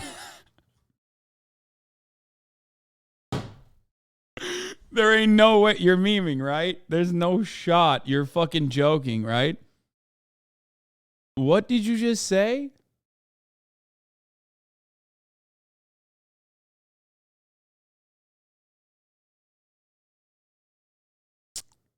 And okay, that was such an insane take that I forgot to respond to the other chatter. So Germany, U.S., Ukraine relations won't suffer from this. Okay. This guy runs the show. So ultimately, Germany is the United States' lapdog in many ways, unless fascist movements in Germany utilize this as a way to garner more support for themselves, maybe even like behaving like anti-NATO, run anti-NATO, anti-EU sentiment, which, by the way, doesn't really make sense. If you're Germany, you run EU anyway. Who runs the show? U.S., right? Yes. The U.S. is the big dog in the room. Straining that relationship is so silly. Like, there's no straining in that relationship, dude. They do what they must. they will follow suit. They will do whatever the fuck. They will do whatever the fuck America says that is the best thing to do in this situation.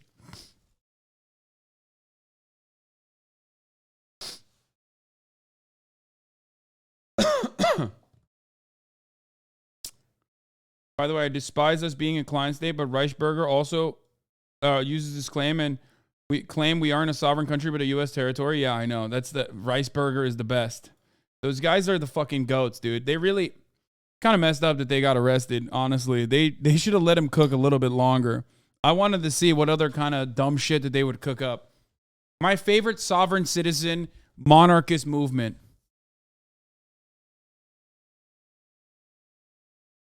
Awesome.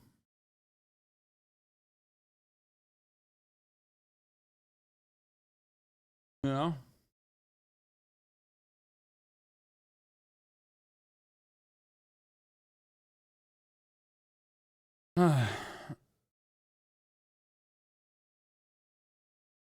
The plan to blow up Nord Stream 1 and 2 was suddenly downgraded from a covert operation requiring that Congress be informed to one that was deemed highly classified intelligence operation with U.S. military support. Under the law, the source explained there was no longer a legal requirement.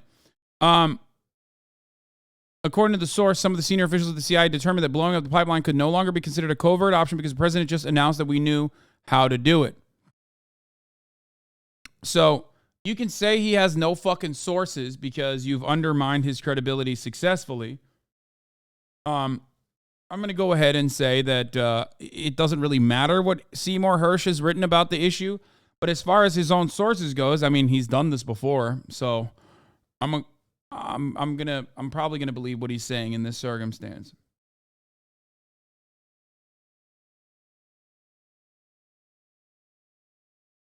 Off topic, but is that the USSR flag behind you? Damn, that hurts. Those symbols were banned in my country and many more. It's like the swastika here. Over 10 years, 130,000 people were deported, killed, and houses burned just for my country, including my grandfather family. I'm not really judging, just asking why you have it. You're joking, right? This is a joke, right? Fucking asshole. Isn't this a copy pasta? Yeah, this is like a copy pasta, right? I remember when the person who asked that. No, it is bait. It is bait. It is bait. It's a copy pasta from this community. Bro, that's a copy pasta from when you first moved in. Yeah. No, someone said this 2 years ago and you responded to them. Yeah. Yeah. And I was like, oh, you think it's like the swastika? Well, think about all the fucking people who were carrying the swastika that got murdered by people flying that flag.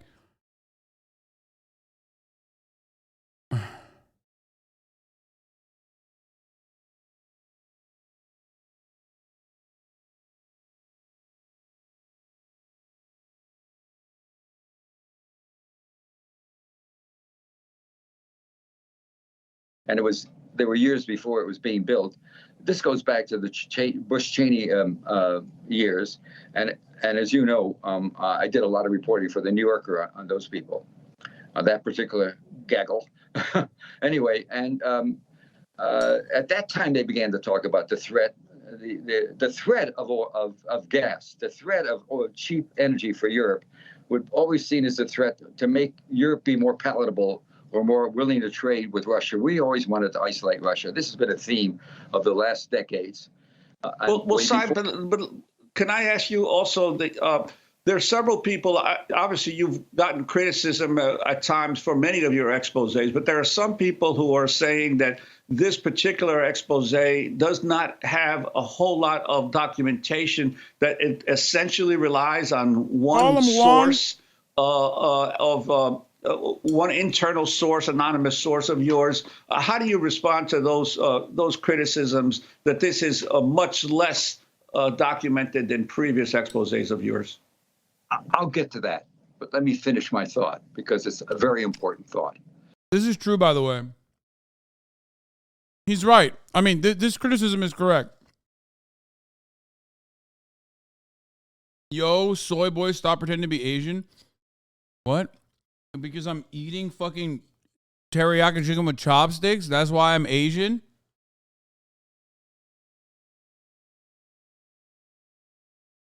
Also, I am Asian, by the way. Not like East Asian, but I am literally Asian. I'm Turkish, you fucking idiot. Where do you think Turkey is?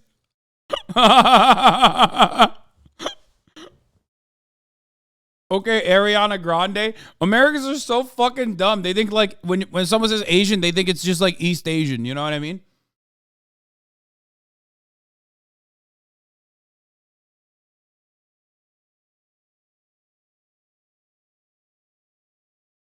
I mean, I'm white, but I am from the Asian continent.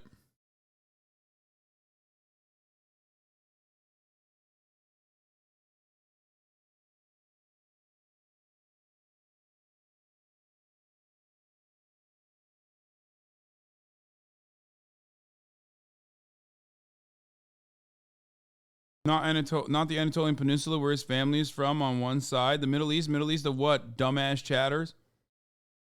You're Middle Eastern law.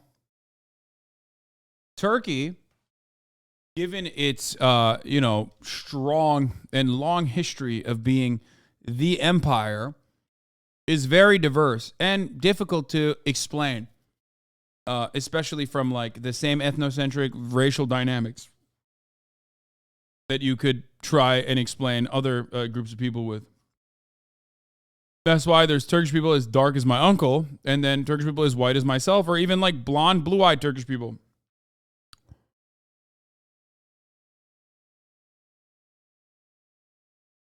I guess people in Brazil are American, like what?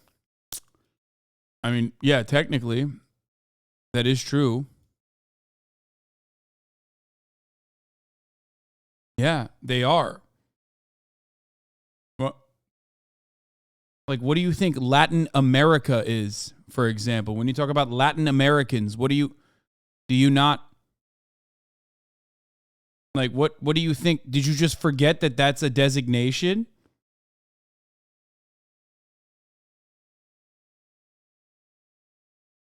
Like, did you really think that was a fucking own? Like, you thought, bro, Chatter's so Ameribrain, he thought America means U.S. Like, no one says like Latin American, South American.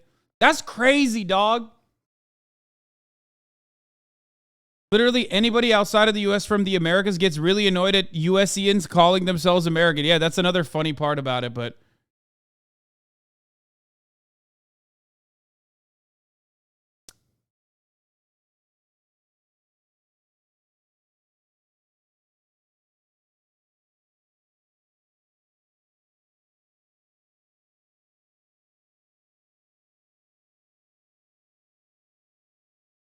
Cy Hersh is full of shit. Ukraine did the bombing. Yeah, Ukraine did the bombing. Doesn't actually mean that Cy Hersh is full of shit, for the record. I need you to understand that, because like Ukraine doesn't do anything without America's at least like go ahead, knowledge, lack of interest in stopping their actions, operations. So, you know. The fear was Europe would pass away, walk away from the war. Now what he's done, and you have to lift it up a little bit. There you go. There. Now what he's done is he's told Europe, you're second rate. And I think the consequences of this for the Europeans are going to be horrific. This has cut into the notion that they can depend totally on America, even in a crisis. And I think it's going to undercut NATO, which I always found to be supremely useless. But certainly the European countries are going to be, I know people that are paying 5 times as much now for electricity. People are paying 3 or 4 times more for gas. There's not enough of it. It's very expensive. It's colder now than it was in the fall. They had a light fall because of climate change, if you want to believe it or not. And anyway, I think the consequences politically for us are enormous. I think the reason that Biden and his people in the White House have denied the story and continue to deny it, and get accepted by some of the press, my old newspaper, the New York Times. I don't know why they're not doing more reporting on this instead of relying on a denial and walking away from the story. Ditto for the Washington Post. I think the consequence. Bro, this is actually a really interesting point that Chapo did make. I don't think they called him a CIA stooge, but Chapo did make this point, Will Menaker specifically, who said, if there was proof, conclusive proof, that Russia actually did the bombing, do you really think American news sources like the New York Times would not be endlessly reporting it rather than just like kind of letting this whole thing go? They were like, oopsie, it blew up. It's probably Russia. Let's move on. Do you really think that if there was conclusive evidence, anything, and by the way, the intelligence community is very good at finding evidence. Let's be fucking real. They're also very good at hiding evidence, usually. But think, you think they fucking have, if they had any evidence that it was definitely Russia, you think they would just not fucking talk about it? And don't forget fabricating evidence too. Yeah, they literally lie and shit, you know?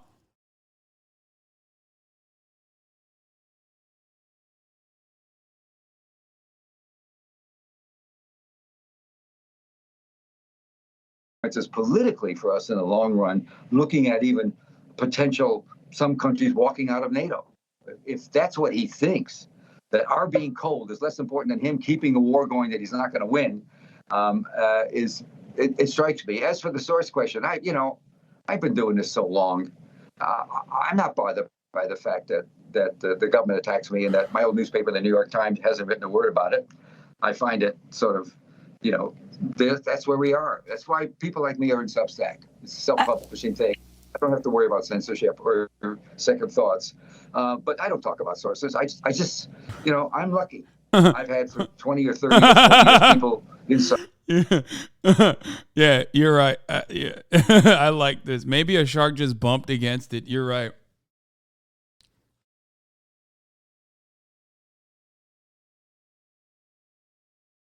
I like that. I mean, it's better.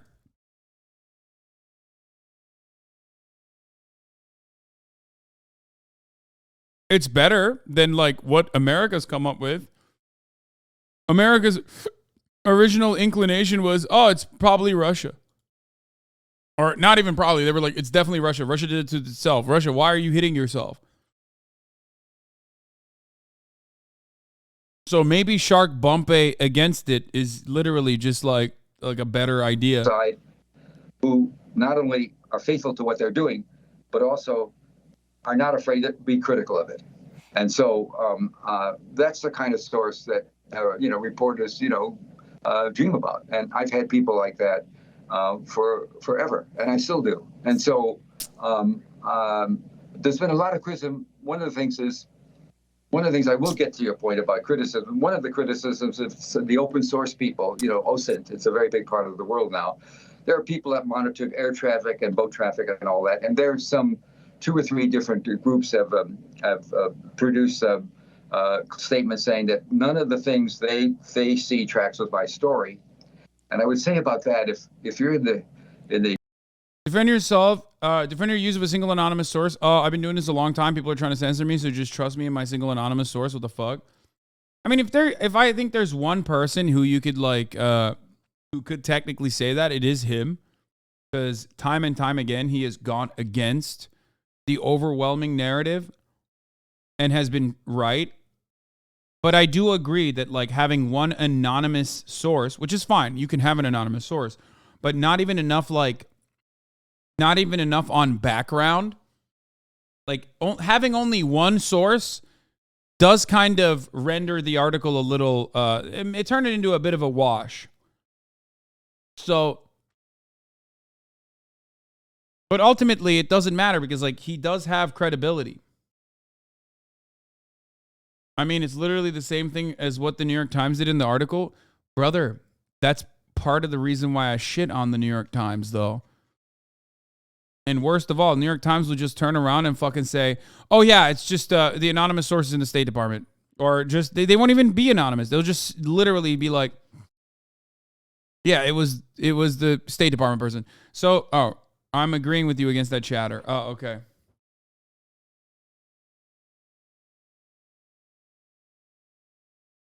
The sources don't really matter here, though. Just look at who benefits. Yeah, exactly. Which is why I never even covered the Seymour Hersh article, because I was like, who cares? I personally don't even care, because here's a non-anonymous source. His name is Joseph Robinette Biden. And Victoria Nuland, too. So, like, what the fuck do you need? It's like, motherfuckers are like, yeah, we're gonna stop the Nord Stream pipeline, while also simultaneously building facilities for U.S. natural gas to come into Germany, literally before they even blow up the pipeline. Who gets the benefit from it? Who gets the benefit from this the most? American fossil fuel producers. America can continue to say, like, Russia is crazy or whatever the fuck. Like, who cares? You know, you already have, like, a very obvious party that wins a lot in this regard, and a party that loses. The intelligence community, you've been running covert ops for years, and you're in Norway. We're working very closely with the Norwegians on this, who, by the way, have increased their production of oil to Europe by double it. It was, I don't know the exact numbers, but it's gone up at least double, maybe even more than that, 2.5 times as much now without the pipeline. But certainly, the first thing you look at is how to take care of open source people, make them think what happened isn't happening. I mean, that's so obvious to me, but not to them. And so. Sai, I wanted to go to what Ned Price said at the State Department. Sam Husseini of the Institute for Public Accuracy questioned the State Department spokesperson about your reporting last week. I'm sure you're aware of the new report from Seymour Hersh, how America took out the Nord Stream pipeline and the White House's denial of any involvement. Given the longstanding U.S. opposition to the pipeline, Secretary Blinken's calling its demise a tremendous opportunity, and Under Secretary of State Nuland's saying that the U.S. officials were pleased with the destruction of the pipeline, and especially the Sweden's secretive investigation. Do you think the U.S. government's denial of involvement is credible? I absolutely do, and I repeat it here. Anything else? Let me follow up on that, if I might. Have you or anybody else at the State Department been in communication with German, Norwegian ambassadors or other allies or officials on this matter? On the matter of Nord Stream 2? On the matter of the latest allegations, which give a fairly, I mean, it's one anonymous source, but it is a fairly detailed. It would not be. It would not be typical for us to engage allies and partners on something that is utter and complete nonsense and that should be rejected out of hand by anyone who is looking at it through an objective lens. Yes, go ahead. One more aspect on this. One of the allegations that Hersh makes is that it was taken off the CIA in order to prevent involvement, oversight as a covert operation. Did you read the piece? I'm familiar with it. One of his allegations is that it was taken off the CIA. Look, rather than let this propaganda be aired in... Oh, yeah. Hit him with the propaganda, dude. I'm not going to let this Kremlin propaganda continue, Sweaty. Not on my watch. Bro, your job is literally propaganda. Like, that's crazy. That's crazy, bro. Your job is to literally do propaganda at the behest of the fucking State Department. What are you doing? But, again, they can play. These people can basically play this game with training wheels on and just immediately drop the fucking number like this. Like, it'd be like, it's Kremlin propaganda, Sweetie. Like they're a fucking middle-aged wine mom in Minnesota with a Ukrainian flag in their fucking bio whose brain has been rotten by watching too much MSNBC. Like, are you fucking kidding me? You're a professional propagandist. Do a better job, you fucking idiot. But it doesn't matter because so much of the media is on board that, like, you can get away with saying this because plenty of people will go, yeah, that's right. That is Kremlin propaganda, actually. That's mind-boggling to me. That, like, the American government's top PR guy is literally saying, that's Kremlin propaganda, Sweaty. That's crazy. You're not a Ukrainian flag bio lib, dude. You can't be fucking just using that. In the briefing room. But let me just say, it is a fundamental misunderstanding of oversight in our U.S. Congress. Beyond getting his facts entirely wrong, as he has before in very high-profile ways. It is a fundamental misunderstanding to suggest that our intelligence community is not subject to oversight. Anyone who writes that, anything who writes anything like that, Russia blaming the U.S. calls for a UN probe of Nord Stream. Following Seymour Hersh's bombshell on the U.S. destruction of the Nord Stream pipeline, Russia has called for an independent UN commission to investigate the allegations. The United States opposes such an investigation. What does Washington have to hide? Not only is that, but also we are now living in the today world. This is no longer February 22nd. This is now March 7th. And on March 7th, the United States already has conceded that it wasn't Russia, and it's probably Ukraine-backed groups that sabotage the pipelines. And that's the main point. So talking about Seymour Hersh left and right, back and forth, whether he has enough sources, whether he doesn't have enough sources, none of that fucking matters, because the United States State Department sucked the cock that they didn't want to suck. And they had to go out and come up with a different strat. And they had a lot of time to do that. And yet, because they have gotten so comfortable with how much work the mainstream media does in brainwashing dumbasses that even get all of their news from independent sources like YouTubers and people like myself that come in here and defend the State Department without getting paid by them, that they don't have to say anything. They just be like, yeah, someone did it, not us. And then that's it. That's it. And we move on. We move on. Everyone forgets about the fact that, everyone forgets about how we got here. Everyone forgets that, people turned around and said it was definitely Russia.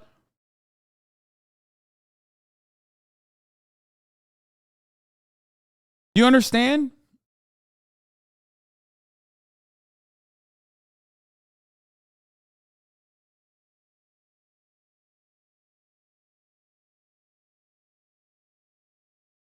It's crazy.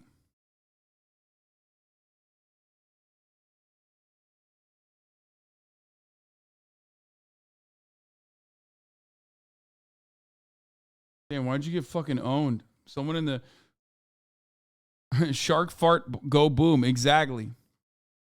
BS, thank you for the 5, get the subs.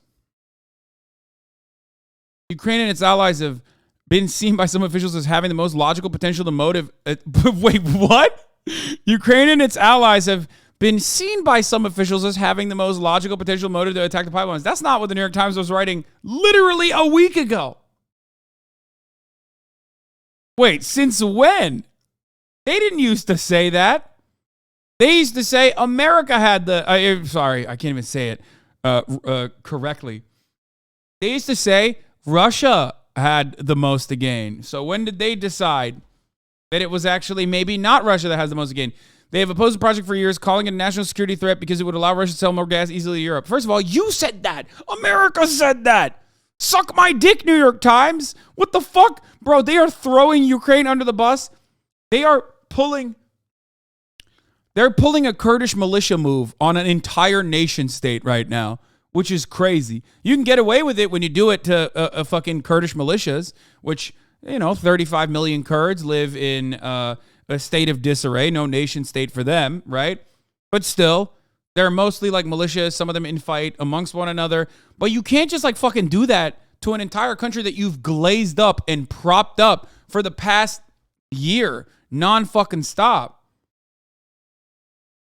God, America are such fake friends, bro. Yeah, sorry, Germany. It must have been Ukraine that did that. Or not even Ukraine, but Ukrainian people that are unrelated to the Ukrainian state. How do they get the training and the munitions to be able to blow up a motherfucking pipeline? I don't know.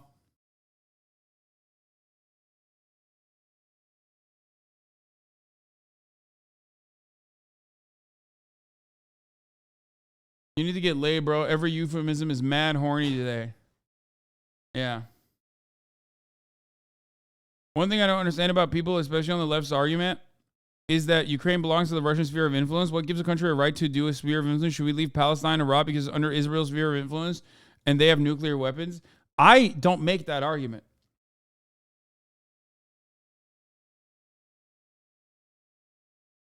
I I don't care. Like, I don't make that argument. I think that no country should be under the sphere of influence by other larger nations.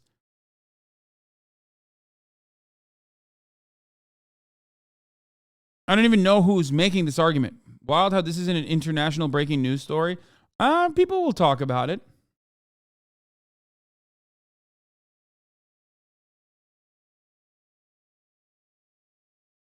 Can we watch this ridiculous take where Tate vid where he talks about Megan Fox fucking Megan Fox with a dick? Brother,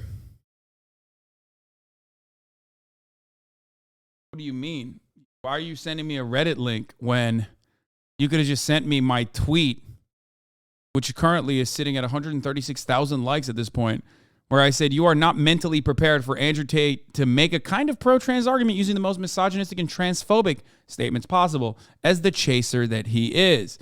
Andrew Tate is a chaser, which is so incredibly on brand for so many in the conservative movement. Aiden Ross, you seeing this. And he ain't even wrong, technically. From your tweet to H3H3 Reddit and back around to the stream, Lamau. Yeah.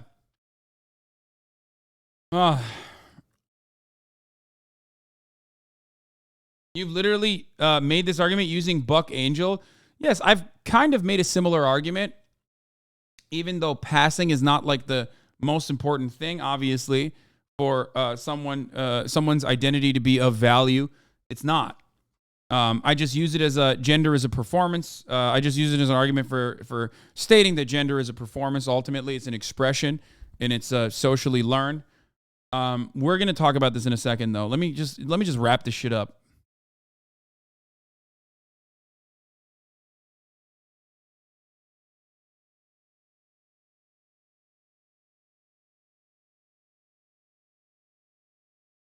Fuck. Okay. Russia called Tuesday for a special United Nations commission to investigate the explosion that blew up the Nord Stream undersea natural gas pipelines in September. The United States said the accusation was completely false, and it accused Russia of trying to distract attention from the criticism around the first anniversary of its unprovoked February 24th invasion of Ukraine and ongoing attacks on Ukrainian civilian infrastructure. The exchanges took place on the UN Security Council, which has become the world's only public forum from a direct and often antagonistic contacts between Washington and Moscow. China offered full support for Russia's call for a special UN inquiry.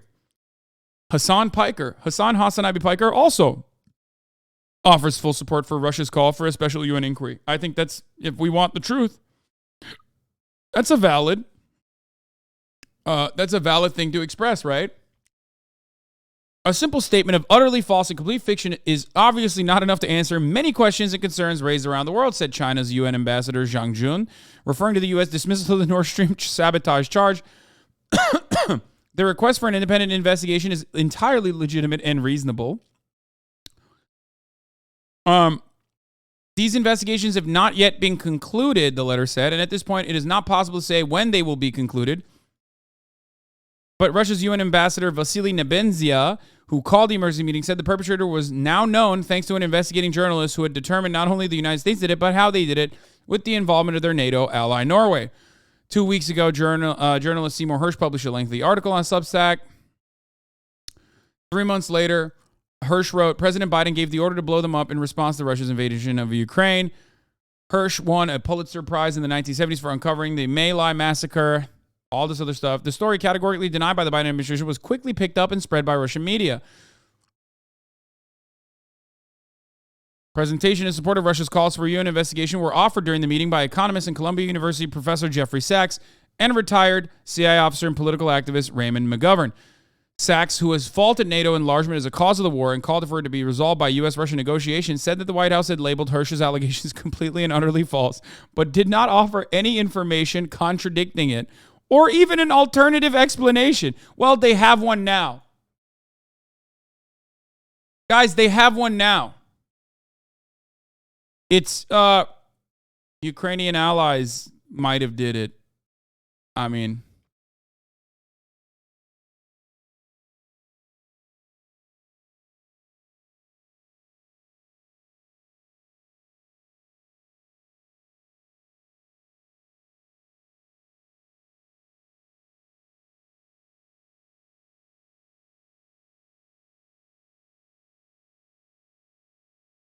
McGovern, a former senior CIA analyst who works on arms control during the Cold War, said, I associate myself completely with Sachs. He also noted that NATO had expanded its membership in Eastern Europe despite the promise not to do so. Nebenzia said that countries investigating Nord Stream sabotage have not kept Russia informed of their inquiries, that they had rebuffed Moscow's offers to participate. You know what's funny? I think the funniest counter to this would be, well, Russia did it to themselves by invading Ukraine, which prompted Ukraine and Ukrainian allies, including CIA, covert operations, to blow up the pipelines because they invaded Ukraine. That is going to be the final, the final spin on this story, which is going to be very funny. And then this very same people who were like, Russia did it actually, that came in and said, Russia did it actually, are going to fucking turn around and now make that argument like they didn't actually say Russia did it to itself by blowing it up on their own.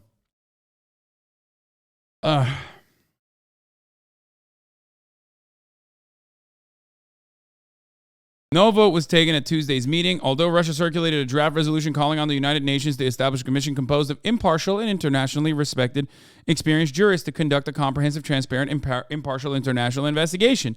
That makes sense. Most of the non-permanent council members from Africa, Latin America, and Middle East call for the existing investigations rather than a new UN inquiry to continue. But as has frequently happened during the Ukraine-related council meetings over the past year, lines were drawn by 5 permanent members, with Russia and China on one side and United States, Britain, and France on the other. Wait. So you're telling me that America said we don't want an independent UN investigation into who blew up the pipelines? What? Huh. That's so odd. Why would they not want that to... I'm sure there's no reason. Why does it matter? Fuck their pipeline? Bro, are you insane? Bro, people are so brain broken. It's like, it's not just fucking their pipeline, you idiot. You're fucking Germany. Like, if you don't think that Russia is has any, like, human beings inside of it, well, okay, well, EU's getting gas from the fucking pipeline, and you're like, nah, fuck that. Don't give a shit. If this is the kind of attitude that you want to represent, like, good luck. Hi, Mom. Okay, well, you know. I say hi to your mom every night when she opens the door to let me in to give her a good dicking down, and you're out here fucking saying hi, Mom, back. Crazy.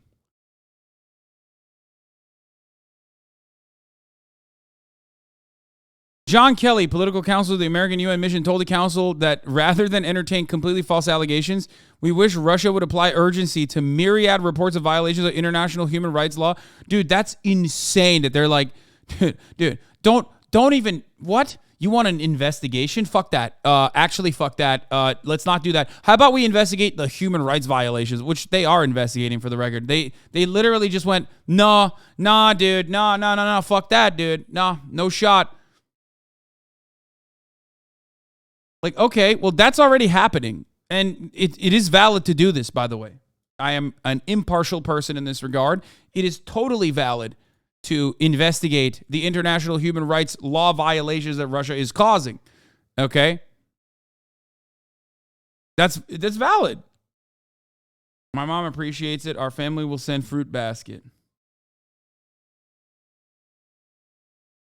But, like, how the fuck do you use that in this regard? To deflect away, like the top of the hour ad break is here. You know what I mean? And if you want to deflect away better than the United States, America is trying to deflect away from a UN impartial third-party investigation being conducted into who blew the fucking Russian pipelines up, well, then all you need to do is subscribe, which you could do for $5 or for free with a Twitch Prime.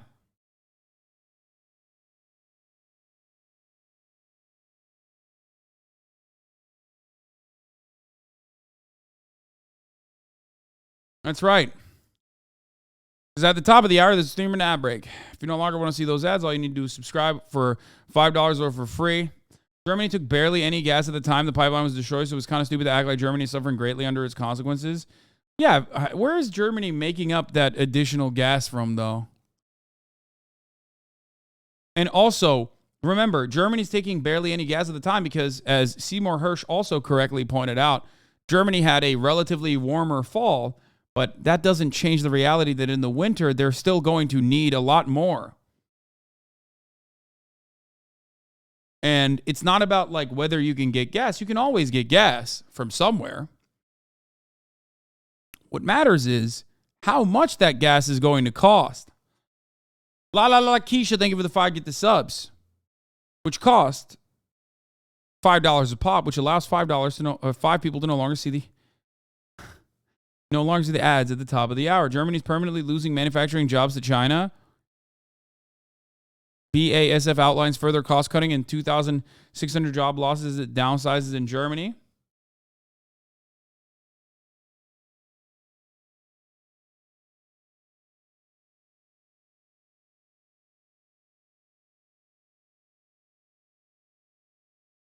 Here's a 3-minute ad break now, by the way.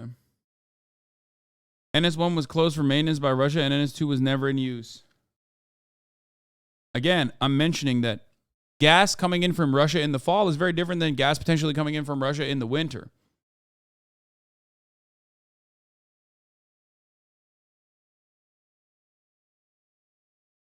And someone living in Germany, this has definitely been felt by everyone. My rent increased $200 a month, $200 a month just for gas costs. Neki Stranak, thank you for the 5 get the subs.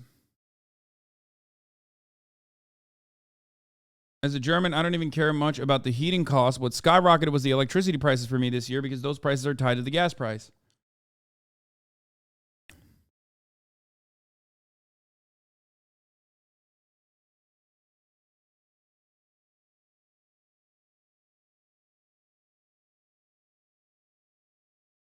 Anyway. Should not be believed on any fact that he or she puts forward. That it was taken off of the CIA and put under military in order to prevent. Our military is also subject to rigorous oversight. That's my question. That's my question. The answer is yes. So that's Ned. Did you follow up by being like, was military under subject to rigorous oversight when they did Abu Ghraib?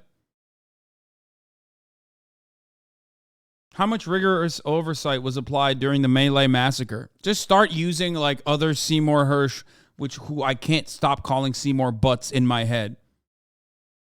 Fuck you, chatters, for that one. God damn it. Price being questioned by Sam Husseini in the State Department press briefing room. Cy Hersh, I'm wondering if you can respond. You wrote an interesting follow-up today on Substack called Crap on the Wall. Now, it's not your words, actually. You're actually quoting the White House when they, the most bizarre effort came from Defense Department of Donald Rumsfeld, you write. 2 decades ago, Secretary Rumsfeld, Vice President Richard Cheney discarded the rule of law and common decency in their efforts to stomp out Muslim terrorism. I was writing for The New Yorker. You're talking about the Abu Ghraib scandal. The White House responded to an article I published about the CIA's secret operations, inside Iran, by calling it another example of Hersh throwing crap. That was the word used by an Assistant Secretary of Defense on a wall to see what sticks. Under Barack Obama, you say a senior national security advisor responded Seymour Hersh is a known fabricator, adding the magazine, The New Yorker, could publish that response to any future Hersh story without further checking. Your response? Interesting that not much has changed, except for time has continued. That has validated Hersh's reporting, as time will continue to validate Hersh's reporting now.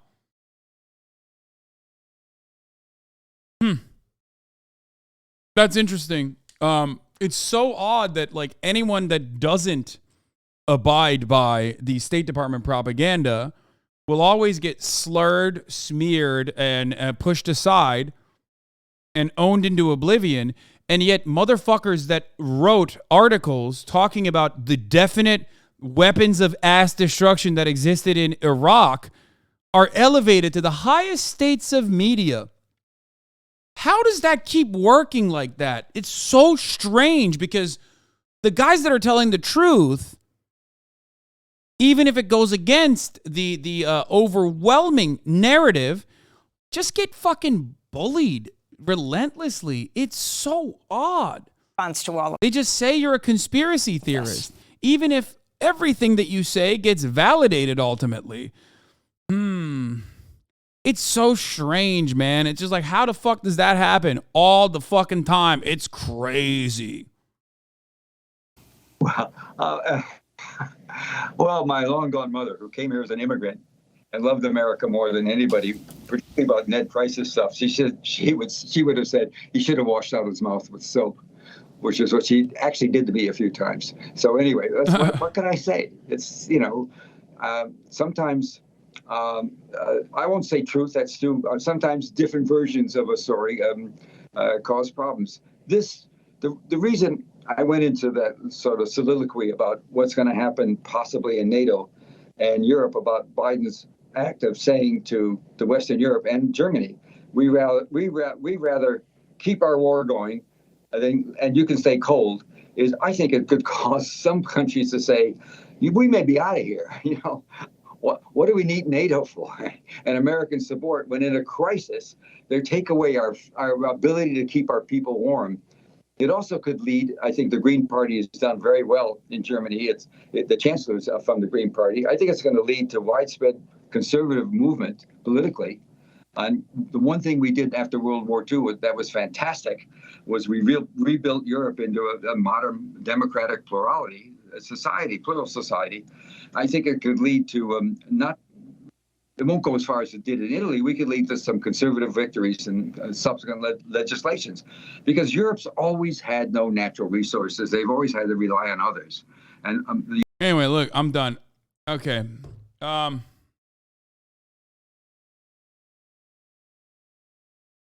chancellor is not from the Green Party. Yeah. It doesn't matter. It doesn't matter. We got nothing out of this video. This is part of the reason why I didn't want to cover the Seymour Hersh story, because, like, while I agree with him, I don't think there's anything new there. Like, just look at significantly more important facts, like Joe Biden, which he also covered in his story. It's just like there is so much there. Or who gets the gain from this? You know what I mean?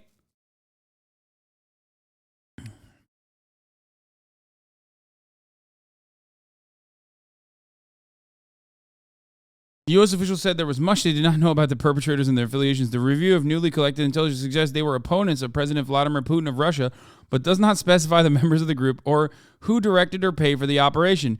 U.S. officials declined to disclose the nature of the intelligence, how it was obtained, or any details of the strength of the evidence it contains. They have said that there are no firm conclusions about it, leaving open the possibility that the operation might have been... Why? Why?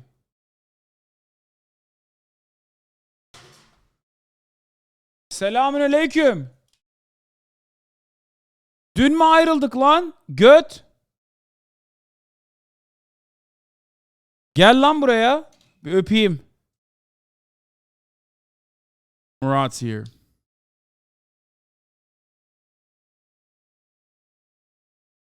He just walked in, didn't even say what up, just moved past me. So I said, what did we fucking separate yesterday? What's this bullshit? He just didn't even say hi. He just walked past. Anyway. Some initial U.S. and European speculations centered on possible Russian culpability. Like, what do you mean some? You did this. New York Times, you did this. You did this. You did this. You did this. You did this. You did this. You did this. You did this. What do you mean some initial U.S. and European speculations centered on possible Russian culpability, especially given its prowess in undersea operations, though it's unclear what motivation the Kremlin would have in sabotaging the pipelines, given that they have been an important source of revenue and means for Moscow to exert influence over Europe. People said I was a Kremlin propagandist for literally saying these exact same things when the New York Times was covering the exact opposite argument, literally making it seem like it was definitely Russia. Oh my God, I'm losing my fucking mind. It's like you have to be like partially dementia riddled in the fucking brain to be able to look at this coverage and turn around and be like, yeah, dude, I mean, I see nothing weird here. I feel like I'm going fucking insane. U.S. officials say they have not found any evidence of involvement by the Russian government of the attack. Officials who have reviewed the intelligence said they believe the saboteurs were most likely Ukrainian or Russian nationals or some combination of the two. U.S. officials said no American or British nationals were involved. Oh. I mean, most of the New York Times readership has early onset dementia. Let's be real.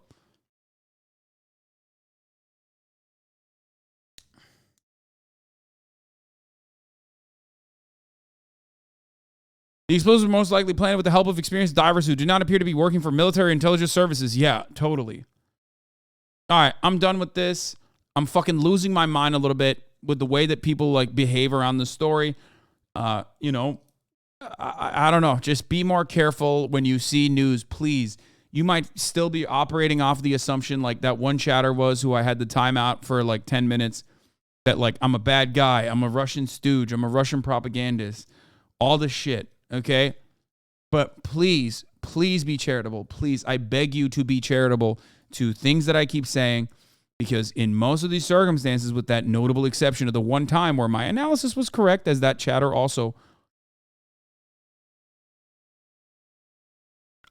admitted, my the prediction I made was that Russia could not be so fucking insane as to make this massive strategic blunder, and I was wrong on that, and I also admitted to being wrong on that, but I've been right since, okay? So please be more charitable, please, lest you come across like you're wrong time and time again, okay? Not that it fucking matters, because ultimately if you're wrong at the behest of the State Department, you will never have to apologize for your mistakes, because it doesn't matter. No one will check you. You are in the majority.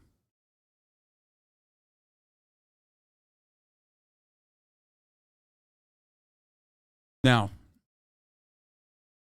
what you are about to see here, you are not mentally prepared for.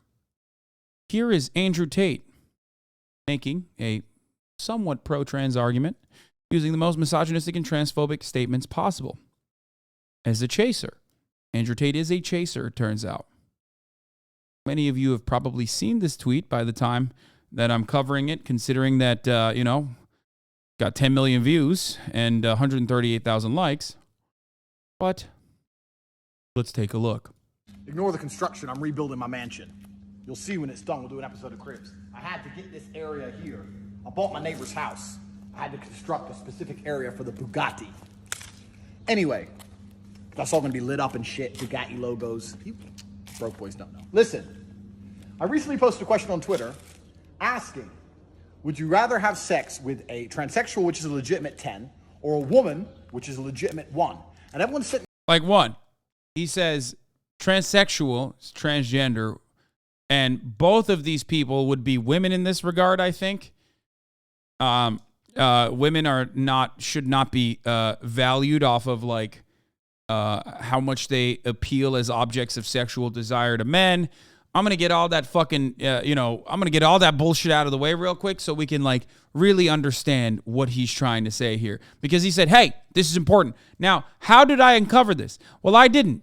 Ivy is Sleeping uncovered it, which is fucking insane, because this is a HasanAbi head. Why the fuck wouldn't you send this to me months ago, dog? The fuck is this shit? Ivy is Sleeping.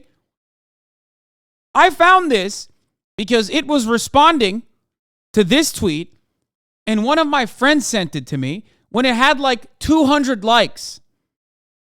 Why are you not sending this shit to me? Instead, probably writing dumb shit. They were sleeping. Oh, you guys are saying Ivy Sleeping because it's their name.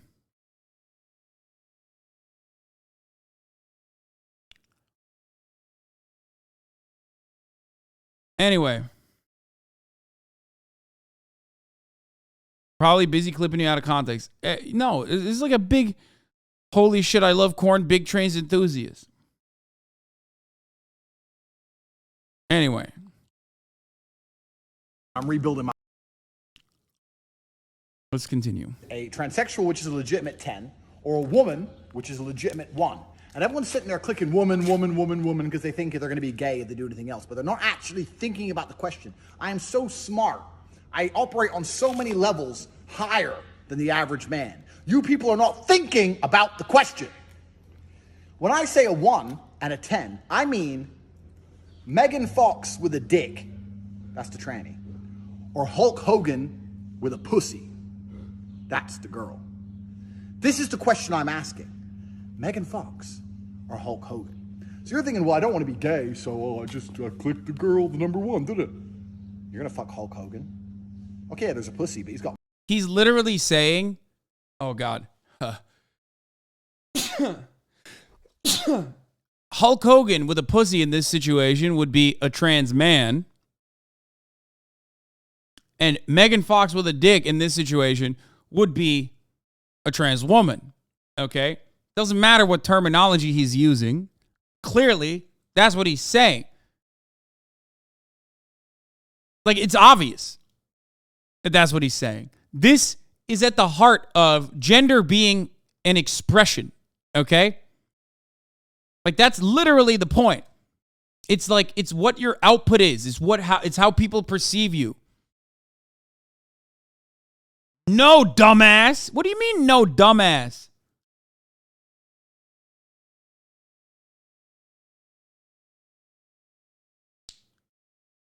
He's saying it's a cis woman that just looks like Hulk Hogan. Okay, it's a cis woman that looks like Hulk Hogan. Okay, sure, fine. It's a cis woman that looks like Hulk Hogan. That's what he's talking about. Okay? Probably a TERF. If you don't want to think about it that way, then that's fine. Let's say it's an ugly cis woman, okay? It's an ugly cis woman. That's what he's talking about. He's saying it's gay to fuck an ugly cis woman instead of fucking a super hot trans woman. That's it.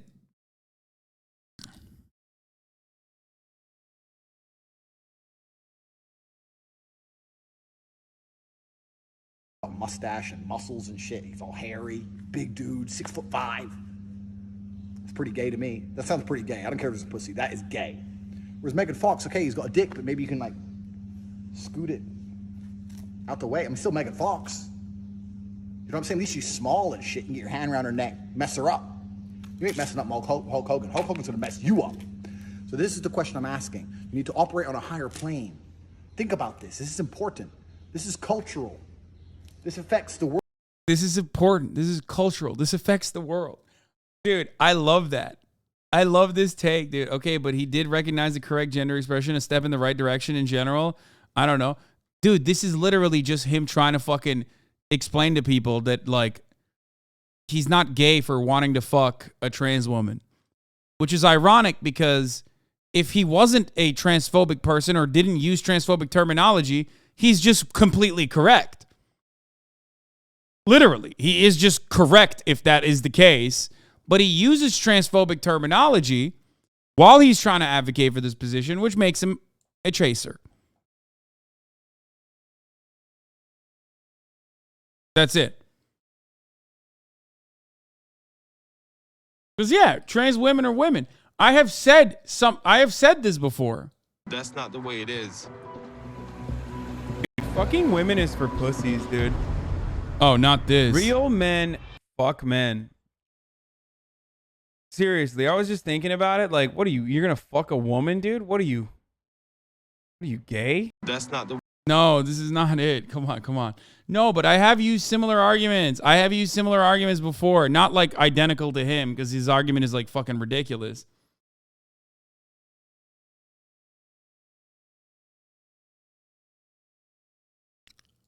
Listen. Back in the day, everyone constantly would be like, would you ever date a trans woman? Would you ever date a trans woman? And one thing I always said, and I still believe this is something I still, is a value I believe. Not that like your appeal to me is what makes you a woman or not, obviously. Okay? Wait, what is this?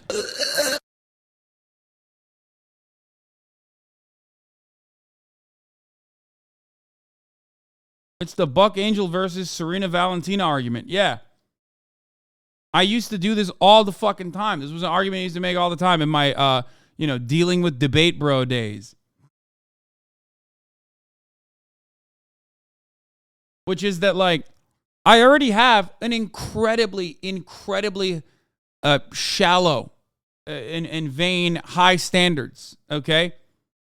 Not that it fucking matters, because, you know, you being sexually attractive to me does not mean that you are, you know, you're a woman or not.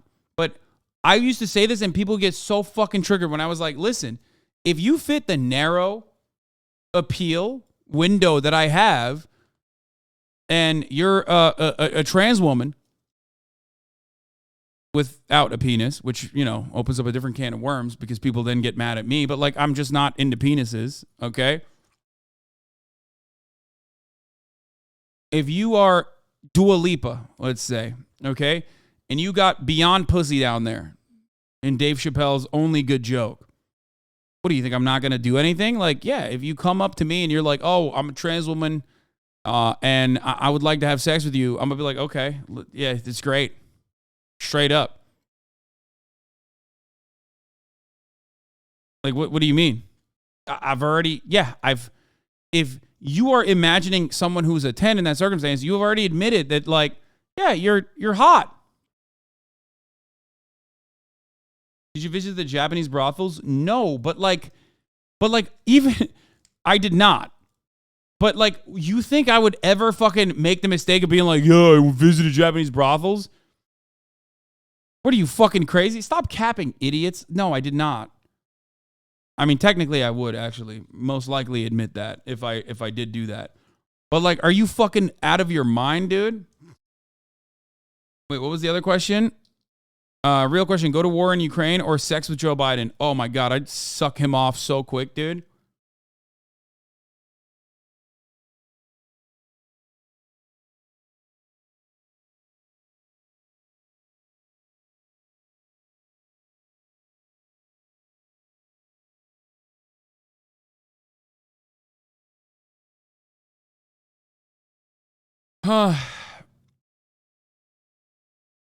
Anyway.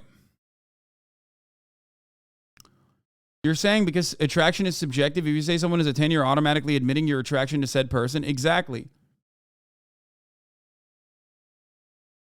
Exactly. So if someone fits in that narrow window of attraction for me, then yeah, why would I stop myself?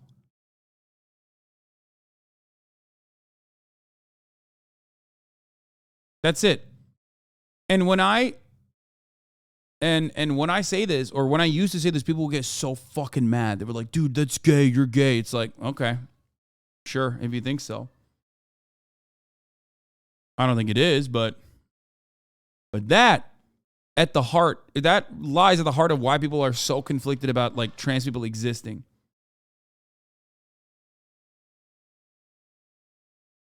So they're biologically a woman, but express gender as a man and hot like Dua Lipa? No. They are AMAB, assigned male at birth, trans women. They look like, this person looks like Dua Lipa, okay?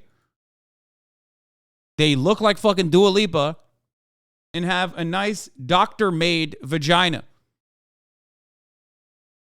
I'm doing it, 100%.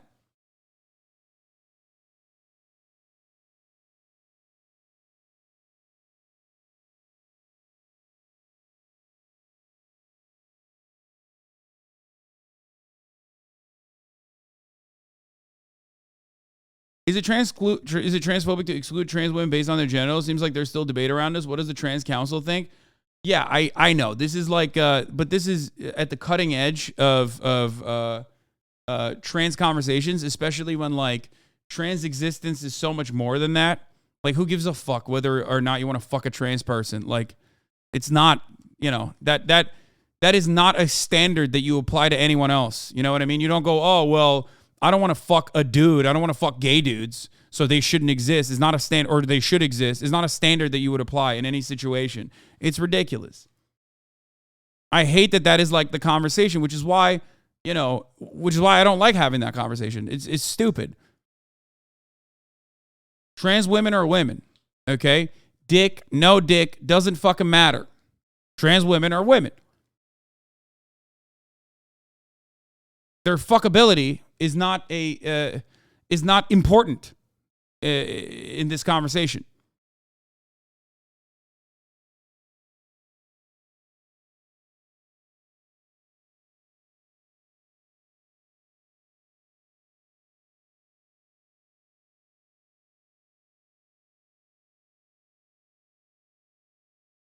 Anyway.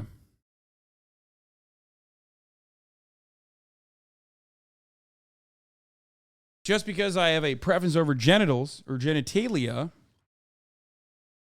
does not mean that I don't think that a person is valid in their gender expression and their gender identity.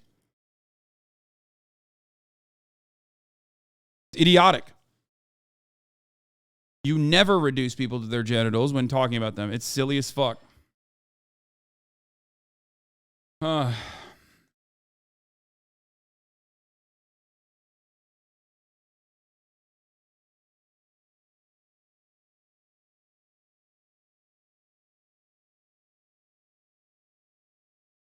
That's my take. What about super straight? I don't even know what the fuck that is, but it just seems lame. I don't know. I don't even know what that is.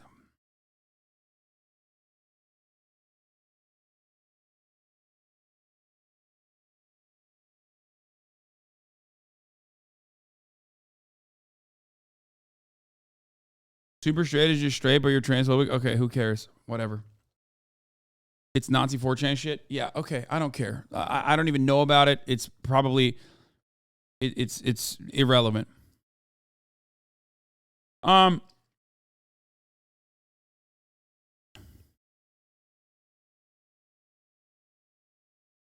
So that's my take.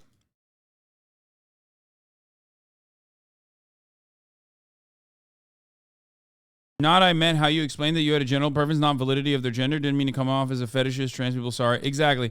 So this is an argument I've made a lot. Of course, the difference between me and Andrew Tate is that I'm not a fucking chaser, and he very clearly is. And for that reason, when you're a chaser, you basically objectify and fetishize trans people, and then you have to constantly make up like reasons as to why you're not gay. It's like, bro, you're not. Like, you don't have to be. Well, Andrew might, but but for different reasons. You know what I mean? It's so stupid. It's just so incredibly fucking stupid, and it reeks of insecurity. And a lot of men are like this. They look at porn with trans women. They look at porn with trans women in it, and then they think like, oh man, I'm conflicted now. It's like, you don't need to be conflicted.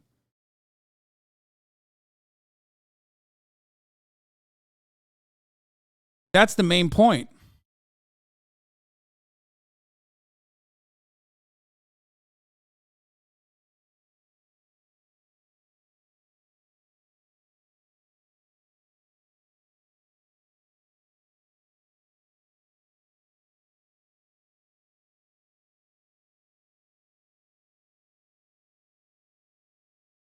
What? So I don't agree with you on much, but I also want to thank you for standing up to Andrew Tate on this one. Also, could you please ask your followers not to call him Cobra Kelly? It's very hurtful. What does that mean?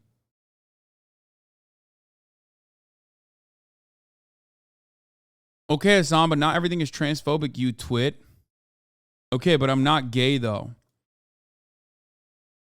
Oh, God. These motherfuckers are, like, literally running into the... Wait, so if I won't bang trans women? Dude, don't worry about it. No trans woman wants to fuck you anyway, okay? You literally never, ever, ever have to worry about that. I promise you, okay? Doesn't matter if you want to fuck trans women or not, okay? This is why I started the conversation. This is why I started the conversation by being... by mentioning very clearly that you wanting to fuck someone does not make them or stop them from being a woman. Okay? Please understand this. It has nothing to do with that. Okay? There you go.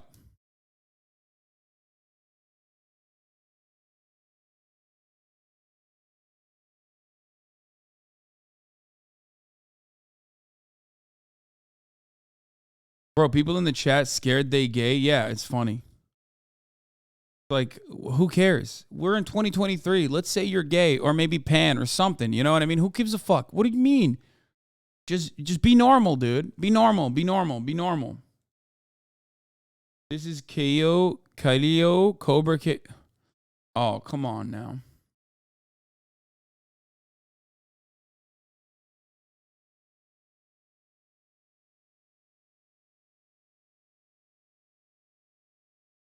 KU, is that how you say it? Guys, you're making fun of a bald, and I will not stand for this. Do you understand?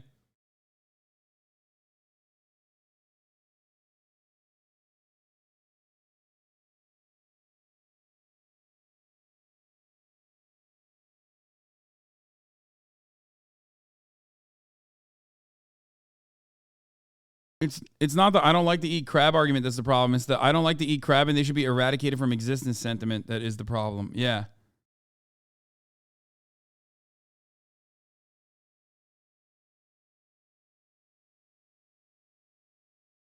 Caillou. It means rock in French. Oh.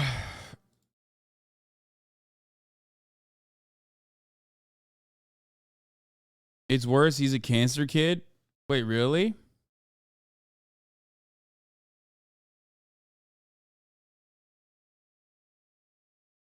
No? Okay, whatever.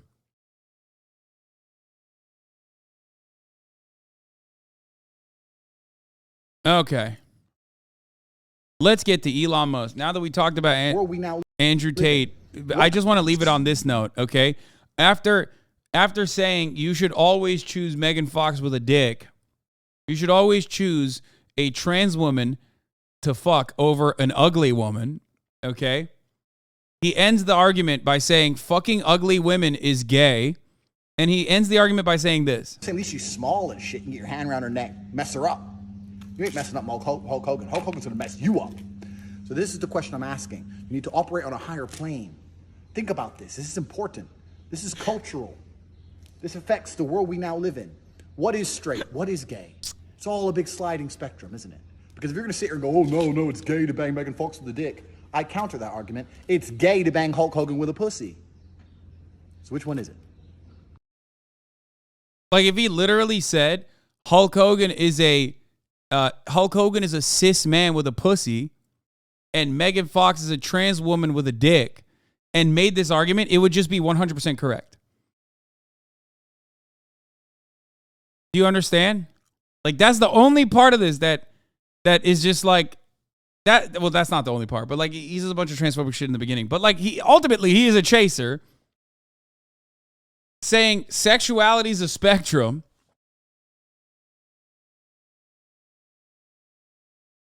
And we are now adding Andrew Tate into the trans-inclusive radical misogyny arc.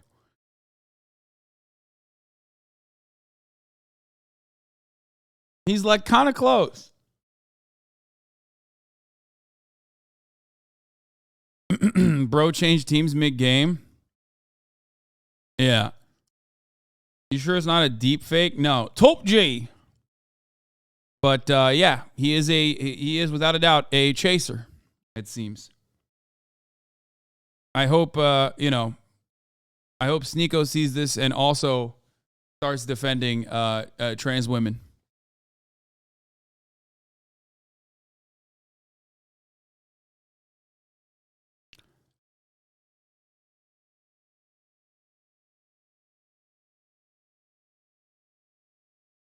Is liking trans people always referred to as a chaser? I mean, fuck Tate, but in general, it feels a bit bad to call people chasers, maybe, unless they're also transphobic. No, that's literally... No, that is it. No, you also, you understand it, yes. You're a chaser if you're transphobic and want to fuck trans women and can't cope with that and, like, have a hard time recognizing that, like, trans women are women. You're objectifying and fetishizing trans women, yeah. You don't see trans women as women, but instead just a fetish, an object of desire.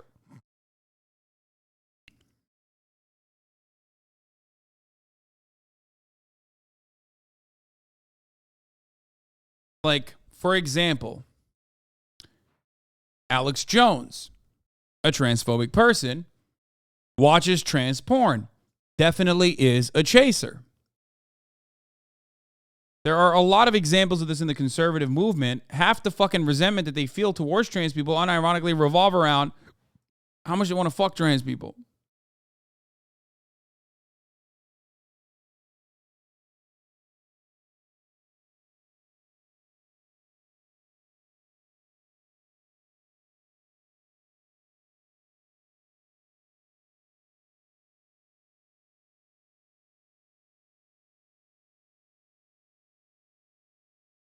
Anyway.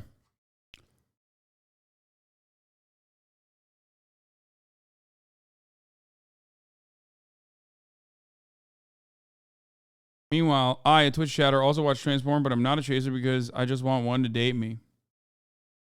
There's another video where he talks about supporting universal Medicare and abortion rights. Yeah. But yes, make no mistake. I'm not saying being attracted to trans women makes you a chaser. Saying that trans are women, that's just an opinion, man. Trans are mentally ill people. Nice, dude. Thanks.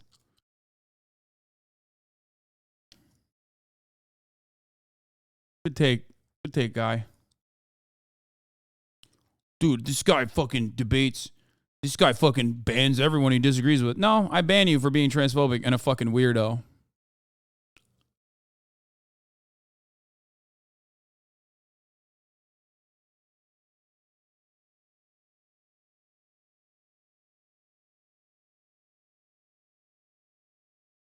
Anyway.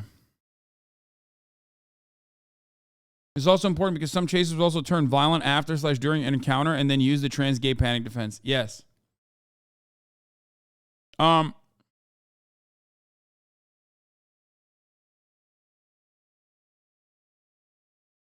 So, speaking of trans issues, there is a war brewing inside of the Daily Wire. Christina Buttons says, I'm leaving the Daily Wire. I work hard getting the facts right and using precise language because of the heated nature of the gender debate with so much at stake, while their pundits dump gasoline all over it for entertainment and clicks. As an independent journalist, I will continue my commitment to factual and rigorous reporting on gender ideology and the pediatric gender medicine with the goal of reaching people across the political spectrum. I've already begun receiving inquiries from left-wing publications to see if I'll give them dirt. As a company, the Daily Wire is a fantastic place to work. They treat their employees extremely well. Their editorial team is top-notch, and everyone I've ever interacted with there is wonderful. I'm leaving because I want to reach people on the center-left, and lately I've felt like there's been a distinct increase in inflammatory rhetoric from the Daily Wire personalities that make it more difficult to accomplish that. What did Matt Walsh say to that? She's not great, by the way. She's a fucking awful demon herself. Matt Walsh said, if you had concerns, you would have walked across the room and talked to me, but you never did. 2, you are well aware of what I've achieved in this fight. I would stack those achievements up against anyone. I'm not in this for clicks and entertainment, and you know that. Yeah, this dude is literally like, I'm a demon for real. He's like, I want trans people to die, and I've put my fucking brand on there. Like, Matt Walsh literally is just like, listen, you don't understand. Like, I was responsible for the Boston Children's Hospital getting a bomb threat, you know? Like, do you know how fucking sick that is? You think it's easy to fucking defend an anti-LGBT mass shooter in the immediate aftermath of a mass shooting? Yeah, he's like, I'm principled, dog. Leave if you want, but there's no reason to lob a baseless insults and question my integrity on the way out the door. It's also quite funny that you accuse me of wanting clicks while you use my name and picture for clicks. And not only that, but you turn against allies in the movement who have achieved far more in this fight than you have. That is crazy that he's just like literally saying like, this is an accomplishment. Christina was a leftist Democrat until a couple of years ago. She just got into this movement and now she feels that she's in a position to tell the rest of us how we should operate. He's like, I've been transphobic since day one, bitch. How dare you come at me? Well, you got to show us Matt Walsh saying that. There's no shot. Matt Walsh literally looked to the fucking the Q shooting that happened at the Q nightclub and basically defended the fucking shooter, okay?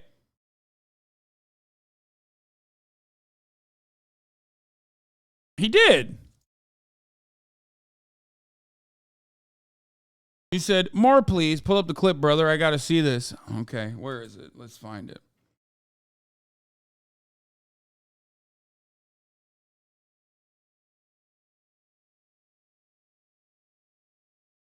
Suspected killer, we should say, in the... He said, quote, have two purposes. One, wire. And let's just play this.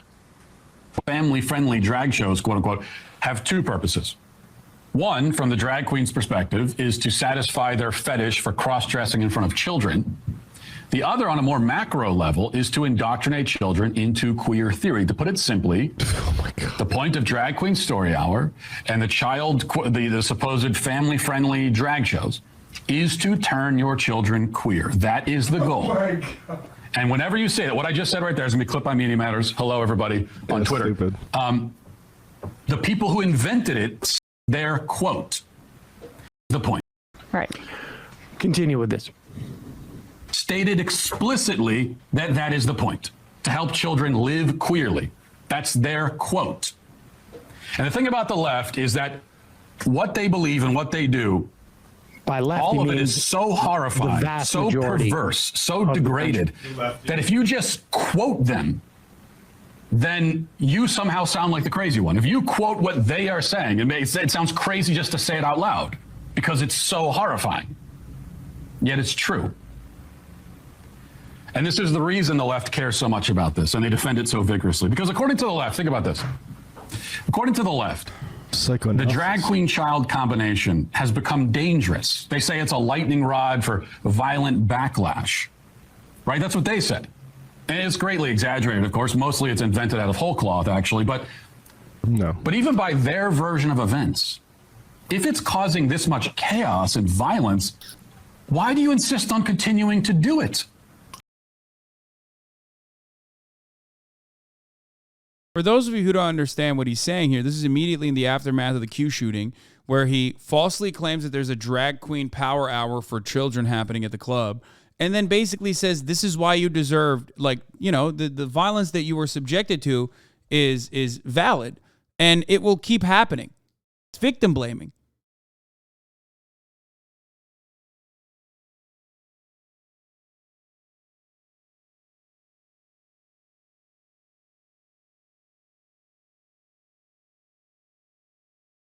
He didn't even say that, like, I disavow the violence. He said it's expected and it's going to keep happening. If according to you, it's like putting people's lives I understand what he's saying here. There it is. He's saying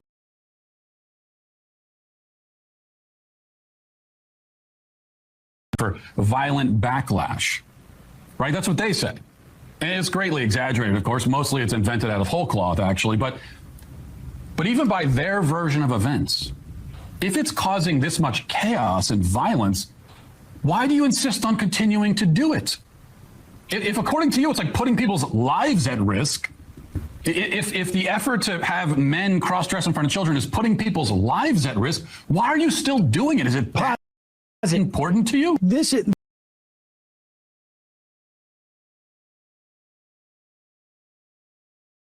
Interesting is his publication, the same that hosted quotes like, we must eradicate transgenderism. Yeah, they keep saying it. If he doesn't want to get mugged, why does he keep walking around with a wallet? If you didn't want to be raped, why did you fucking wear the dress that you wore? It's never the fucking perpetrators of violence that is unjustifiable and illegal and inhumane. It's the victims that are at fault. He's victim blaming. They demand that we explain why we object to children being exposed to drag queens, and we can explain it, and we have, and we will continue to, because it's very easy to explain. Drag is inherently sexual and ideological. It is not burlesque, and it's not appropriate to bring your child to a burlesque show. Your child. You disgusting freaks.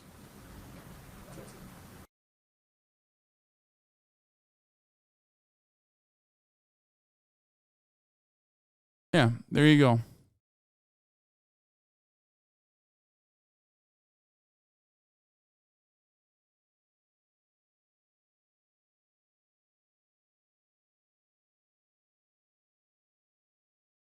I don't know, man. It's just like, I'm so tired.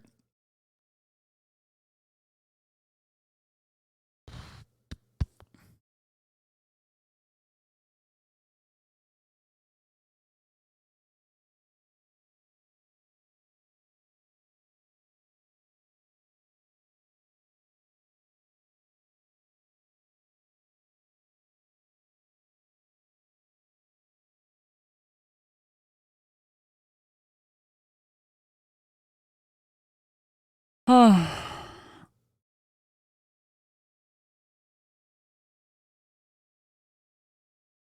yeah.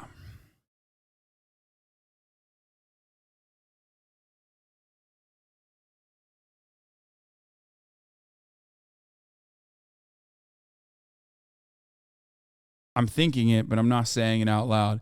We're gonna move on. We're gonna move on from this. Every time Matt Walsh is like, dude, look at how much I've done for the fucking movement, he's literally talking about like harming trans people. Just understand that. Okay? Yeah. Fango is even making fun of Megaphonics. That's how you know Megaphonics is like fucking getting cooked in the chat. Even Fango Lives is making fun of Megaphonics now. The EV boys are turning on one another. Yes, it's time for Elon Musk. Megaphonics literally came into the chat earlier today and basically said, wait, hold on. Where is it? He writes so much that it's impossible for me to, holy fuck, dude. Jesus Christ. This is all from today, dude. This is all from today.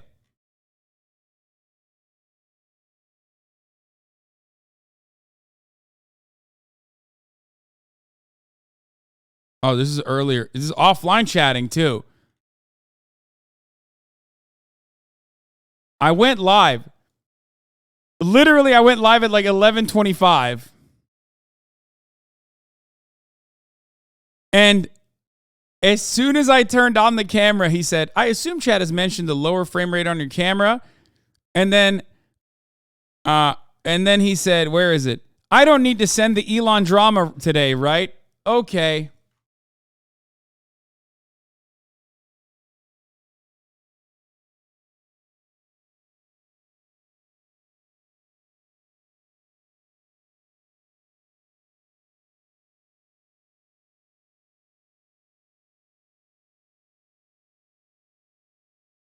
Reading the Elon bootlickers will only infuriate you more. I wouldn't blame you for skipping it today. He loves when I talk about Elon Musk. Elon mentions are his favorite. Okay?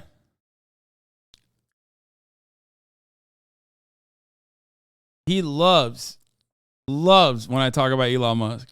Now, this saga started originally. Let's see if I have like a good news story of this. Is this on here? Is this on the docket? No.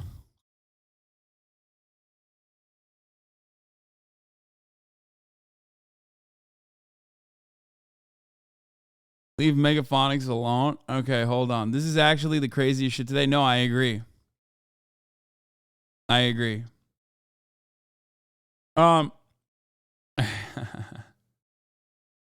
Here is Alex Cohen. Or not Alex Cohen, sorry. Here is I am Heralder, also known as Hallie. He tweets, 9 days, dear at Elon Musk, this was last night.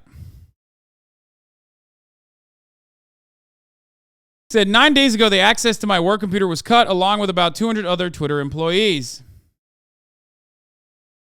However, your head of HR is not able to confirm if I am an employee or not.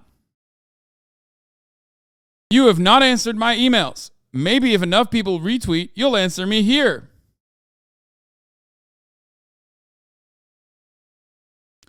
Elon Musk says, what work have you been doing? Hallie responds, I would need to break confidentiality to answer this question here. If you have your lawyers share in writing that I can do that, then I'd be happy to discuss that openly. Elon Musk says, it's approved. You go ahead. Hallie says, among others, I led the effort to save about $500,000 on one SAS contract, supported closing down many others, led prioritization on design projects across the company to make sure we were able to deliver with the small team.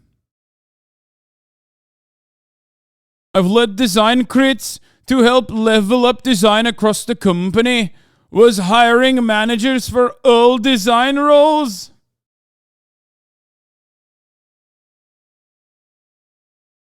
He's Icelandic.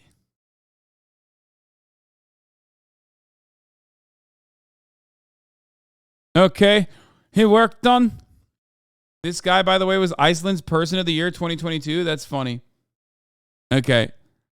And he said, led design crits, worked on efforts to steer the company away from focusing on power users and to younger users because our user base is aging. Elon Musk responded, level up from what design to what? Pixar, it didn't happen. Bro, you are such a weirdo. 2, we haven't hired design roles in 4 months. 3, what changes did you make to help with the youths? And then he tweeted this link. He said, would you say that you're a people person? And tweeted the Office Space link. What would you say you do here? And then Elon Musk said, the reality is that this guy, who is independently wealthy, did no actual work, claimed as his excuse that he had a disability that prevented him from typing, yet was simultaneously tweeting up a storm. Can't say I have a lot of respect for that. It's obvious he did all middle management work from that exchange, but I personally would not put an ex-employee on blast and force them to prove their worth in front of 100 million plus people. Elon said he has a prominent active Twitter account and is wealthy. So what? So are you. What does that mean?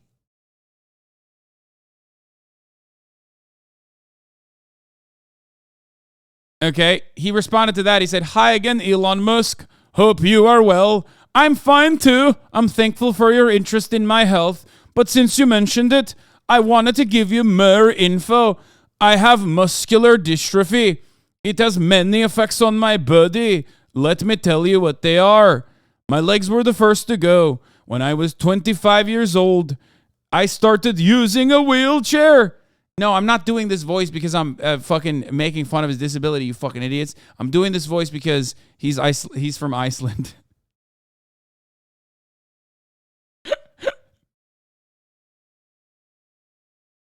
You fucking idiots. I'm doing the Canute voice.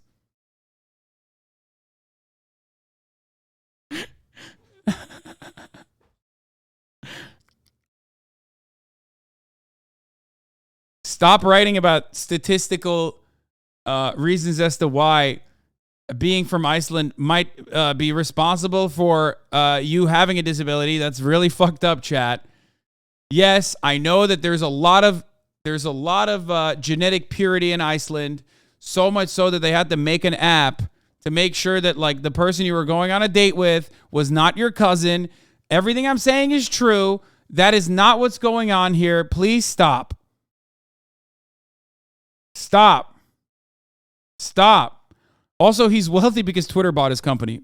Anyway, we're going to get to that in a second.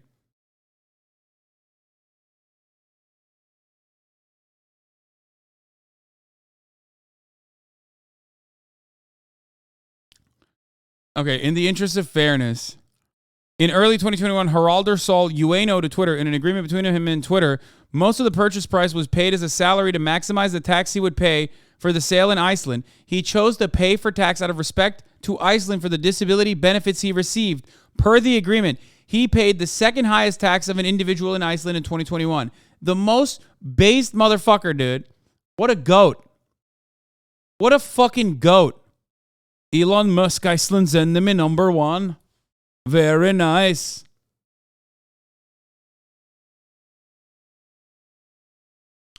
In March 2021, what? Oz is going to cancel you? He's doing the muscular dystrophy voice. Cancel him? Shut the fuck up, Austin Ox. Why are you saying that, you asshole? You know that that's not the case. In March 2021, Haraldur helped launch a project called Ramp Up Reykjavik, a collaborative venture undertaken by local businesses, labor unions, government ministries, associations, banks, and city officials with the intention of helping local businesses install wheelchair ramps to improve accessibility for people with disabilities. Like, he went and like, I mean, you couldn't be a better person. You know what I mean?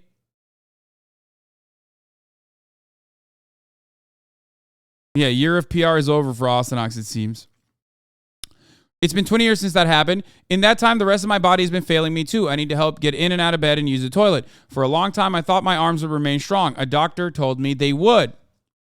But they ended up losing strength, which I don't mind telling you was hard to accept. But you okay the cards you are dealt, And I've managed to create a wonderful life. My family's the best. I have 2 kids. I see them every day. I recommend that. My wife is fantastic, strong, kind, smart, amazing artist. About 9 years ago, I started a company called uano.co. I worked a lot, didn't do my body any favors, but it's what I felt needed to do. The hard work paid off, and the company became very successful. We worked for more and less every big tech company. He has a wife, so Elon hates him. Yeah, he has that on Elon, for sure. But after 7 years, I was tired. COVID was running for longer than 2 weeks. You said it would. Oh, fuck yeah. And my body was also continuing to get weaker. After looking at many options, I decided to sell my company to Twitter. Financially, it wasn't the best decision. My company was making a lot of money, and Twitter's offer was lower than any smart valuation would say. But like you, I made a bet on Twitter having a lot more potential than it has had. I joined at a company in a time when the company was growing fast.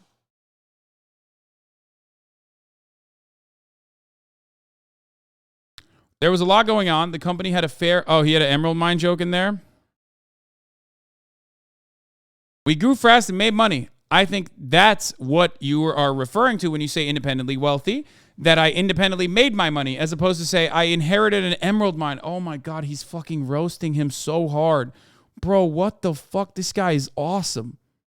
Holy shit. This guy is just fucking literally rolling his wheelchair over Elon Musk's carcass at this point. Jeez, Lord mercy. Holy fuck. Anyway, let's continue. But after 7 years, I was tired. COVID was running for longer than the 2 weeks you said it would. Okay, it's hard to keep doing the accent. And my body was also continuing to get weaker. After looking at the many options, I decided to sell my company to Twitter. Financially, wasn't the... Apologize for the accent. I will never apologize for doing the correct accent for Iceland, Norway, Denmark, pretty much any country that is I consider to be in that immediate vicinity. I'm not ableist. I'm just being xenophobic. It's not. It's out of love. It's also very good. Lamo, when chatters don't recognize a unique accent, they immediately jump to the conclusion that you're trying to make fun of someone's non-existent existential disability and or disorder and rule you out as being ableist. Like, come on, chatter, your white is showing.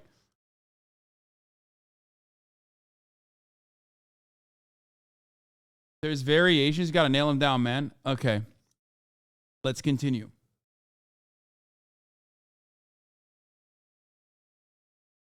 Anyway, I digress. Are you still reading, or is the bathroom break over? What was I saying? Yes. Oh, God. I don't like this part. When people are, like, writing Twitter threads and then they, like, pause in between and shit. It's like, come on. Anyway. It's just like, ugh. Okay. It's icky. I wasn't in the first batch or the second or third or fourth. I'm not sure which layoff round I was in there. There were so many of them. Each one came after you promised the last one was the final one. During my time at New Twitter, or as 2.0 as you called it, I talked to my manager every week and asked what I should focus on. And then I proceeded to do those things, every one of them. I also contacted HR regularly and asked if my job description was correct or needed updating. I wanted to make sure I was doing what I was supposed to. They always said they were looking into it, but I never got a reply. And now, finally, to my fingers, which I know you have great concern for, thank you for that, by the way, I'll tell you what I told them. I'm not able to do manual work, which in this case means typing or using a mouse, for extended periods of time without my hands starting to cramp. I can, however, write for an hour or two at a time. This wasn't a problem in Twitter 1.0 since I was a senior director and my job was mostly to help teams move forward, give them strategic and tactical guidance. But as I told HR, I'm assuming that's the confidential health information you are sharing, I can't work as a hands-on designer for the reasons outlined above. So he took confidential information about this person's health, his physical disability, and made it public to blast him on the platform that he bought for $44 billion. Oh my God, this dude is about to be the second highest tax paying in Iceland once again after he pays taxes on the awards that he gets from the fucking lawsuit. Woo! That's a motherfucking payday, baby. Oh my Lord, dude. Oh, that's so fucked up. Oh, Jesus Christ. But as I told HR, I'm typing this on my phone, by the way. It's easier because I only need to use one finger. I hope that helps. Let me know if you're going to pay what you owe me. I think you can afford it. And then Elon Musk finally responded. First, he said the reality is that this guy, who is independently wealthy, did no actual work, claimed as his excuse that he had a disability that prevented him from typing, yet was simultaneously tweeting up a storm. Can't say I have a lot of respect for that. Elon Musk turned around today and said,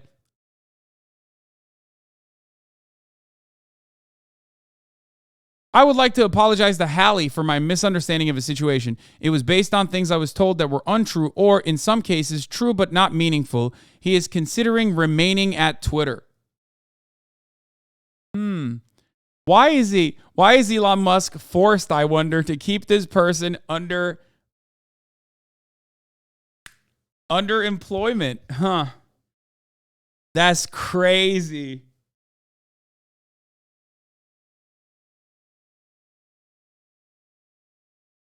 Dude, what? He publicly fired this guy, I thought, and made fun of him.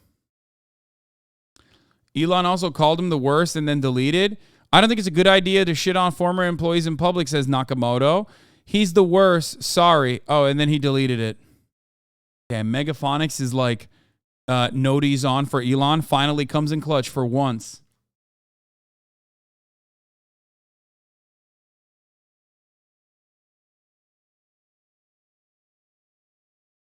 Oof. Oof.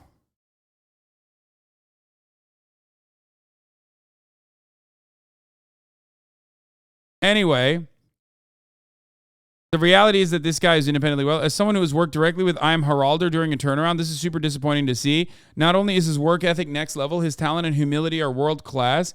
Exactly the kind of person you want on your team when the odds are stacked. I feel there's a certain deep misunderstanding somewhere here in the did no actual work. Based on your comment, I just did a voice video call with Hallie to figure out what's real and what I was told. It's a long story. Better talk to people than communicate via a tweet. Dude, Elon dick riders, like, they have been lobotomized. I was going to say he needs to be Elon dick riders need to be lobotomized, but, like, they must have already been lobotomized to just go, this is awesome. This is awesome all around. Couldn't agree more with that. Have always rooted for Twitter's success. Hope you two get to keep working together again.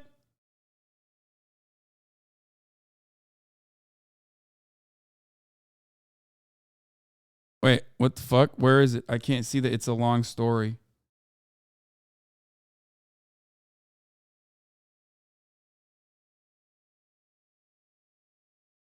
Who is this person? Oh, he's a former U.S. Marine.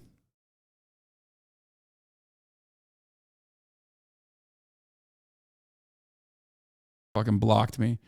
It's a long story. Types of lawyers. Yeah.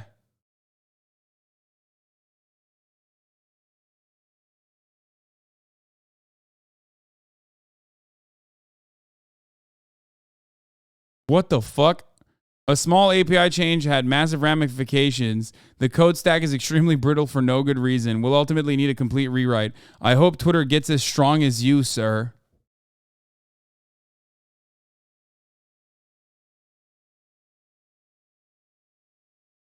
Bro, this is fucking insane. It's nice to see that the world's richest person is sad as hell while I'm sitting here poor just enjoying my noodle bowl. I mean, that is kind of what Twitter is for. Oh, I forgot to mention that I read that you can't go to the toilet on your own either, Elon Musk. I'm sorry to hear about that. I know the feeling. The only difference is I can't do it because of a physical disability, and you're afraid someone you hurt will attack you while you poop. Oh, I love that, dude. Oh, my God. This guy fucking rolled, Elon. Holy Jesus Christ, dude. Fuck, this guy's great. I'm fucking following him.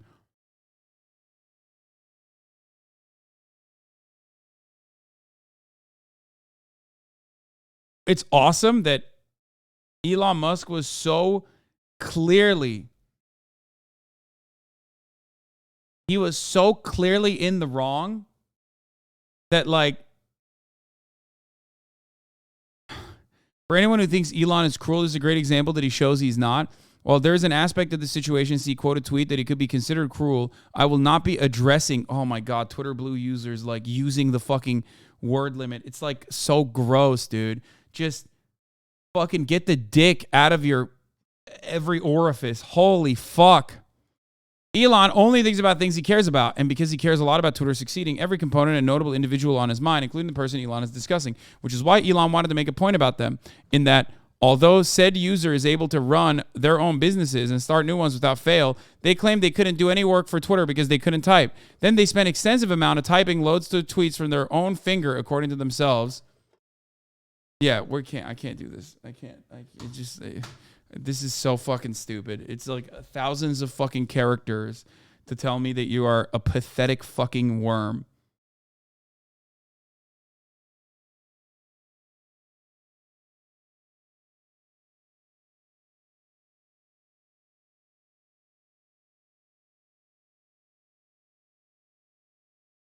This was funny too, yeah. Not only does Elon Musk not have a clue what he's talking about with respect to the small API change, but this is exactly what he tried to do at PayPal, claiming that it needed a full version 2 rewrite of the code when it didn't. Instead, it shifted resources away from key areas and eventually got him ousted as CEO.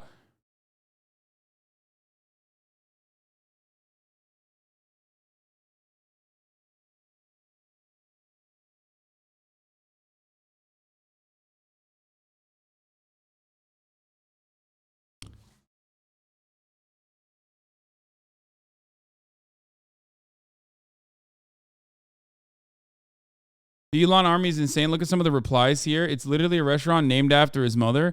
In other news, I'm opening a restaurant downtown Reykjavik very soon. It's named after my mom. Like many moms, she was the best mom in the world. Kind, funny, and hardworking with a wonderful artist.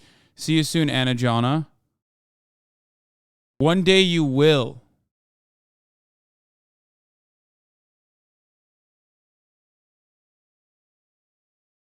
What? I don't...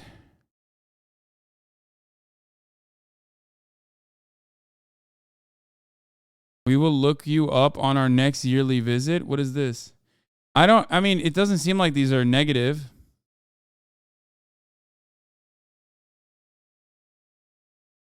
It's mostly just like positive takes.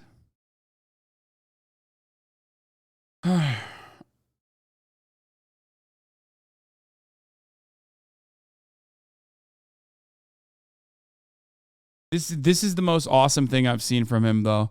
Every year, tax records in Iceland are made public. I was hoping I'd be the person that paid the highest amount of taxes last year, but I was number 2, and I proudly accept that honor to pay back the society that gave a working-class disabled kid free education and health care. That is, I love that, man. That is such a respectable thing to fucking put out there. Straight up. Without those free institutions, I would not have been able to do any of the things I did later in my life. Society only works if we collectively participate and lift each other up. For some, that's being able to pay higher taxes. For others, it's everyday acts of kindness. For a while, I was on the receiving end of financial disability support from the government. If a few things had gone differently, I would still be getting that support. Being able to pay back into a system is a gift. I love that. Fucking love that, dude. I mean, oh, God. I don't give a fuck if they're like a tech nerd who's like working at Twitter or whatever, and might have even been a what? This is a good take. Well, when they're not defending pedophilia. Also, this is not a good take. He said abolish the IRS.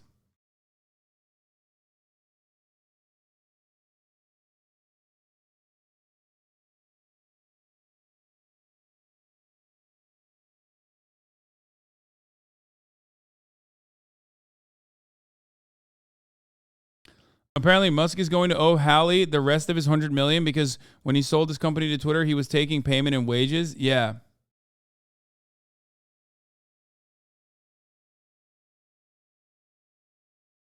By the way, he got that, which ironically is better off that he got it like that, I guess. Or probably not. Stock price is probably still higher than when he originally got the payment.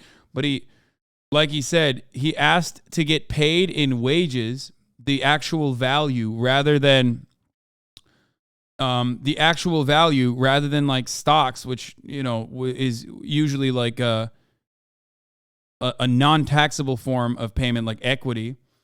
And he got that specifically so he could pay taxes in Iceland.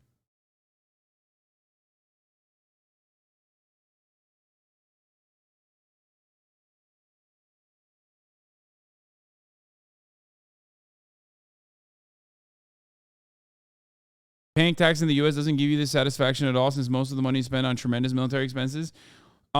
Considering that I pay more taxes than a lot of people in this chat, I will say that I enjoy paying taxes regardless, because while some of it does go to, like, I don't know, evaporating and eviscerating, like, children in Yemen, which is not great, there's plenty that still goes into social services, keeping the roads running, keeping other kinds of services running. Why are you flexing on us like that? I mean, I talk about it all the time. Like, it doesn't matter. It doesn't matter, because still plenty goes into, plenty of it still goes into services that we take advantage of every day. Admit that you like paying taxes because you like that the government oppresses women. That too. Dog, what roads? I mean, it could be worse.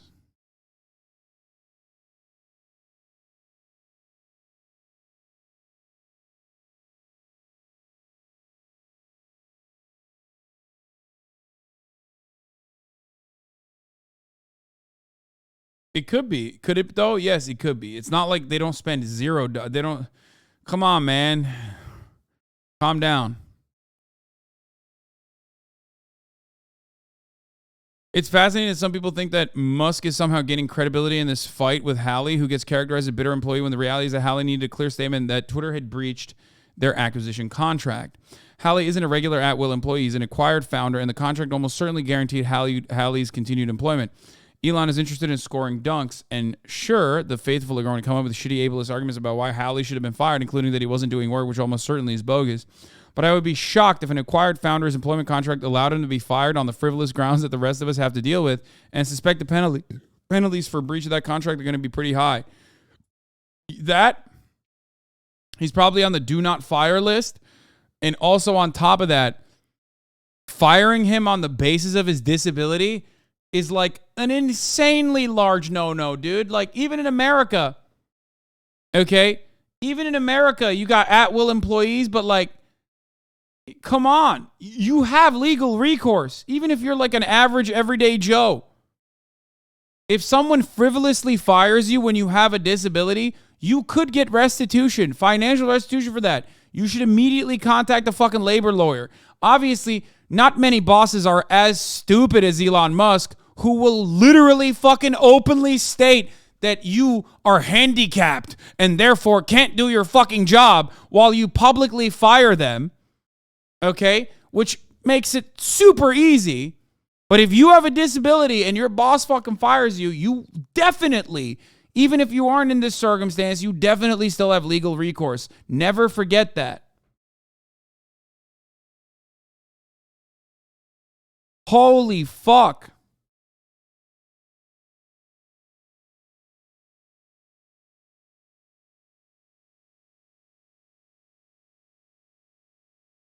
Oh, by the way, that's such a good call, because I was going to mention that as well.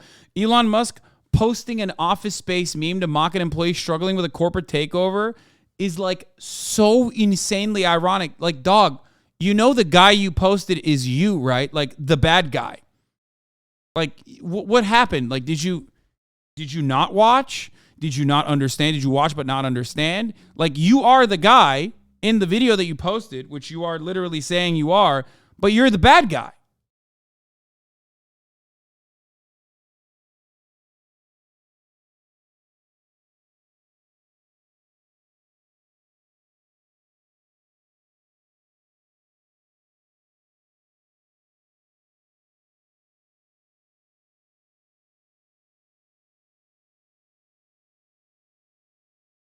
That is weird.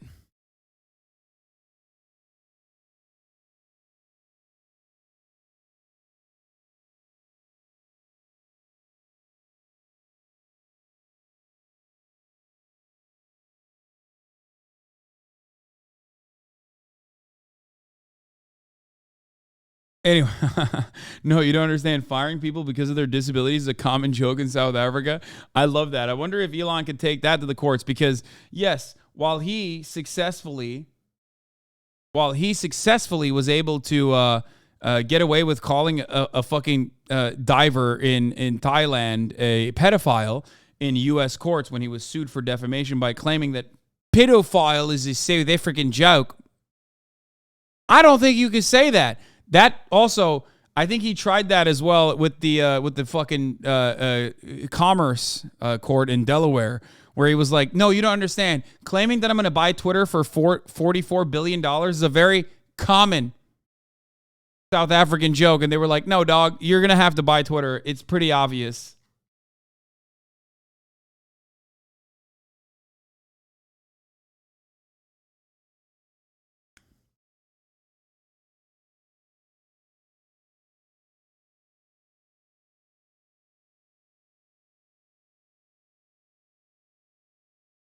Matt Taibbi, no other way to say it now. My former colleagues in mainstream media are spineless, corrupt, amoral fuckwits. This is illegal, unbelievable. The mainstream press gives it a pass. Perfectly normal for a federal investigative body to demand the names of reporters interacting with a company. The entire world would be panicking if the president was a Republican, but this is a Democratic administration, so the New York Times will ignore this. What's going on now? What's happening? What is the government doing? The Federal Trade Commission has demanded Twitter Inc. turn over internal communications related to owner Elon Musk and detailed information about the layoffs and other business decisions as a part of the wide-ranging investigation into the company. Fair.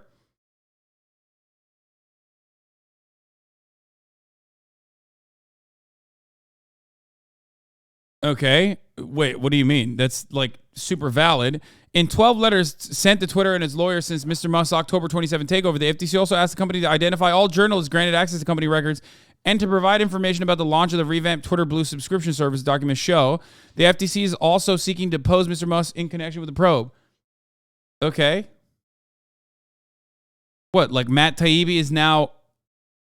How far this man has fallen. He went from talking about like Goldman Sachs to being offended that a federal agency is investigating a corporation.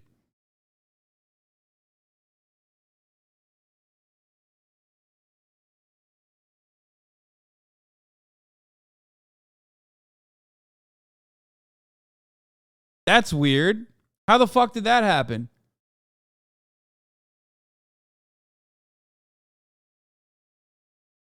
Oh God, I used to be such a fucking big fan of Matt Taibbi. It's so goddamn embarrassing, but I was also a big fucking fan of Glenn Greenwald too. God damn it, how the fuck did this happen? Oh my Lord, someone describe this to me.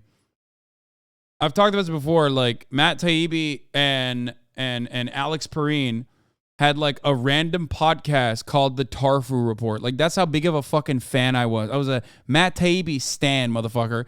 I would literally listen to the fucking Tarfu Report.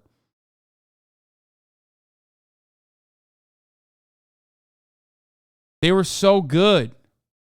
And obviously Alex Perrine is still the GOAT. I mean, he's incredible. And you know, Matt Taibbi went in the direction that he went in. Tesla Economics tweeted, Elon, when is the date with AOC? Elon responded, alas, she would never date me. I'm not cool enough. Should Tesla Economics set up a date between Elon and AOC? Elon, like, AOC's like married. The fuck is this shit? Like, that's so fucking gross, man. Also, what is this AOC meme? Like, what? They're like, oh, yeah, AOC it would be hot if she was blonde and blue-eyed. Like, straight up just racist, dude. What the fuck? They literally were like, hey, what about white AOC?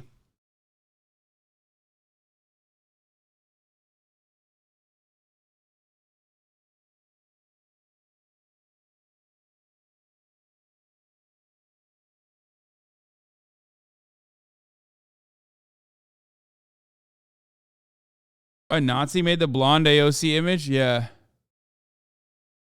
Makes sense. Jesus Christ. Because they gotta fetishize POC women. I mean, they literally are like, it's not enough. You know, they're just like AOC's hot, which is weird to just like constantly fucking talk about objectifying a congressional representative. But then he's like, oh, but like she needs to also be white too. Like it's hitting the bingo. It's just like both racist and misogynistic. Very odd. Very, very odd bullshit. Wow, the guy Halley that Elon Musk had been mocking is not only a class act, but was literally on a list of do not fire VIPs because of how expensive his exit package was. Likely because if what Halley's other tweets say are true, Twitter acquired his company for a good price.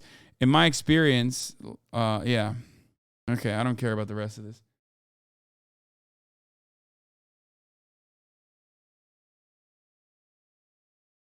You do the same for McConnell? Yeah, I really want to fuck McConnell and McCarthy and Nancy Pelosi. Like, yeah, that's the difference. Yeah.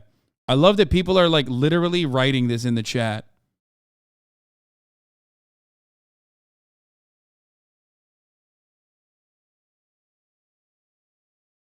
The new footage that they will take. The new footage that this legend released, by the way, was fucking dud. Yeah, we talked about Musk apologizing.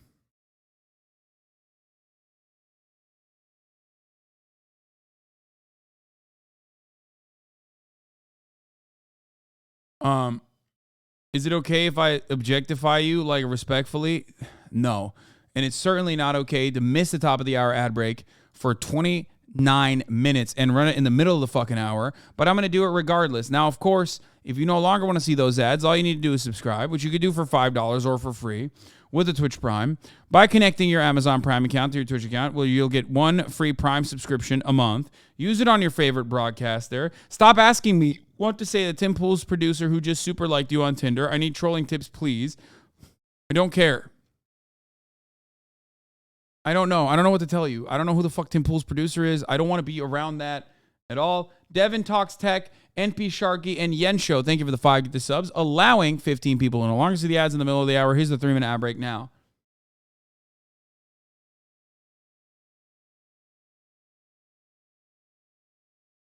Lil Kitbit, thank you for the 5 Get the subs. Did you go over the Tucker thing yet? I did. I basically went over it briefly because I didn't really care too much about it because it just fucking doesn't, it's meaningless. More than 40,000 hours of surveillance footage from in and around the Capitol have been withheld from the public. And once you see the video, you'll understand why. Taken as a whole, the video record does not support the claim that January 6th was an insurrection. In fact, it demolishes that claim. And that's exactly why the Democratic Party and its allies in the media prevented you from seeing it. By controlling the images you were allowed to view from January 6th, they controlled how the public understood that day. They could lie about what happened, and you would never know the difference. Those lies had a purpose. They created a pretext for a federal crackdown on opponents of the Uniparty in Washington. Our office wanted to ensure that there was shock and awe, that we could charge as many people as possible. The first thing you notice from viewing the full video record of January 6th is just how many people entered the Capitol building that day. Hundreds and hundreds of people, possibly thousands, over the course of about 2 hours. The crowd was enormous. A small percentage of them were hooligans. They committed vandalism. You've seen their pictures again and again. But the overwhelming majority weren't. They were peaceful, they were orderly and meek. These were not insurrectionists, they were sightseers. Footage from inside the Capitol overturns the story you've heard about January 6th. Protesters queue up in neat little lines. They give each other tours outside the Speaker's office. They take cheerful selfies and they smile. They're not destroying the Capitol. They obviously revere the Capitol. They're there because they believe the election was stolen from them. They believe. You know what? This is so funny. It's like, look at, hey, he literally just said, hey, don't look at all the instances where they were like beating the shit out of cops and breaking windows. Look at all the instances where like they weren't doing that.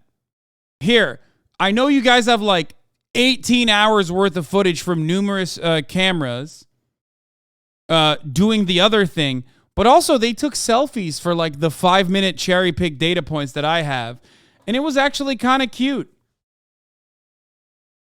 Okay, let me just explain something here, okay? Everybody saw January 6th. I mean, there was like 250,000 people in here watching it live happen. Okay, we watched it live. Like, it wasn't that long ago, first of all. And it's not like we didn't see it. So I don't, like, what is he trying to do? Like, is he just hoping that his audience doesn't have, like, object permanence? Like, is that what the fuck? Like, this is a wild thing to show, dog. This is the classic joke that I make all the time where it's like, Your Honor, I know my client, you claim, has murdered someone allegedly, but think about all the many years where he hadn't murdered someone. Here he is, getting into his car. You might say he's presumably going to do a murder. He's on his way to do a murder. I say he's not doing a murder right then and there.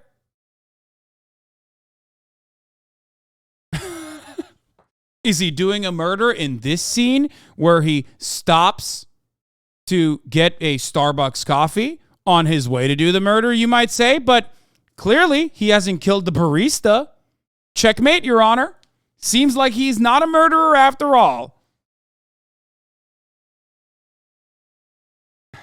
Believe in the system. Here's the man you've heard referred to as the QAnon shaman outside the Senate chamber.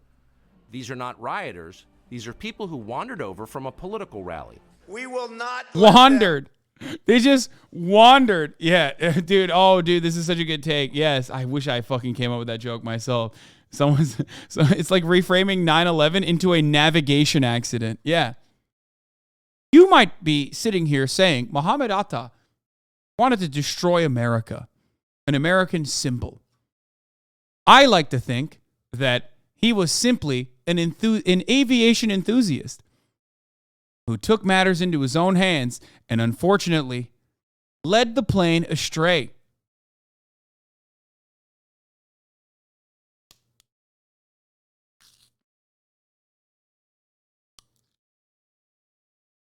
Yeah.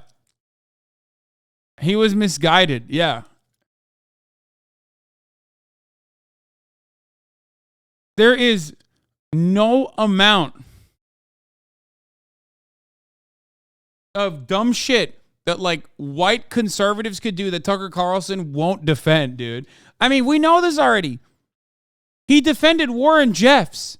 Tucker Carlson, who constantly talks about like, grooming gangs and like Muslim pedophiles or whatever the fuck, whenever he tries to make like anti-immigration arguments, unironically has in the past defended Warren Jeffs. So he literally thinks it's okay when white people are doing grooming and child rape.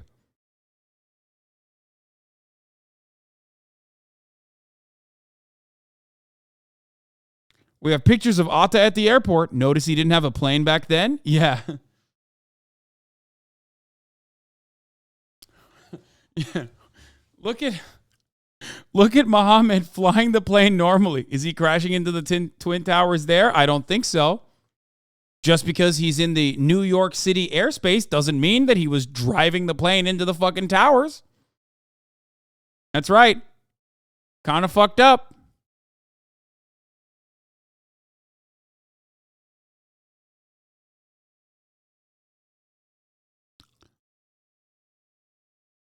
Silence your voices.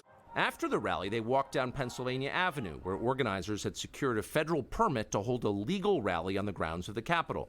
I know that everyone here will soon be marching over to the Capitol building to peacefully and patriotically make your voices heard. Bro, it doesn't matter. They didn't do that. Like, what the fuck do you mean? They literally didn't do that. Once at the Capitol building, things began to get chaotic. Capitol police officers fired tear gas into the crowd. A few at the front of the herd broke windows. Bro, that's awesome. Okay, so this is correct usually, okay? In many of the instances where like Black Lives Matter rallies are happening, which are against the police, remember, it's oftentimes peaceful protests until cops escalate it. This was not one of those instances. They didn't even use, you already admit in your video, and I know this part of the video will basically reveal the truth. You already admit in your video that cops were infinitely nicer to these fucking dipshits than Black Lives Matter protesters, you fucking dingus. That's why this is like completely and totally unwarranted. Once again, we watched this happen live. And in that live, instance where there was so many different angles. It was awesome. We watched this shit happen live. And even we were like, what the fuck's going on? This is the one instance where it is totally valid to do use of force.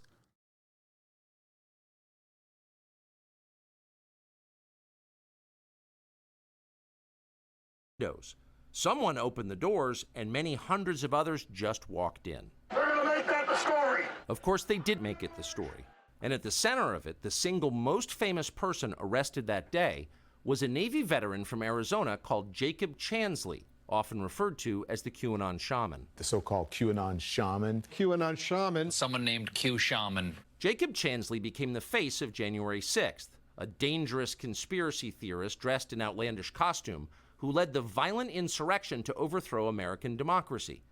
For these crimes, Chansley was sentenced to nearly 4 years in prison, far more time than many violent criminals now receive. What did Jacob Chansley do to receive this punishment?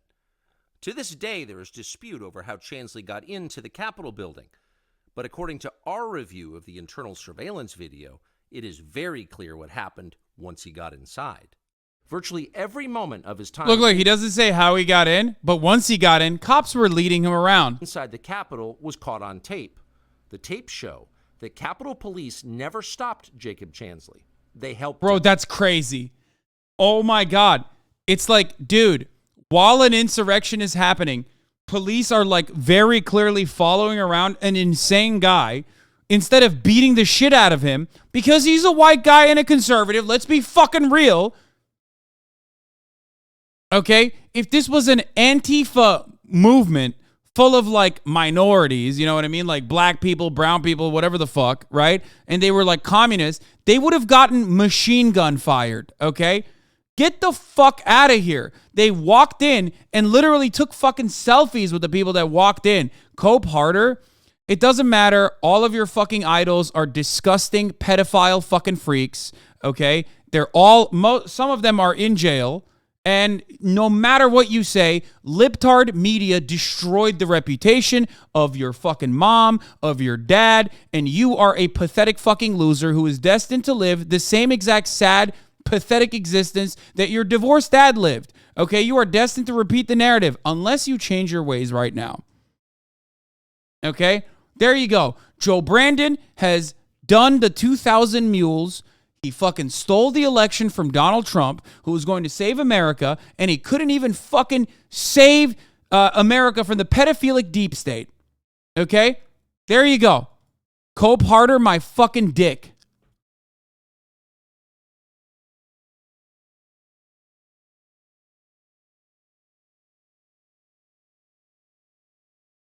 Oh, one bad white guy, bad all? Wait, what? That's not true? What are you saying? You just made that shit up. That's not what I said at all. These guys are conservatives. They're Trump supporters. In a lot of instances, police are also Trump supporters. The reason why they were taking selfies with the Trump supporters was because they were like, well, you know, we're kin, you know? We're kinfolk. And we're skinfolk, but definitely kinfolk. Okay, we have the same attitude. We have the same ideas. That's it. Meanwhile, they fucking killed cops and shit.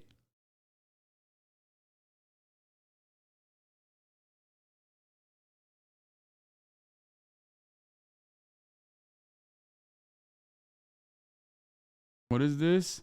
Fucking bozo with a fucking mindless boob silent. Shut the fuck up, you reverse racist white fuck. Wait, what? This literally helps leftist arguments, by the way. It proves the police are corrupt. I mean, I said this on that day.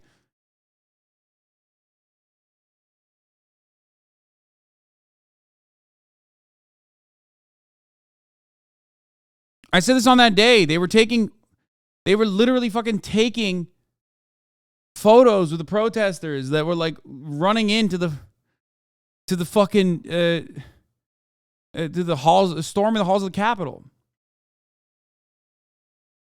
What do you mean? That doesn't mean that they weren't doing something wrong. We know what they were doing. There's so much evidence. What the fuck?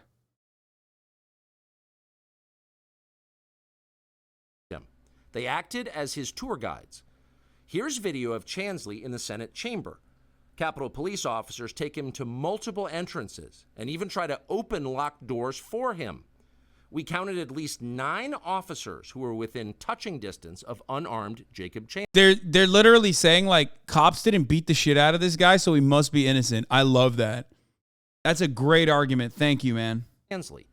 Not one of them even... Brandon stole the election and Deep State instigated a color revolution at home to crack down harder, but that's just the game. Trumpo couldn't stop it. Weak. Nixon knew JFK stole the election but couldn't stop him either. That's right, baby. Liberalism is on top, okay?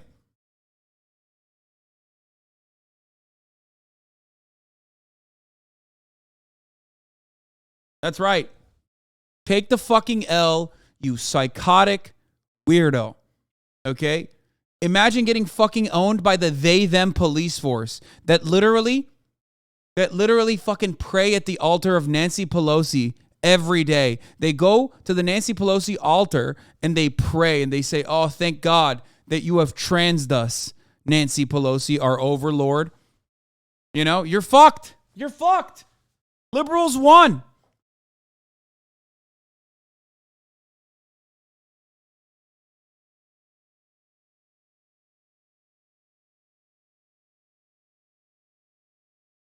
That officer from the chamber testified during the January 6th hearing. He literally explains why he did this. Lamau. He had no idea where House members were, and he was trying to calm the dude down, but was terrified.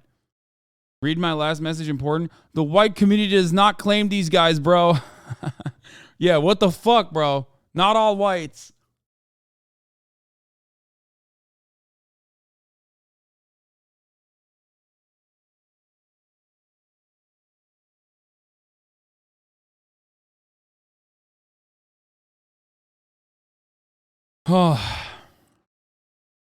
Tried to slow him down. Chansley understood that Capitol Police were his allies. Video shows him giving thanks for them in a prayer on the floor of the Senate. Watch. Thank you, Heavenly Father, for giving the inspiration needed to these Nancy's Pelosi's. Thank you for the 5. Get the subs.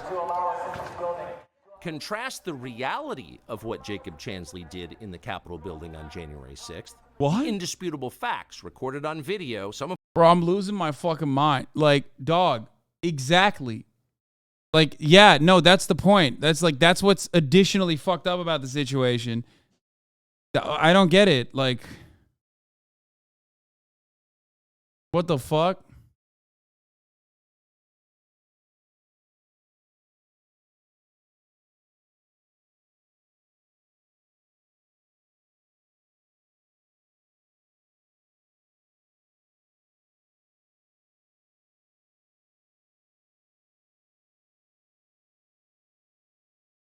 of which has never before been seen, with the depiction of Jacob Chansley that you've seen in the media for more than 2 years. He's a terrorist, they said. He should be killed. Shoot him. Shoot him. Like, you burst into the United States, if he was dressed like bin Laden, would you have shot him? Shoot him. Shoot him. It makes you wonder, who are the violent extremists here? No, these guys. No, like literally still these guys. Like the violent QAnon psychos who broke into the halls of the Capitol. And there are good reasons to do such a thing, for the record. Like, you know, they're not doing this for healthcare. They're not doing this for labor rights being violated. They're not even doing this for abortion rights. They're not doing this for, like, bodily autonomy being removed from 50% of the fucking American population. They're doing this because they're upset that Donald Trump lost the election to Joseph Robinette Brandon. That's crazy. Yeah, they're seditionists. Doesn't Tucker know that the guy that said shoot him is a conservative? He doesn't care. Jacob Chansley, and the video proves that. But you would never have known from the media coverage. The people sitting in the again, I can't believe that he posted this and it has 1.9 million views. And I looked at the comments a little bit and it made me want to fucking die instantly. We all need to keep these people in our prayers. This is not the America that I love. The America that I love would have let those people come in and kill Nancy Pelosi. I don't know what's wrong with America these days. Thanks for showing us this. I saw similar videos a few days after January 6th that showed police officers allowing some of the public in, people who were calmly walking in and who were not disruptive. The whole truth is something very different than what the left has wanted to depict. Bro, you are an animal. Like, you are actually, I don't even know. You're like we all watched it, dude. What the fuck? So all it took was like 5 minutes of them, like the only 5 minutes that you could find from January 6th where they're not like directly being violent.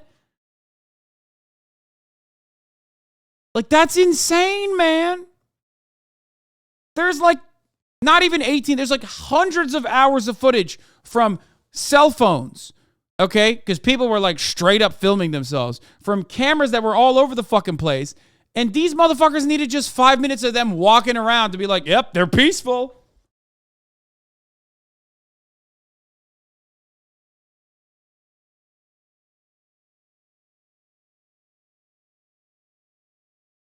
Every person guilty of orchestrating the cover-up should be financially and legally responsible for any and all lawsuits stemming from those individuals unlawfully incarcerated, says Kenny C.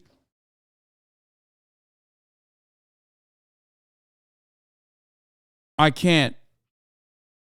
When I see stuff like this, I'm like, there is no saving this country, okay? We are so insanely cooked, dog. We are so incredibly, insanely fucking cooked. Oh, it's 40,000 hours of footage? That's the real number? Oh, I love that. That's fucking even better. McCarthy gave Fox 41,000 hours of footage, and they cut 5 minutes, showing the only 5 minutes. It's funny. Maybe they didn't have the media experience you did when you were there. Shut the fuck up.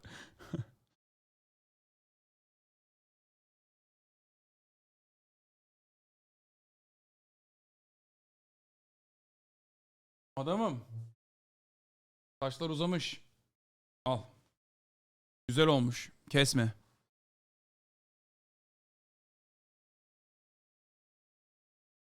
Sakalımı top ettirdim, saçlarımı kestirdim. They came with handcuff ties, bombs, and guns. There's so many texts. There's so much footage. Why? No, this is like unimaginable. Murat, did you see the new Tucker Carlson thing? He posted 5 minutes of clips over 41,000 hours of footage from January 6th to imply that January 6th was actually peaceful and the media is lying to everyone. How fucking insane is that? This isn't a clip chimp. This is a clip gorilla. Bro, this is clip King Kong, dude. It's not just a gorilla. This is a clip King Kong. There is no, like, I've never seen spin like this, bro. It's fucking insane. Like, cops died and shit. Like, there's nothing.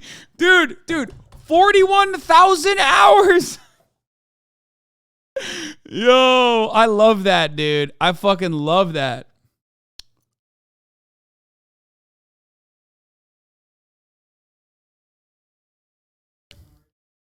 No, I'm good. Okay.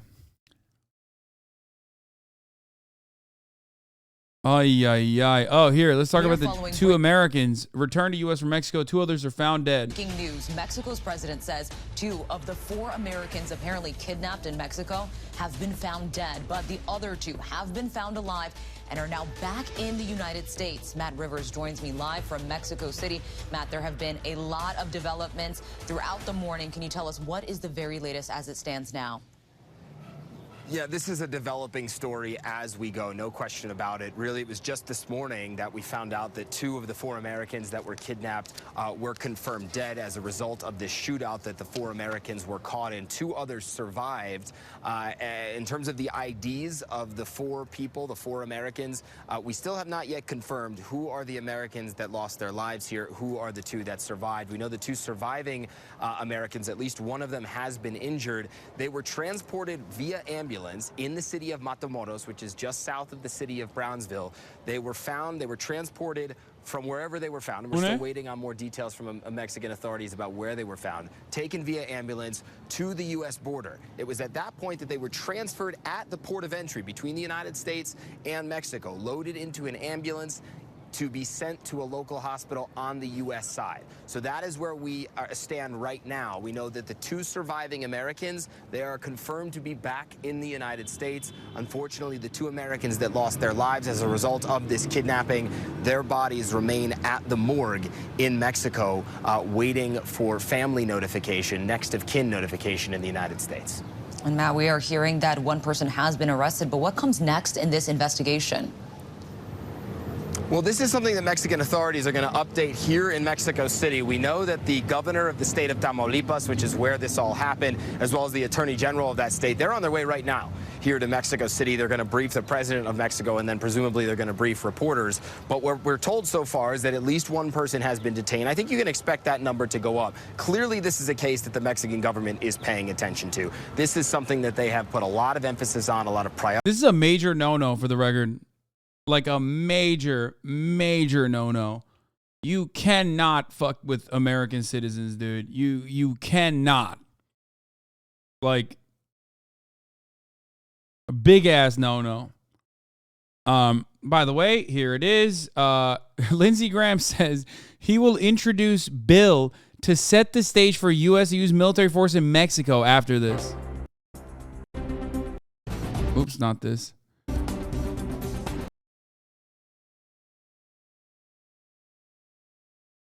Yeah, the only country that can get away with it is usually like Saudi Arabia or Israel. But other than that, like, you know, you can't do that.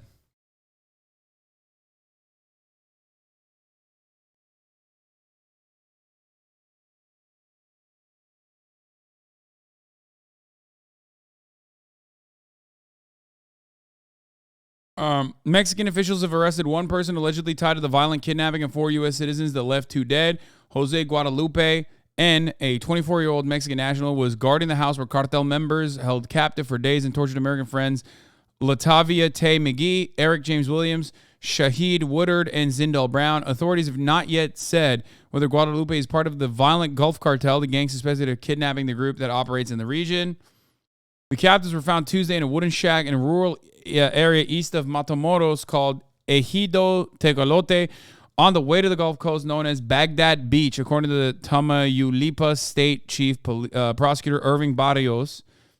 By the time the group was discovered, Woodward, 33, and Brown in his mid-20s had been killed. I don't know what the fuck. I don't know how they did this.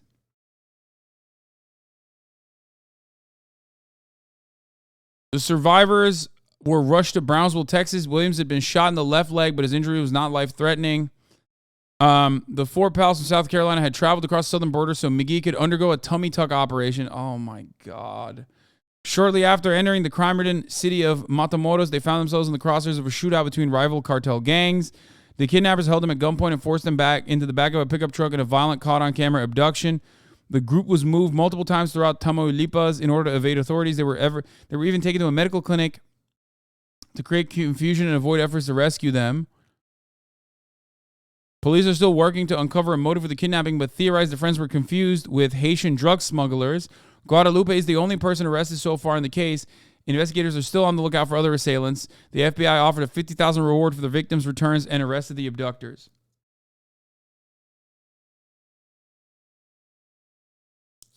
This is a big fuck up on part of the cartels. They're donezo once American military goes in. I mean, I don't think they'll do that, but...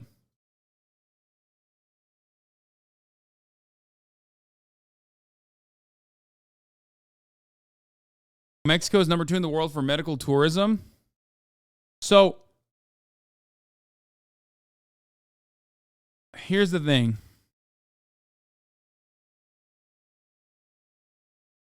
Yeah, the New York Times said the cartels do not typically fuck with American citizens because American law enforcement will come back with greater blowback. Exactly. So, usually, as an American citizen, one of the most powerful things you have is an American passport. Why? Because it is backed by the might of the U.S. military.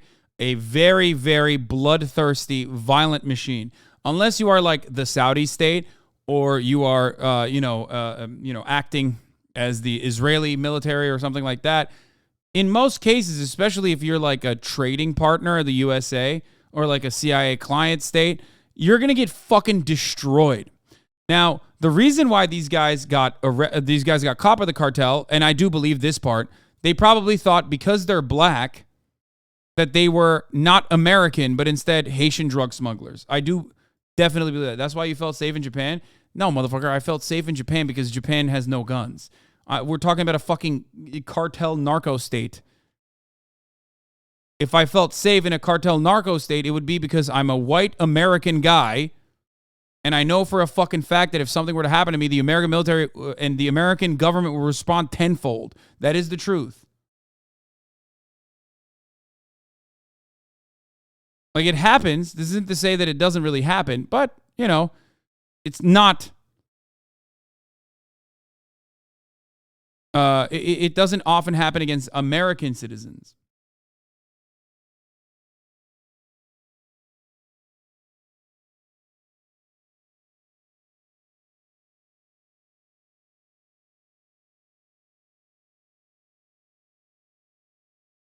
Well, you said you don't think they'll respond for them? No, I think they... I mean, it depends. Matamoros is a very dangerous area of the border. There's been a do not travel order for that area for a while now. You think they're going to respond tenfold for the American Deserve 9/11 guy, Lamau? Yes, because because this is part of the same reason why I think America will respond. This is why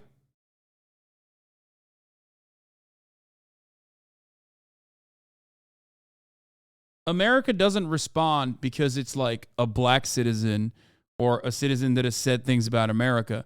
America has to respond because this is an American citizen. Do you understand? Like we make the rules. You can't disrespect the big guy. You can't do that.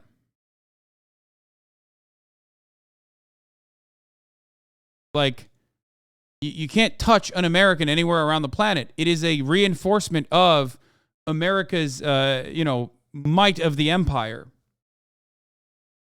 Do you see what I'm saying?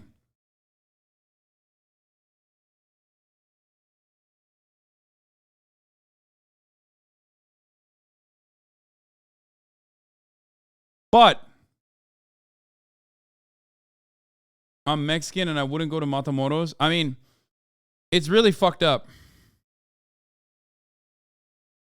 My hometown is right next to Matamoros, it's a cartel town, and nobody goes there except for gang-related shit. American media wants to paint it as tourists being kidnapped. Yeah, I don't know why they went to Matamoros if it's like a non-travel advisory place. If they, like very clearly, like, are there no other places in Mexico where you can get, I know medical tourism is a thing, but like when you do medical tourism in Mexico, you don't fucking go to, it's a major border crossing. I guess maybe it was to cross through the border. They were traveling through it and then got caught in the crossfire.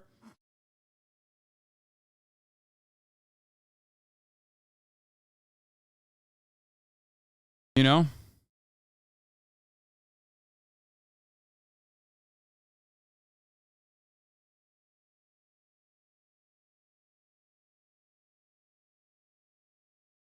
Except if you're Palestinian American in Palestine in 2014, they did nothing after they beat Tarek up. Brother, did you not hear me say that? I said 2 notable exceptions to the rule. Hello? I literally just said 2 notable exceptions to the rule. Israel, Saudi Arabia.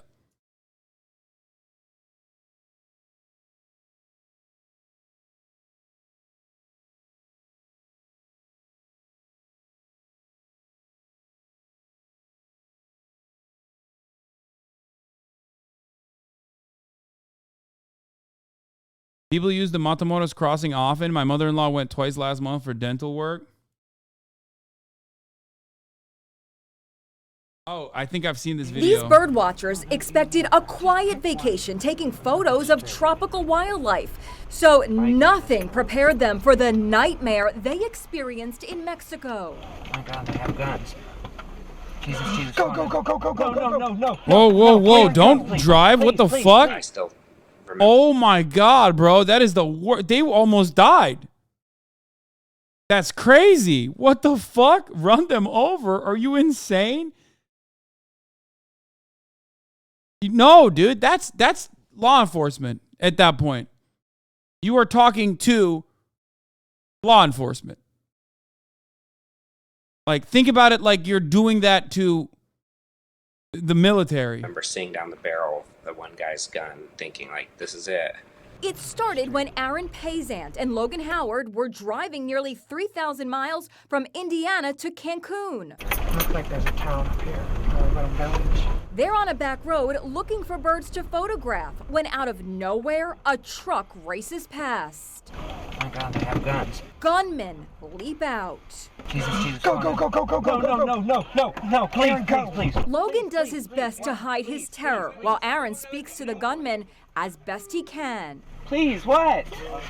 No, Espanol, please. The gunmen reassure the Americans that they're not in danger. Oh, you know what? I don't even think they were cartel then.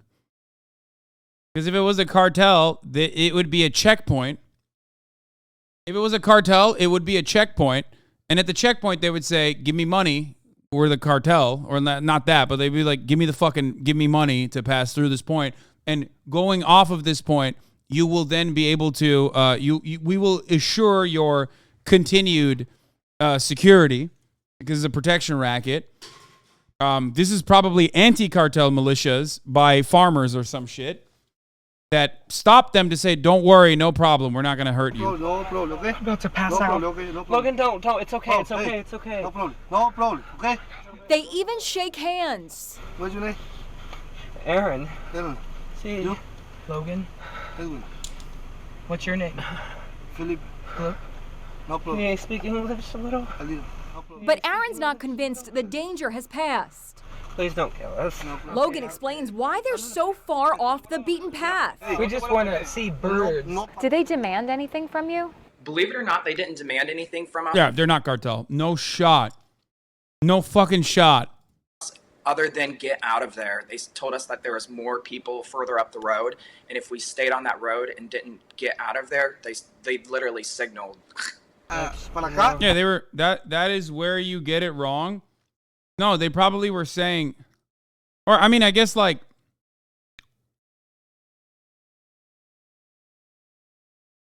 no, if they're cartel, you can go to the second checkpoint unless it's like a no-no area, I guess.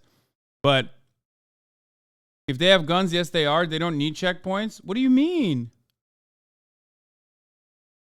I think they're literally warning them that cartel is ahead and they'll get fucking killed.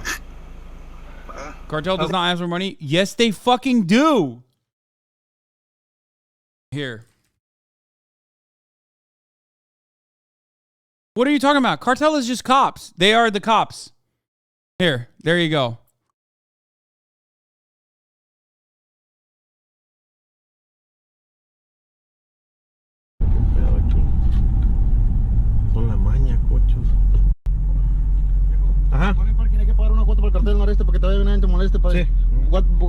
See, yeah, see? Pay a fee to the Northeast Cartel. Oh, fuck. I can't pause it and read the fucking... So stupid! Why? Why?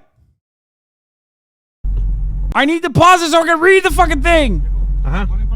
You have to pay a fee to the Northeast Cartel so that you can leave and nobody bothers you. Put the phone away, please. I don't want to take it away. Put it away. Okay, just we have our map. You have to pay $1,000 to cartel, $500 and $500 so that you can go your merry way. I'm going to give you a code.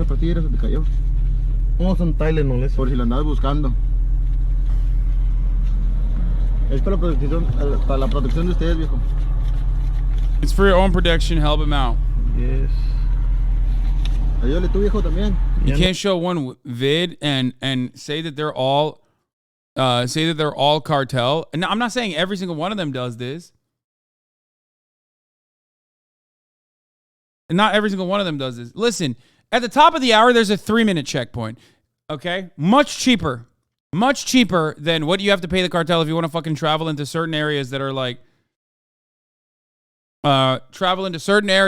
cartel heavy. Okay? There's a 3-minute ad break. If you no longer want to see those ads, all you need to do is, I'm from the HasanAbi cartel. You just got to pay $5 or a free one in the form of a Twitch Prime. By connecting your Amazon Prime account to your Twitch account, you get one free Prime subscription a month. You can do that as well. Okay? You can also get gifted a sub if you're lucky. Here is the 3-minute ad break now. There you go.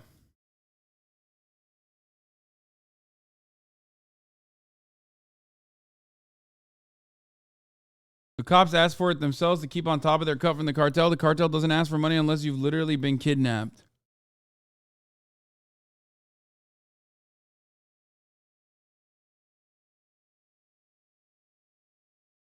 What is it? Read my last message.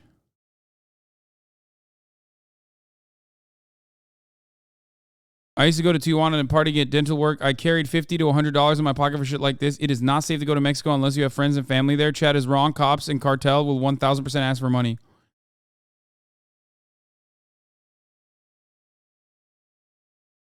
Did you have issues? Well, wait, didn't you have issues with cops when you went last time? This time it was permitted? Murat was just in Mexico doing a race.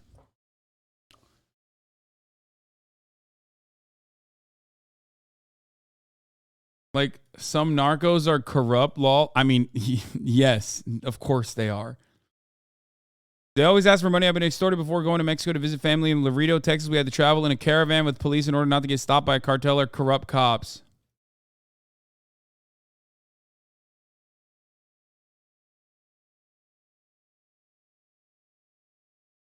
Anyway, by the way, it's every municipality or every cartel area has different rules, so it's not like a one size fits all. The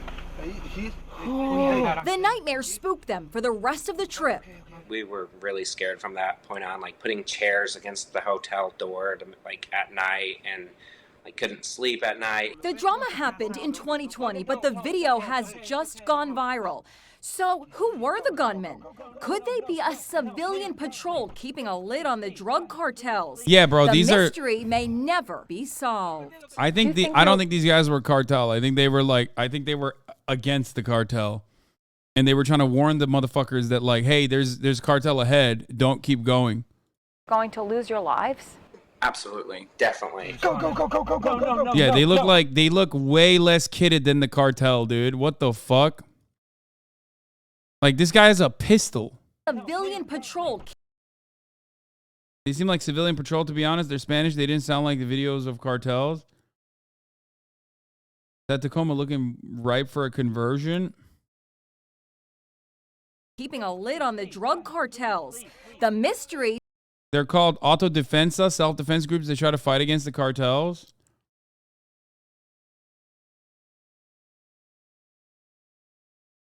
This is how 90% of cartel people look like. Law. I mean, look, Warlow, you're Mexican. I'm not gonna go against you, but it just doesn't seem like it. I don't know. Cartel people cosplay as cops sometimes. I saw that they were just telling them that they were headed towards cartel territory and to turn around. That's what it seems like, but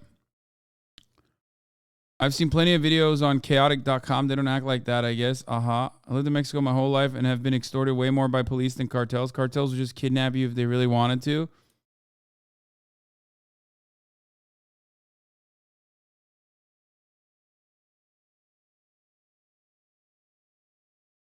Not that it fucking matters in that situation. Like, you're kind of cooked. En efectivo no teníamos ya. Ahorita nos quitaron allí en el... Yo no tengo efectivo. Es que no teníamos en efectivo, ya lo pagué ahorita en los impuestos, allá pagué el...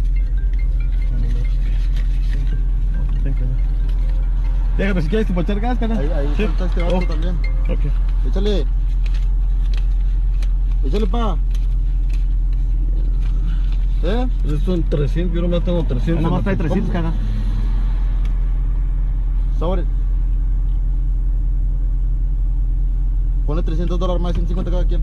Yo en efectivo ya está. Yo no tengo ya efectivo. Déjame ver si alcanzo aquí, espérame. ¿Qué rollo? 50. Sí.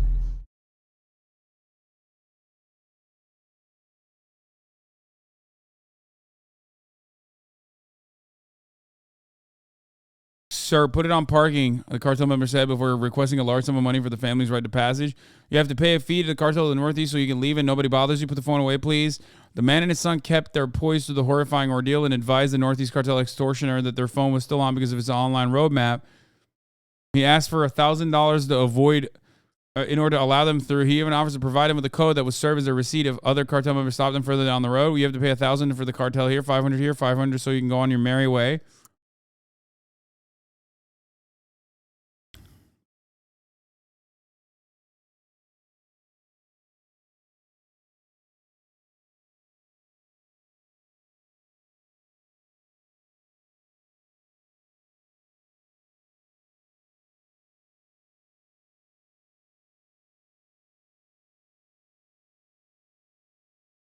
Anyway, cartels also don't waste their time just chatting with you and making you believe things will be okay, even though members of the government get assassinated by cartel or the military.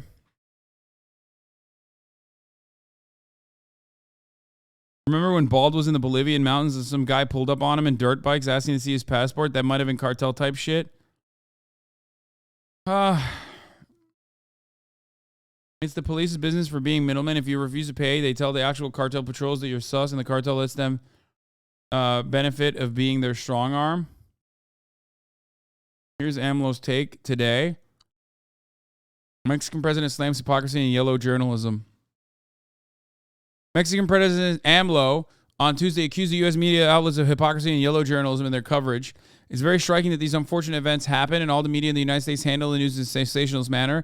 Not like when they murder Mexicans in the United States. They are as quiet as mummies, the president said during his daily press conference. I mean, that part is true. At the press conference, López Obrador received a call from the governor of northern Tamaulipas state. So the 4 Americans who disappeared were located, though only 2 had survived. The media failed to cover a violent incident a month ago in which victims of 2 Mexican day laborers, one of whom was killed and the other injured by American farmers on the outskirts of the city of San Francisco. They hypocritically clutched their pearls, said López Obrador, referring to the way media cherry picks which cases to spotlight. I mean, that part is true, for sure. Elves? Okay, chill. He's upset that the U.S. isn't covering elf-related news.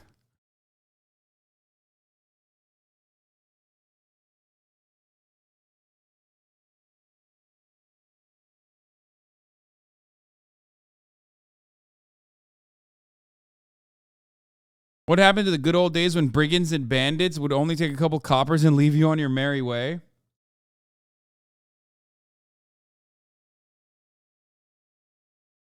The only places where I would say you're objectively safe in certain parts of Mexico, a lot of the big cities, and definitely tourist destinations. But even then, you're not supposed to be. You are not supposed to, stray away from certain areas. You know what I mean? Usually, that's the reason why when you go to Mexico, no matter which part of Mexico you're in, if you're staying at a resort or whatever, you're very cautious. They won't let you travel everywhere. But ultimately, it does seem like these guys were shot at partially because they got caught in a crossfire and partially because they thought that they were lying and they were Haitian drug smugglers or whatever the fuck.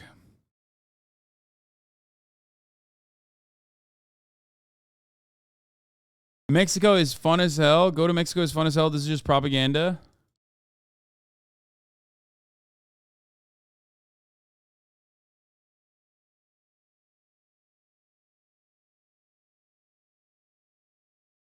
The story doesn't even mention the Mexican bystander who was killed during the kidnapping just for standing near the van as it was shot at. Yeah.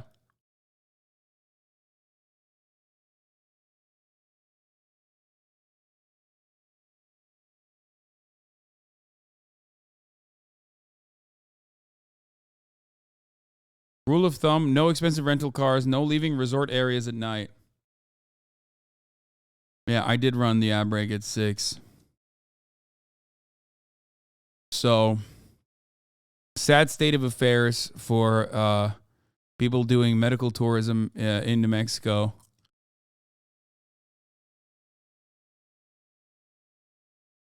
They have stakes in business in the tourist area, so then it's in their interest to keep tourists feeling safe.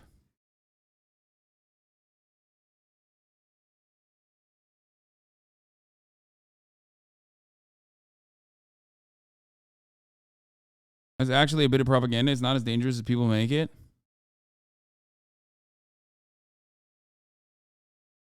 I mean, there's definitely areas. I mean, my brother just came back. Like he was in Mexico. He did a off-roading race for like an entire week. He was fine. Like it just depends on the area of where you're going in Mexico.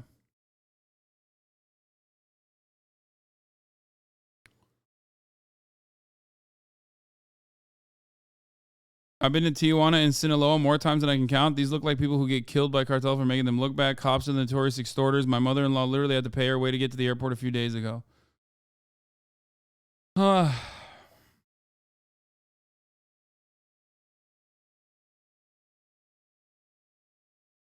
It's not really propaganda. I think it definitely does. I work with a woman who was from Mexico, but her husband still lived there. He got kidnapped by the cartel and held for ransom because they knew she lived in America. Yeah, but that's a Mexican person, not an American person. If you're a Mexican person, yes, if they think you're a rich person who has like a rich wife in America, then yeah. That's entirely different.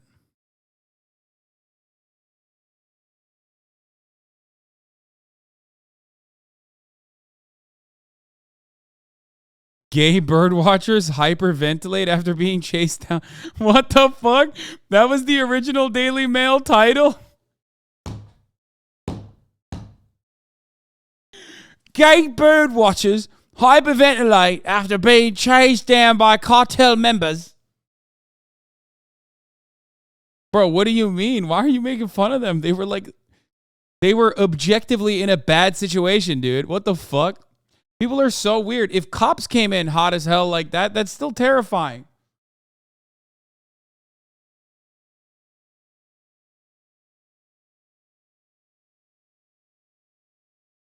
Like, what the fuck?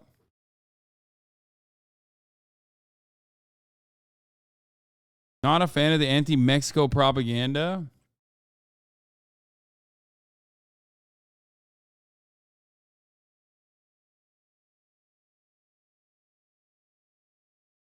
What about the Chiapas region? That part is safe, brother. Because you got ANCOMs. Well, I don't know if it's actually safe, but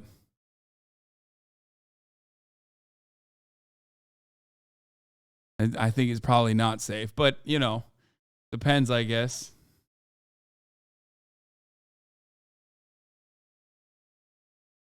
Mexico is more dangerous for Mexicans than it is for tourists? Yes.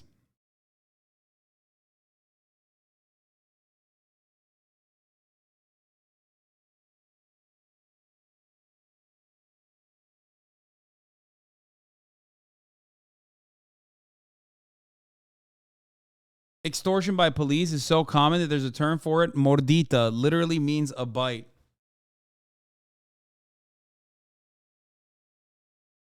My friend who's in America but permanent resident in Mexico describes the cartels as essentially a very expensive annoyance when going between cities and the border.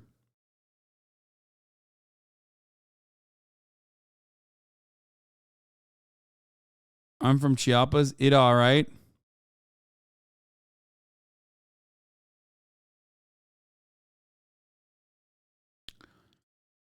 Most of you motherfuckers are going to go to tourist destinations anyway. So don't fucking worry about it, is what I'm saying. Okay?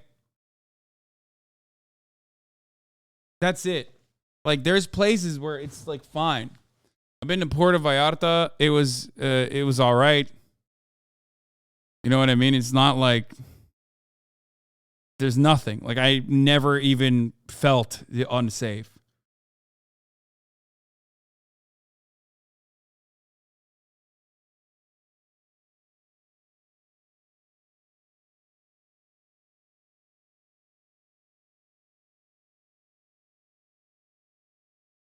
I guess it also kind of depends on what time and what region you're going to.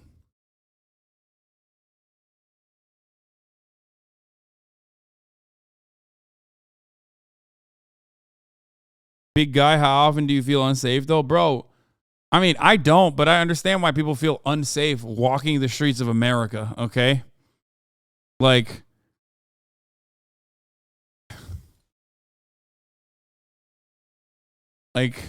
I get it. Because, you know, everybody's got a fucking gun. There's a lot of income and wealth inequality.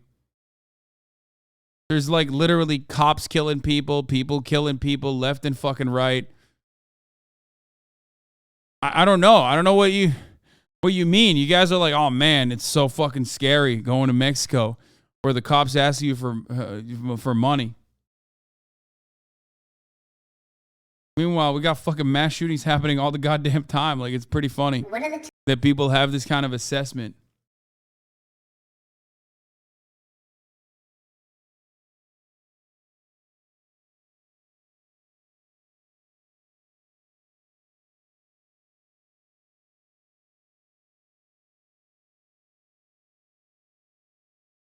Don't watch this one. It sucks.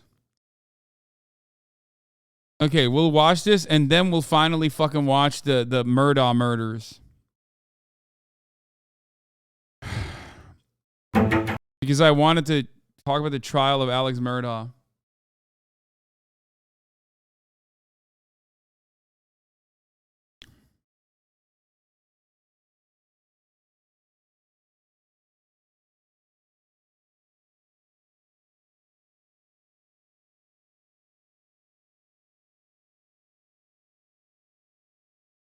Okay, fuck it. Let's just go into Alex Murdaugh. Life of crime. Listen to My Life of Crime from... God damn, dude. All right. I'm going to run the last 3-minute ad break here.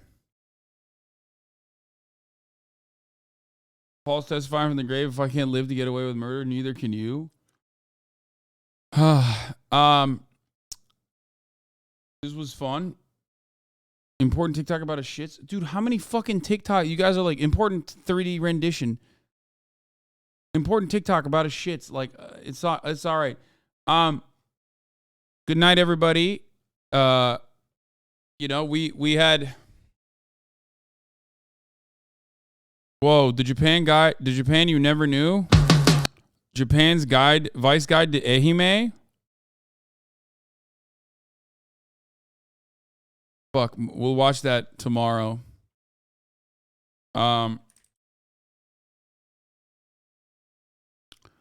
Anyway, I'm gonna go. Love y'all. And I'll see you tomorrow, brother. Or we'll cover more news. Maybe a little bit of fun too, all right? Peace! All the chatter's trickling in has how people hate. Sunny Los Angeles, California, says Hasan. The stun lock to the stun lock to the topic just begun. There he is again, Hasan is streaming. Hasan is streaming. There he is again, Hasan is streaming. Hasan is streaming.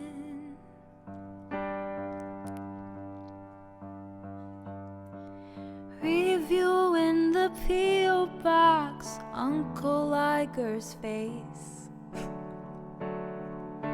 Sat in Discord at your prop, great names take on race.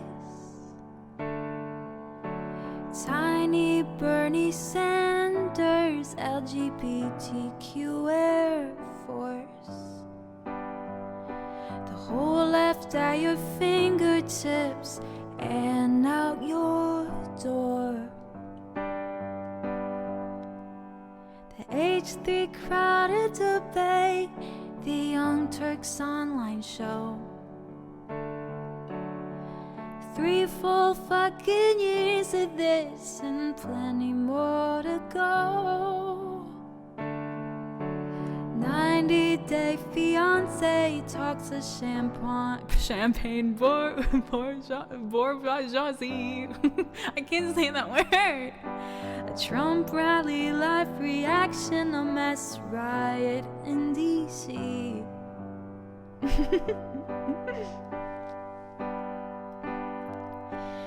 There he is again, the sun is streaming. Hasan is streaming. There he is again. Hasan is streaming. Hasan is streaming. Reading live stream failed comments. Austin show chat advice. And all the ways the right-wing pipeline can suck you in online. JCS relax, Lord frame gets broken, cover blown. A full-blown mass pandemic, months of streaming in your home. My dog's excited about it too. Total radicalization coming out to find